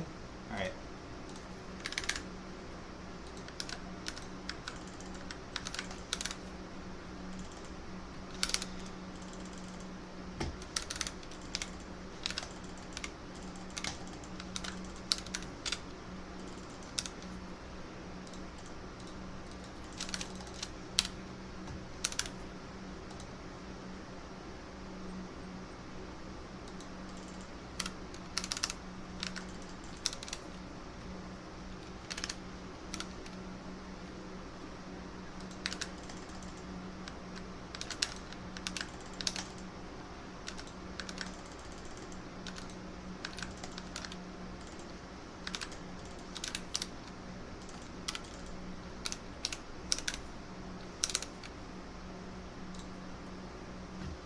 Okay, you know what? We should just chill for a moment. By chill, I mean we'll just harass with units that are safe to harass with.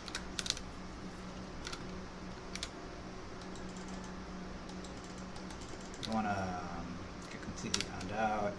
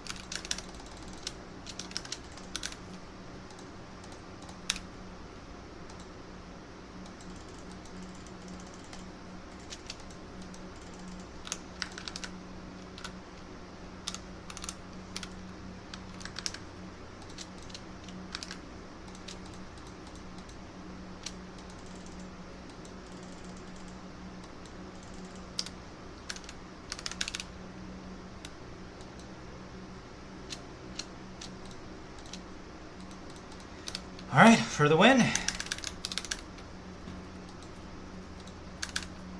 can only do your best.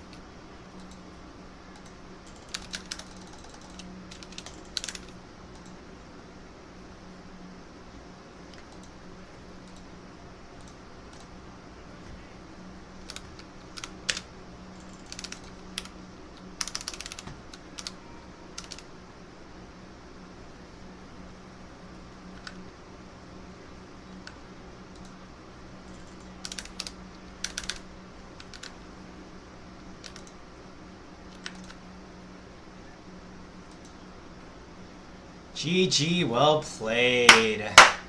Well, we're not going down 0-2. Trading? Maybe. We'll see. Oh, I'm so thirsty. I have to drink some water. And I have to use the bathroom. Oh, all the sensation in my body has just come rushing into me. Ooh. Ooh, what a game. Yeah, I just needed to... I should have sent some knights there, but... I think... Yeah, it just wasn't good enough. Just wasn't good enough. Dude, Order of the Dragon is such a weird civ. I can never tell if I'm gonna... I normally can't tell if I win fights, but I extra can't tell when I'm playing Order of the Dragon.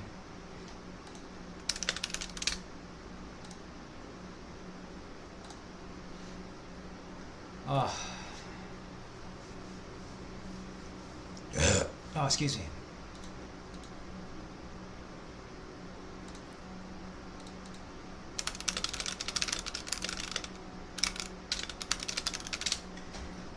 Oh, that was tough. That was a really tough game.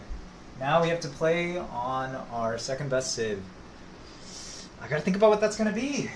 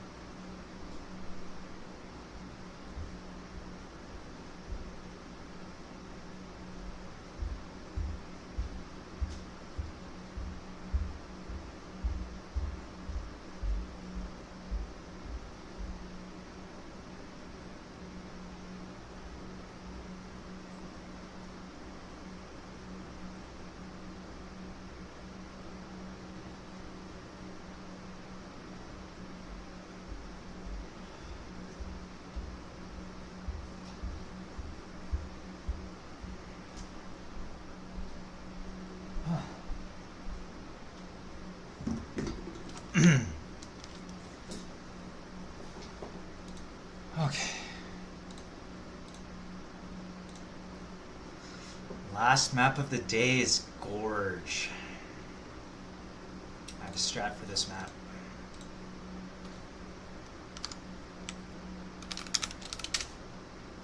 So, back when we first started, we each picked a home map. And his map that he picked for his last map was Gorge.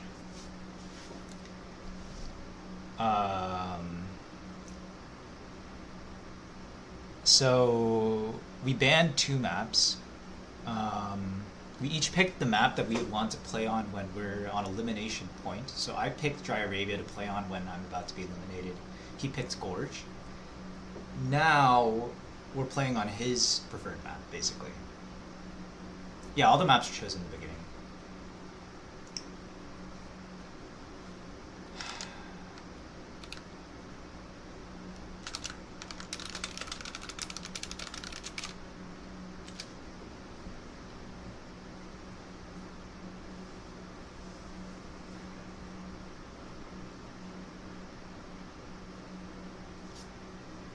Oh.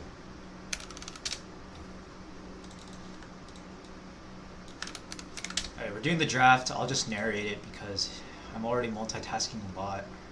I feel it in my chest, people. I feel it in my chest. Just take a second. We banned Roos against this guy. Yeah, we always ban Roos. Now's where we throw the curveball. Picking Mongols! Matt, I actually saved this strat against you. I actually was planning to curveball, hit you with the Mongol Tower Rush, very last game of the tournament, but we didn't end up playing the same bracket. House of Lancaster versus Mongols. It's a game. It's a game to be sure. Okay. This is not that great for me. The annoying thing about Lancaster is that they have villagers with bows. So tower rushing him is not really an option. Not an option I want to play anyways. Well, maybe I should still tower rush. Actually, I don't even know if like tower rushing will work against somebody with villagers with bows. But maybe he doesn't know either. Either way, I'm not gonna play tower rush. I want him to think I'm gonna play tower rush, prepare for it, and then I'm gonna pivot on him.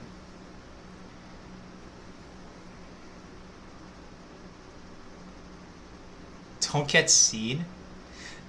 I mean, the tower will get. The tower kind of did. That's true actually. And then, oh my goodness, no! Go over there.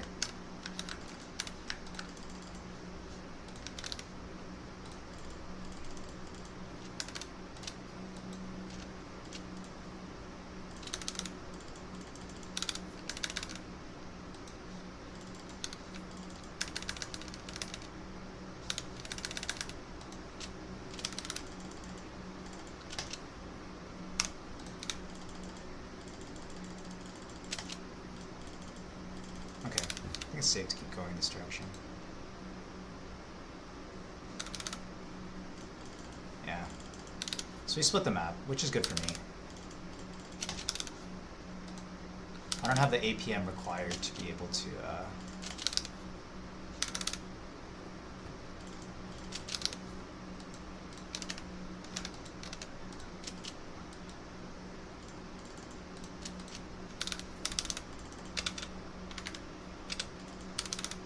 I don't have the APM required to get my con out at a fast pace. So we have 8 villagers on food.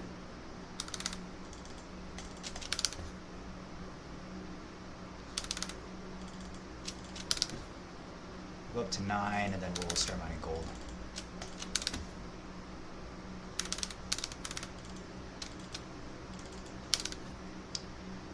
So there's a couple of strats we can try here. There's actually a fast Imperial strat.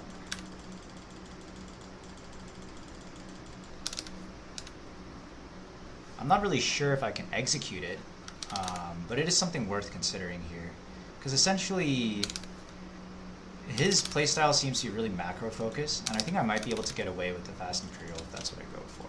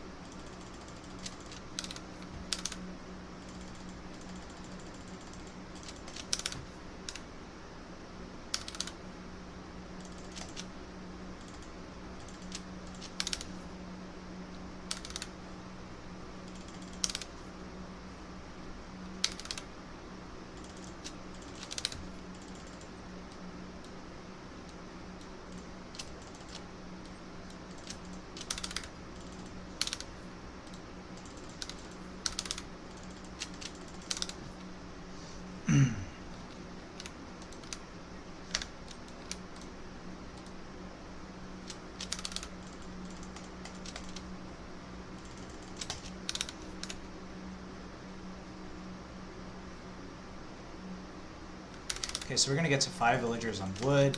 I'm saying this partially for you, partially for me, because I always forget how different builds go. But we want to get to 5 villagers on wood. Actually, I forgot. I need 2 villagers on sheep. This is why we talk out loud. Streaming's a benefit, actually. Regardless, we need to get to 6 on sheep. We need to get to 5 on wood, and then we need to get to like as many on gold as I can after that.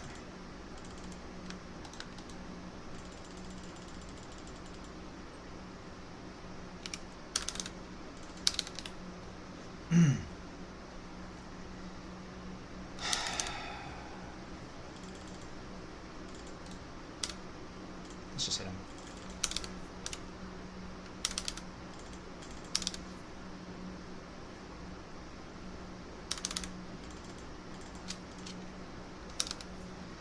Remember, it's not about when you get to feudal, it's about what you do when you get there.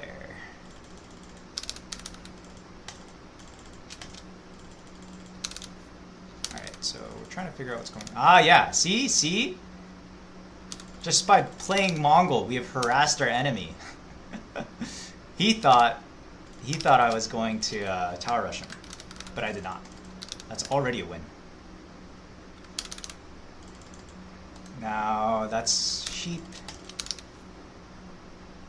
Yeah, the problem is that the tower's still not going to be useless for him.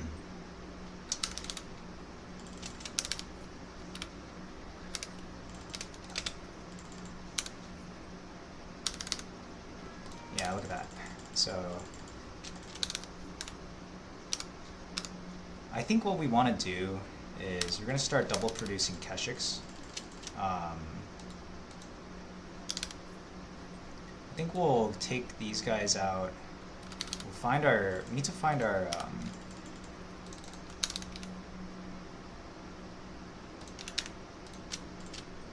yeah, I think we might have to go for a fast Imperial sort of build.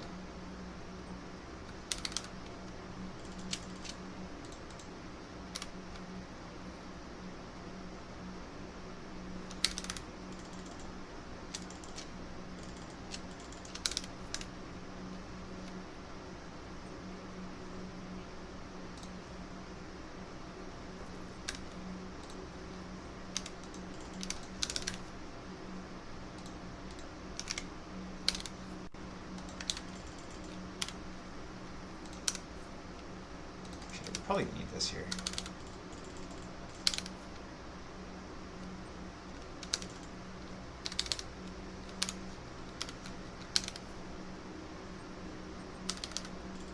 There's the deer. Okay.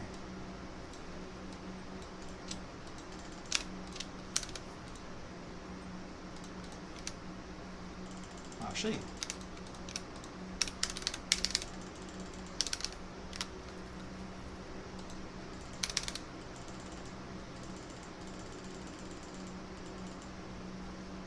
that's the wrong side of the tower.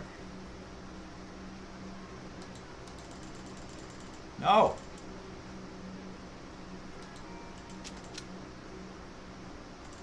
There we go. Big.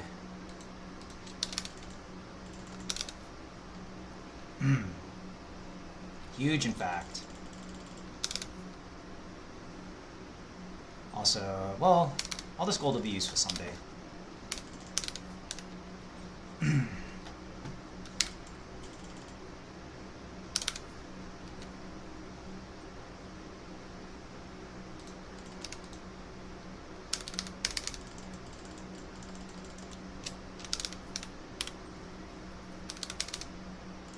Yeah, so he's apparently given up on this. Let's burn some stuff down.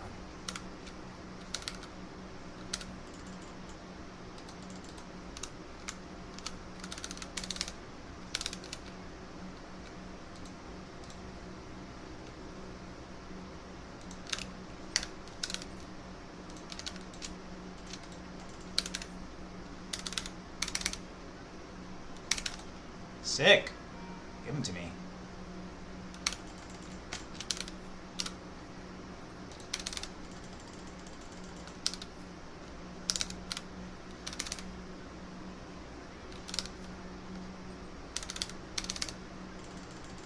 Sick.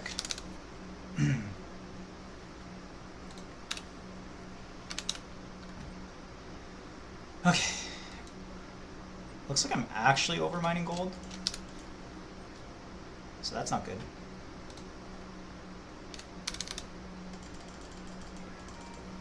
Oh. Let's get out of here.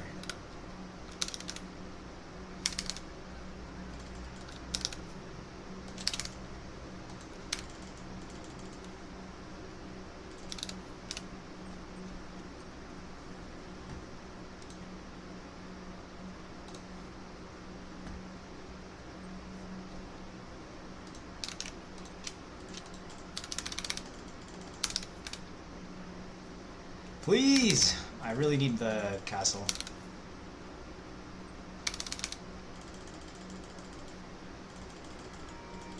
Yeah, that's way too much. I guess I actually should have been doing this earlier. Oh, there's the Demi-Lancers. I totally forgot about those guys. Not good.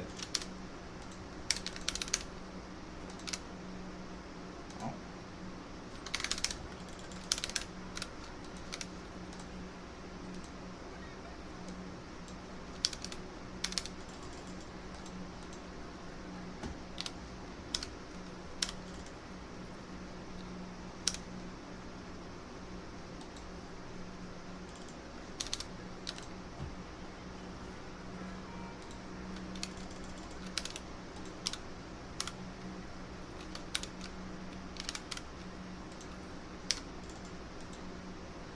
Oh, I think I lost another Keshik there for no good reason.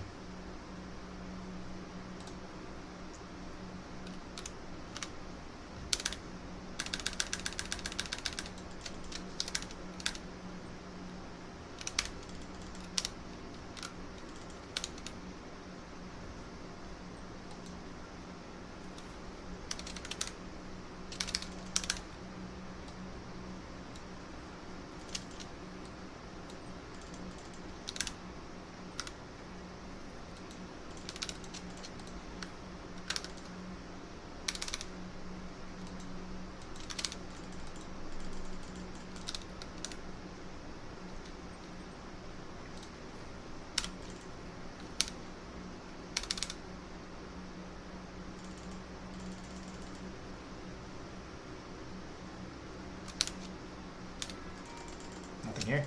Alright. No, we can't. Actually, Veteran Keshik sounds really good. Let's just build some men-at-arms so we don't get absolutely pwned.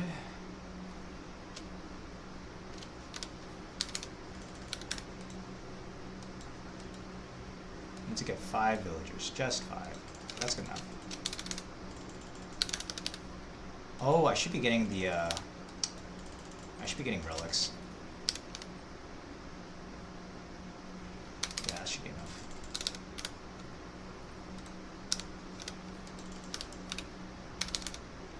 The problem is I'm not really getting any idea of what he's doing besides just like sitting here and taking damage. And surely that's not his whole plan.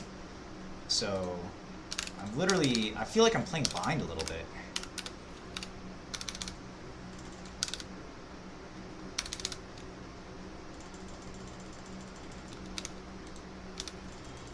Okay.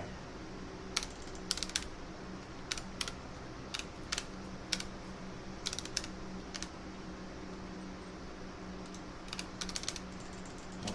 Gotta pull this back.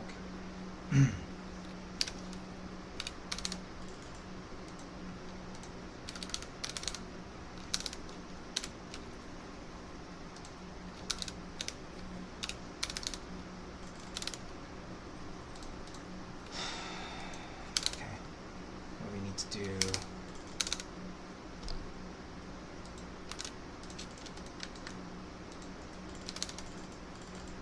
oh, that's juicy. Oh, no, no, no.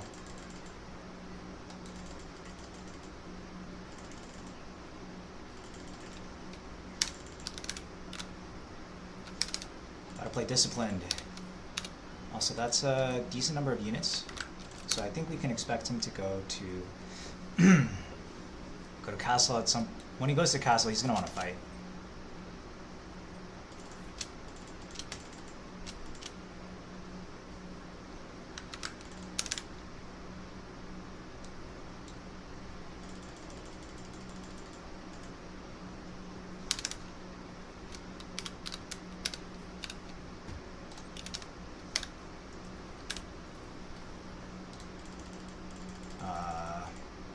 Maybe we're gonna have to build regular Keshiks too.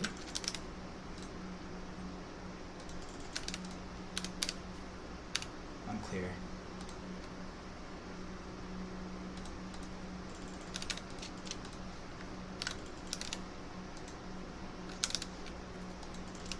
Actually, we'll do it like this. And we'll start rallying.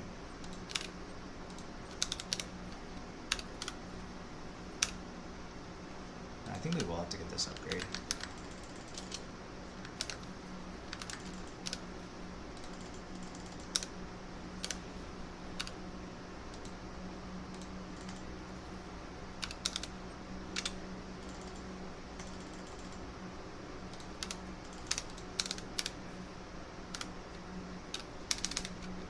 Oh, if anything, I should be building like some siege.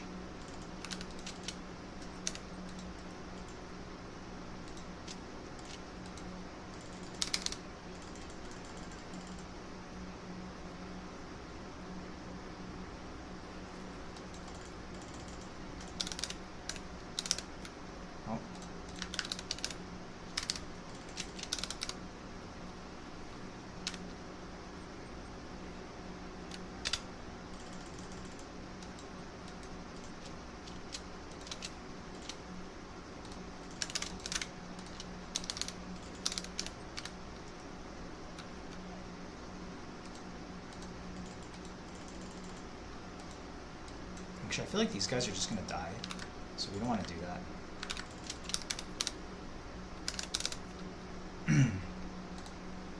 Alright, we should be getting to Imperial soonish.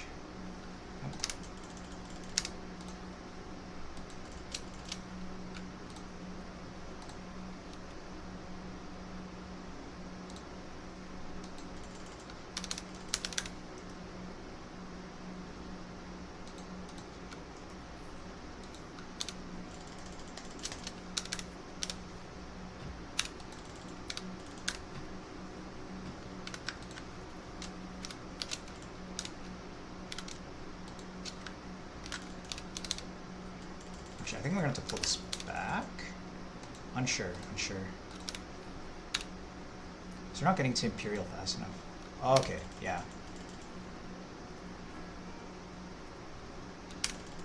Perfect.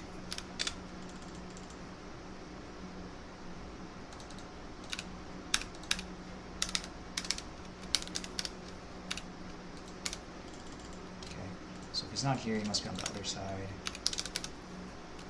We gotta stop building Keshiks, they're very expensive. I'm gonna start building just spearmen, men at arms.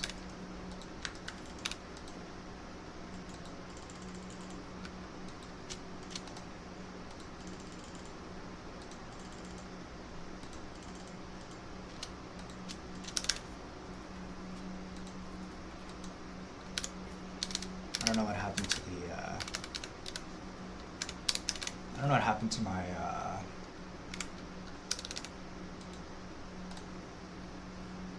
thing there, and I don't want to know.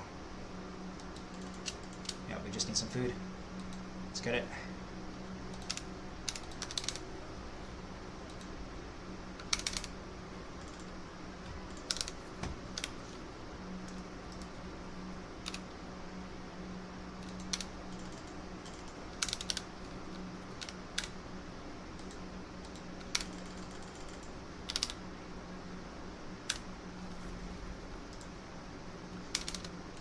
What else is there? Just a lot of range units. Yep, it's just mangonel time. It's mangan time.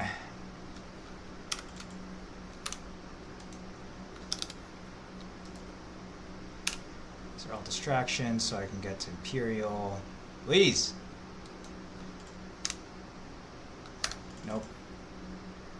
Miscalculated.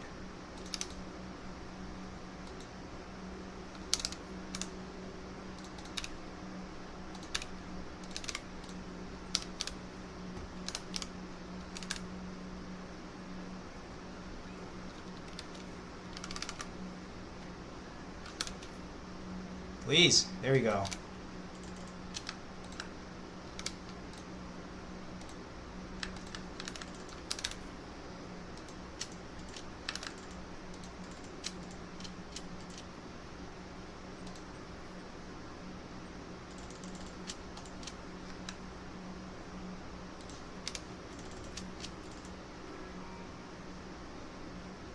How many units is that? That's a lot of units. We don't mess with that.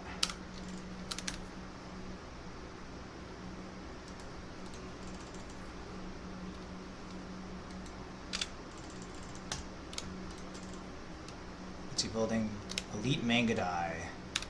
That's gotta be good.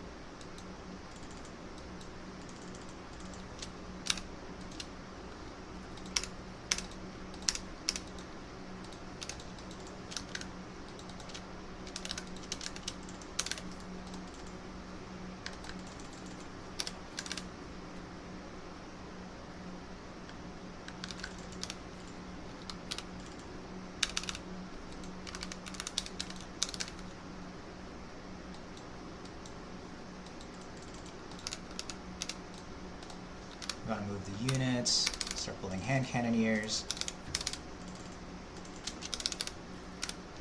That's not part of the plan. Gotta build a market.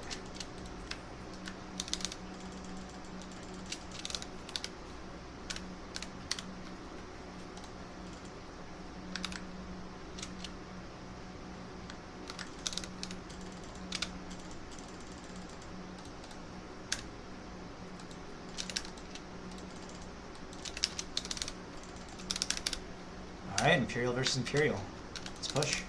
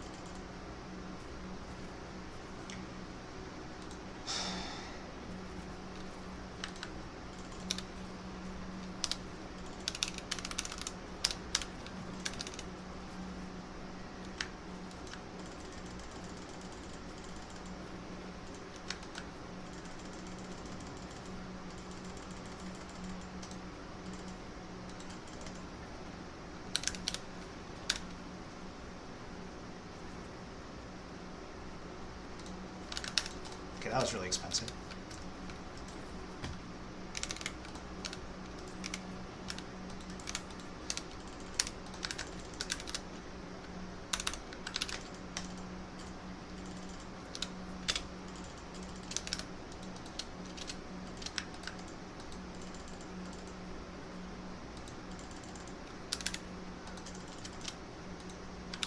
Oh my goodness. No.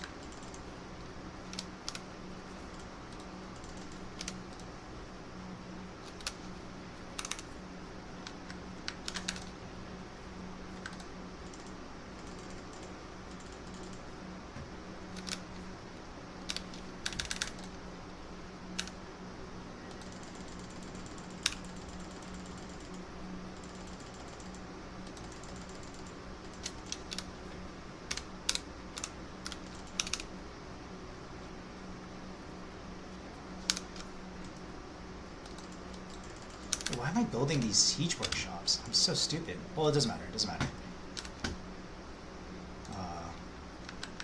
Excuse me?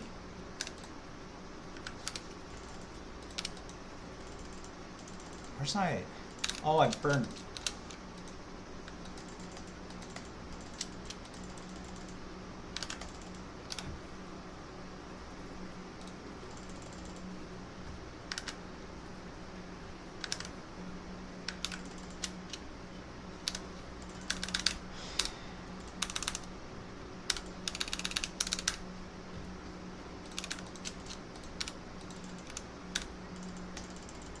Oh, that's right.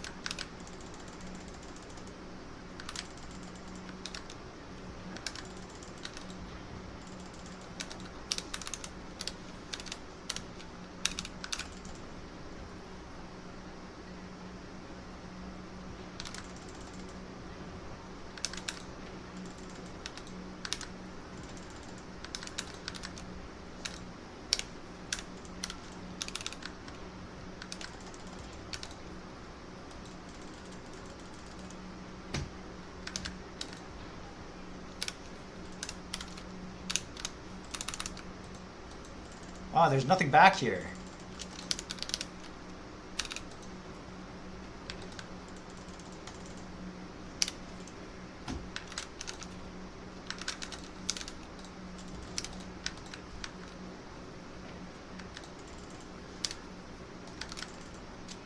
Okay, that means everything must be back there.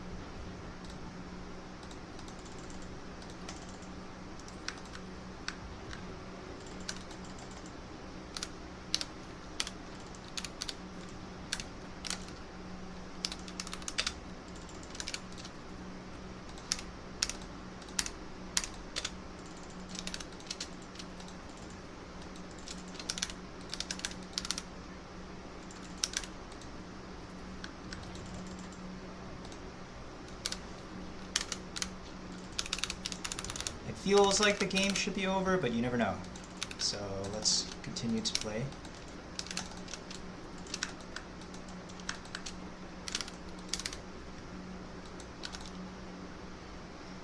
Yeah, I found all his villagers. That's really good. That doesn't matter.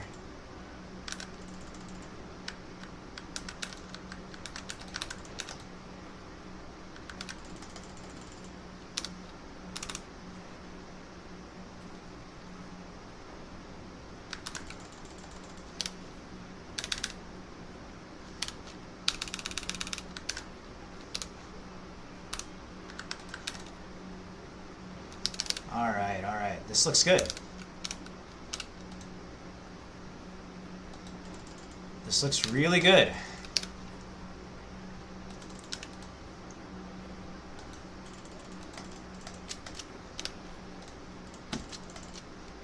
GG!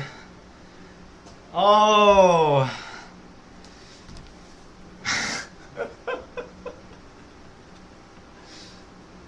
Let's go. Let's go. The hidden. Oh man. That was the secret strat. That was the secret strat. Let's look at the resources gathered, because I feel like, oh, actually we're pretty even. The villager damage is tough.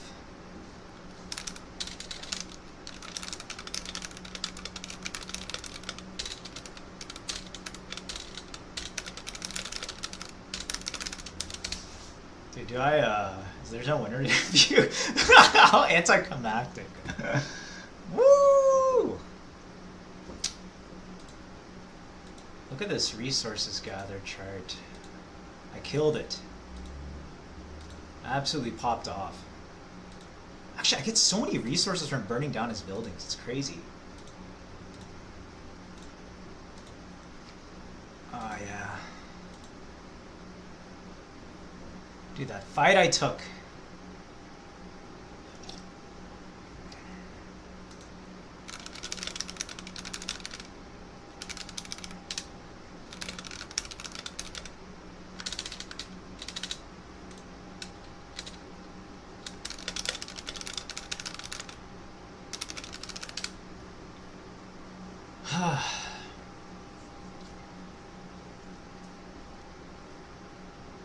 Dude, what a game. Look at that. That's the power of being Imperial.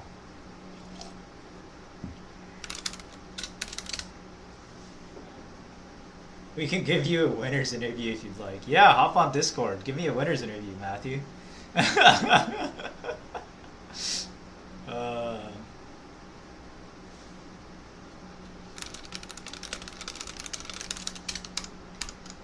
Woo!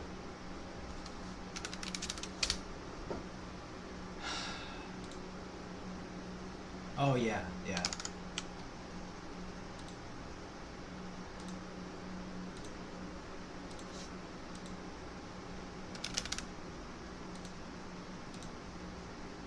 I gotta go tell my wife.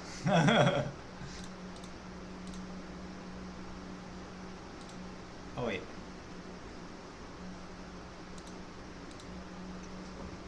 I haven't reported any of the wins.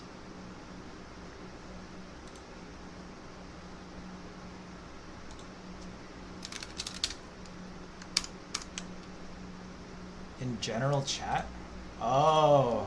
Hey, your boy did it. Oh, you cut up for a bit. I'm hearing your voice on the stream, like I thought it was gonna be delayed. Oh yeah, you should probably close the stream. Oh, What a game. Get up for a full way. The Barbarous Bach Popular gang. aggressive. The Yeah. Baroque gang.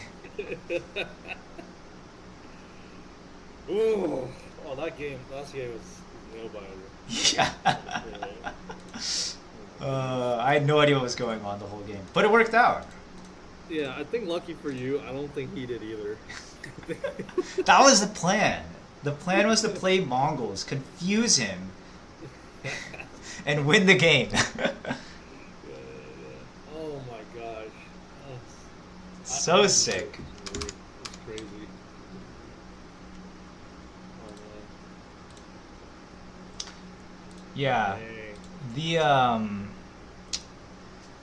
what is it? The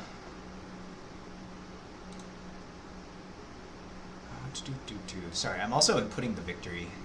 Hey. Yeah. The Looking back at like the military chart, I actually don't think he could have all-in me in my base while I was getting to Imperial. Like I feel like I was safe. Yeah, I wouldn't be surprised if he was just very. But he had no idea what was going on because he was playing Lancaster, which is not a civ he regularly plays, and he Yeah. had no scouting. We denied all the scouting, and we were constantly in his face. Woo! The thing I've learned about Lancaster is that it's actually super important to secure gold in Lancaster. Yeah, it makes sense. Like English, you can kind of survive without it because so many of the units don't really take gold. But Yeah. Lancaster, so many of the important upgrades and like econ boost things like require so much gold that like you actually need to do it. So it's actually not really a super expensive in my experience. You actually do need to go out and get that big gold. Also, you need food too. That's what sucks because you don't have cheap farms. Yeah. It was actually really annoying the way that he walled off his entire gold here. I hate playing with walls. It's so hard. Like the units keep running around them instead of attacking into the wall. Yeah. But yeah, the Konganut Palace, actually a legit landmark. Oh, I forgot to get the upgrade for it too. I'm supposed to get an upgrade that boosts its production speed, like the regular military academy. Apparently, improved military academy is bugged. Yeah, so I get the regular military academy, get 30% more. Dude, in the elite, the fully upgraded, what is it? Those Nest of Bees are just ridiculously strong. Yeah, that felt awesome. Random palace guards there at the finish. Yeah. Woo! I didn't build too many men at arms. What a trash! What a bait unit. What, Absolutely bait unit. Yeah, men at arms. They're very situational. That's probably the better way to put it. They're truly like, if they're not great, they're awful. Yeah. What a game. Yeah, I mean, you should really prepare for the tournament. Like, mentality-wise, preparation process. I was just riled because of that. Oh, wait, you play the War of the Ring tournament every year. I'm surprised you don't have like a tournament mantra. I think more of like I don't know how the tournament process works. I don't know how the drafts work. Oh, dude, I didn't know how the drafts worked either. I missed a ban in my first game, and so I had to play against HRE, which wasn't the worst. But I was still like, Good practice. yeah, yeah. I'm beginning to think that Roos is actually harder to play against than HRE. I have no idea how to win the Roos matchup, even though I don't know how to win it either side. Hey, what's up, Steve? Hello. You're still streaming, by the way. Yeah, I know. Oh. We're streaming the winner's interview. Ah. You should leave the stream, though. Oh, I did leave the stream. Nice. I was the last one there, I think. Yeah. Yeah. I don't think any of my coworkers stayed to watch the very epic finals. I guess not. The real ones are in the chat, though. Yeah. I think those 4 villager big boss that really clutch. Yeah, it really set the tone for the matchup.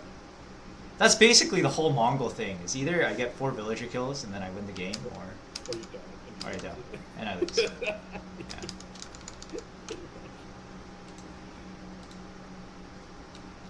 Wow. Wait, so how does the bracketing work? Why were you guys separate? Yeah, so Matt was playing in the high elo tournament, and I was playing in the mid bracket tournament. But like, how was that dependent? What you guys chose? No, it's based off our MMR, and then the tournament organizers, they kind of shuffle people between the brackets based on their MMR. Oh, so there's someone actually administrating this. Yes, there's someone administrating this. That's correct. And our elos on database. Yeah, exactly. I was right at like 1300, which is like straddling brackets. I guess they decided there wasn't enough upper bracket people today. There truly wasn't. It was that or have the upper bracket people come stomp us in the middle bracket tier, which I don't think makes anyone happy. And there's what, 12 people in the mid bracket today? Yeah. That's a lot of people, yeah. Well, I think their goal is like 8 is the right amount for them, I think. Because then, like, it's really hard to get into. I think they try to keep the tournament at a size where the tiebreakers don't matter for getting into the semifinals, if that makes sense. Makes sense. So they want, That's not really well. yeah, I think 16 is basically their maximum number in a tournament. Because at 16, all the people that go 4-0 can basically reliably get into the semifinals. That's still pretty brutal. Like, I went 3-1 today, so I wouldn't have made it into the finals if we were playing by those rules.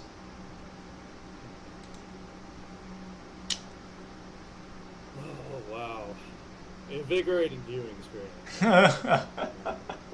Did you like the utter silence for like 20 minutes as I was desperately trying to figure out what was going on? I mean, it's just I don't know, it's just a different experience. Yeah, that's fair. I'm not gonna lie, like when they got to Imperial, and then you were saying like I need to go punish them. Like, I wasn't actually sure if that was the right move, but it turned out right. So Yeah. when you said it out loud and you were doing it, I was like saying out loud, no, don't do it. Don't do it. It worked out. Yeah, that's fair.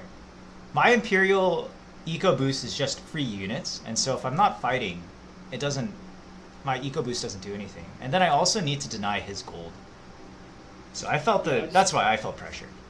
Yeah, I just didn't think he had the earn, but I know he did. He just didn't really have much of Yeah, let's watch that fight. That was excellent.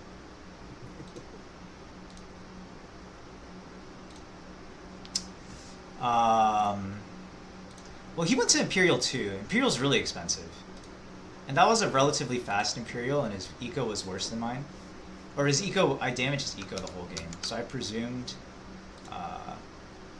I guess I'll have to stream to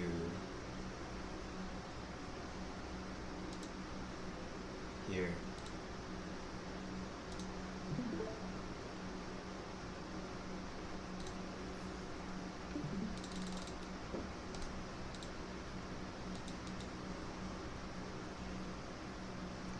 That's a dirty scouting path. I guess mine's actually the dirty scouting path in this game.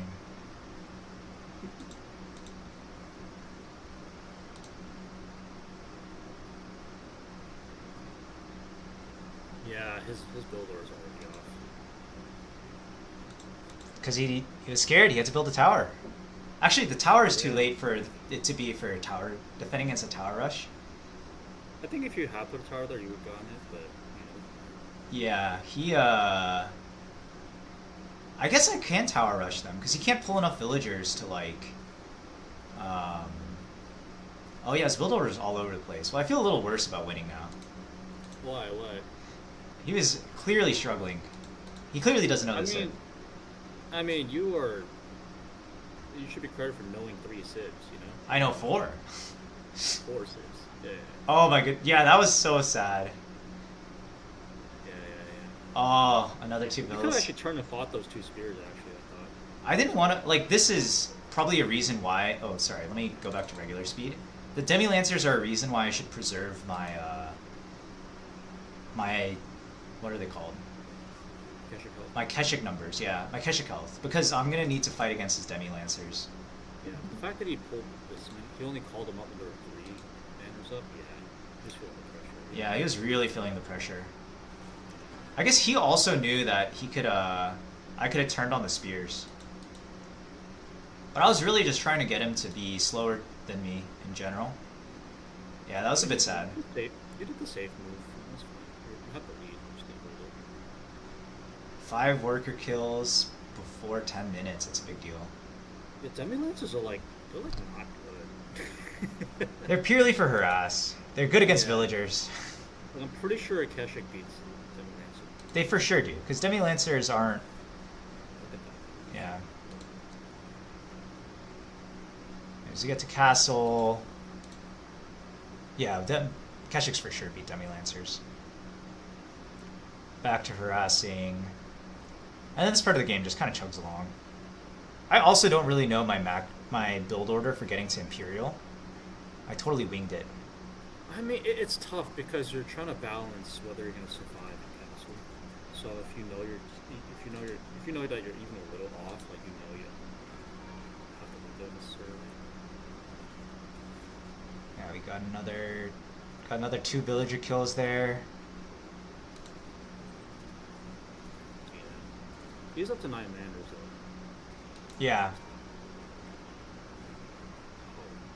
Oh, Yeah. Gosh. I killed a ton of villagers this game.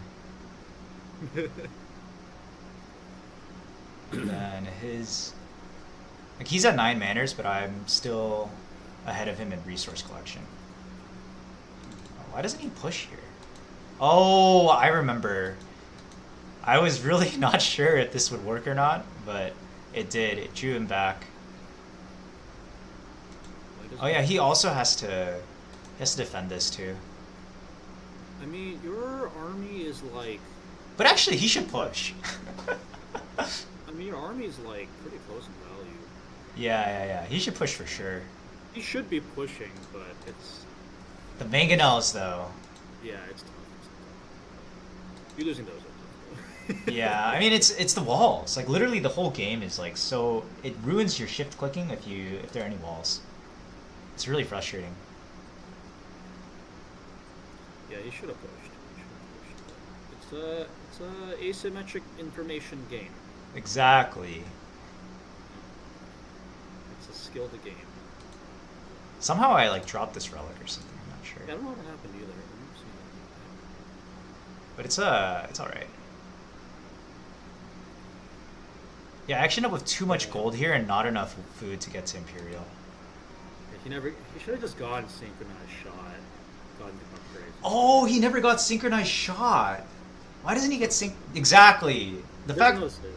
I think like he doesn't know the civ, but also like for him to get to Imperial, it kind of requires that he skips upgrades like that. Yeah. You're skipping upgrades. Yeah. A lot of it. Yeah, he's waffling here. The thing is, like, when you play against Mongol, experience, it's like when the pressure is on you so much, it scares you, right? Yeah, for sure. It makes you feel like you can't push out, but like the entire time, and I'm trying to remind myself, it's like when I'm playing Mongols, it's like The it's base all is smoke so and vulnerable. mirrors. It's all smoke and mirrors. Yeah, there's nothing at all. There's never anything at all. But I did have 3 mangoes. It would have been kind of hard for him to Yeah. push into it. Maybe not on Gorge. Like, this is really open. It would have been hard, actually. Yeah, but like everything else, you know, Yeah. You can't hit walls. It's just come on, man. So funny. I mean, he's rattled. Yeah, he's really rattled. It's the last game of the tournament, too, so... Oh my goodness, he has to have pushed here. How would you go Imperial? My goodness. That was his plan. It must have just straight up been his plan to go straight Imperial. He must have gone- Oh my goodness. He's struggling his micros so much. He really should have. I don't know why he backs away here. I think he's scared of the siege. Go siege. He has 25 speed. I mean, I don't know. Oh yeah, and then I get another raid off. 10 villagers down. Excellent. Yeah, Yeah, they sent everything back home. Yeah, we love that. The F2. He was getting ready to die. Look at him. He was doing the clustered formation. And he got rattled by the 3 elite Keshiks. Absolutely. Yeah, and then now the Konkanate Palace is just churning. It's getting busted. Yeah. It's printing the elite Mangadai, getting elite Knights. Oh, these things are so strong too. Yeah, it was definitely the right thing to push here.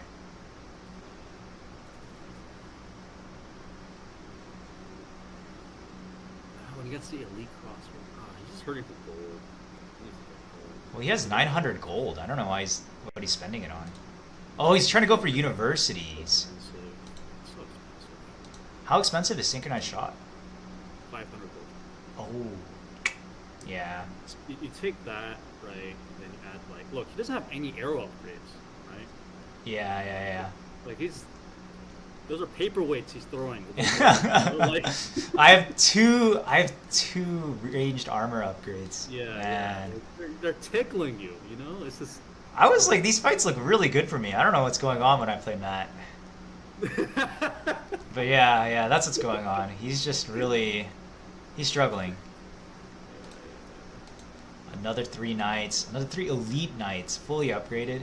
These guys are beasts. What is that, Spearman elite upgrade there? Dude, they have 300 HP. 33 attack. Unreal. I mean, this is the thing about Imperial, is that there's so much to buy, and they're so expensive that you actually have to think about what you buy. So my army value is like a lot worse than his, so... Like, if I was you, I actually wouldn't have started getting hand cannons just yet. Like, I don't think you were there yet. Oh, yeah? Yeah, I was trying to think of what other upgrade I would... Oh, biology! I needed biology this game. That's what I forgot. That and just go a lot more Keshiks. Because I think until you're maxed, like, the efficiency doesn't really work out. Like, once you're maxed out, then the hand cannons, that's when they really start to shine. But, I mean, it's not like he really goes this fight perfectly well either. Hold on, I'm just trying to figure out, what do I even have? I only have 3 hand cannoneers. Yeah, they're not really making that big of a difference. I really should have upgraded upgraded to Keshiks. Yeah, you know how like, when you get the castle, you immediately get like knights and men arms? That's not something you do with hand cannons in Imperial. I guess not. It doesn't matter. He doesn't dodge any of these shots. The Magnos. Oh, these Springles are really good too. Yeah, Springles are really strong, actually. You know, that's how I won the Water Drake map. I lost the water, I lost the relics, and I just built a bunch of Springles, killed every ship on it. Yeah. Springles don't do... Are they good against ships still? I didn't know that. They do bonus damage against ships, yeah. Oh, I didn't know that. Yeah, they 2-shot demolition ships, they like 4 or 5-shot Springled ships? Yeah. Now it's over. Now it's over.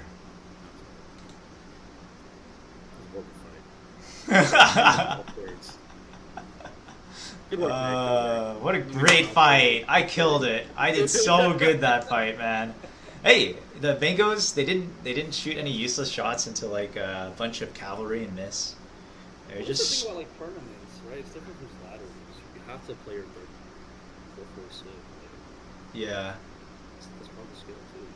Yeah. You show off. Woo! You have 3 and 4 very solid civs. Dude, my ruse is so bad. That was the secret that I was hiding from you. I was like, there's no way I'm playing this in tournament. I cannot win any games. All Ruse does is teach me things like, I guess hand cannoneers, you can't go straight hand cannoneers. You should just do like knight biology. It took me a really long time to learn that. And I only would have learned it from playing Ruse. Or doing like these Mongol Imperial rushes. I mean, again, the hand cannoneers are just better because of the population efficiency. They're resource inefficient, but the population efficient. That's Yeah. I don't think I realized that. So, like, once you get to near 107 or 8 pop, that's when you start at. Because it's like how much resource density can fit in a single army. But until you're maxed, you should just get a bunch of archers, crossbows, spears. These are Terran skills, man. it's like that thing, right? Like remember that like little argument we had about how battle cruisers beat stalkers, and I just I couldn't wrap my head around it. How what beat stalkers? Battle cruisers. Oh. Okay, but they kind of do. Well, yes, they do when you have the population for it. Resource-wise, stalkers. This is what I'm talking about. Yeah, but also like it's a very tight window because battle cruisers. It's like a space thing too because I have to get all of my stalkers, and it's like not. Yeah, yeah. Yeah. Anyways, the point. As a Terran player, right? You want to go straight battle cruiser. You know what I mean? Like That's true. Like sometimes you'll win, but it's not what you're supposed to do. Yeah, yeah. If you had a late game army with a big window and infinite resources, then yeah, you probably do it. Right? But you know, not all games go that way. Most games. In this case, like you have to get to a point where you're churning resources. Because otherwise, like archers will just kill. Like archers will just kill. I see. So you just mass Keshik? Just anything cheaper. Keshik. I guess crossbowmen are still. Archer crossbow are both good. Yeah, once I get the university. I guess this is why the university upgrade matters. So you think the university upgrades are efficient? You have to choose. You have to decide what you're doing. Usually, if you go this fast with Imperial, because you got to Imperial at what, like 18 minutes, 19 Yeah. minutes, right? I literally couldn't afford a university upgrade for a while. That's what I'm saying, right? So this is a case where like maybe you wouldn't. You're just relying on Italian house to carry you, right? So at a 20-minute Imperial type game, you're probably not even getting a university thing. You're probably at most getting one elite upgrade on one unit that you know. So maybe that's a Keshik, maybe that's a crossbow, maybe that's a Minimums. You have to decide. And then the next 1,000 gold you collect after that, you'd probably get the university upgrade. That you need. Yeah. So if you went Keshik, biology. If you went men at arms, elite arms. If you went crossbows, It's gotta be biology, right? Like this isn't. Does he already have biology? your opponent. No, my units. The units that come out of the Cognitive Palace have all the upgrades. So the elite knights that you got, they have biology. Yeah. That's insane. Yeah. You're just pure aura, man.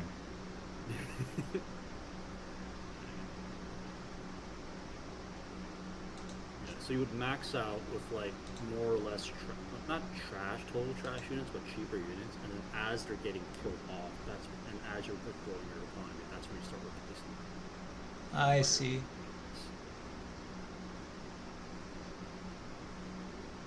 But hey, you didn't have anything, you built stuff, so you know, games. You played really well. You played really well, dude. Tournament stress is no joke. Oh my gosh, it's so stressed. Turn stress is real, man. Going down, you went down 2 games in pools too. That's like, that's really stressful. You pulled it out. I gotta show you. I actually have to go, but remind me next time we talk or play or whatever. Remind me to show you my game. It was. I should not have won that game. So hard. It was so hard. Amazing. All right, I'm gonna go too. I'll see you guys. Good games. Thanks for joining the stream. Bye.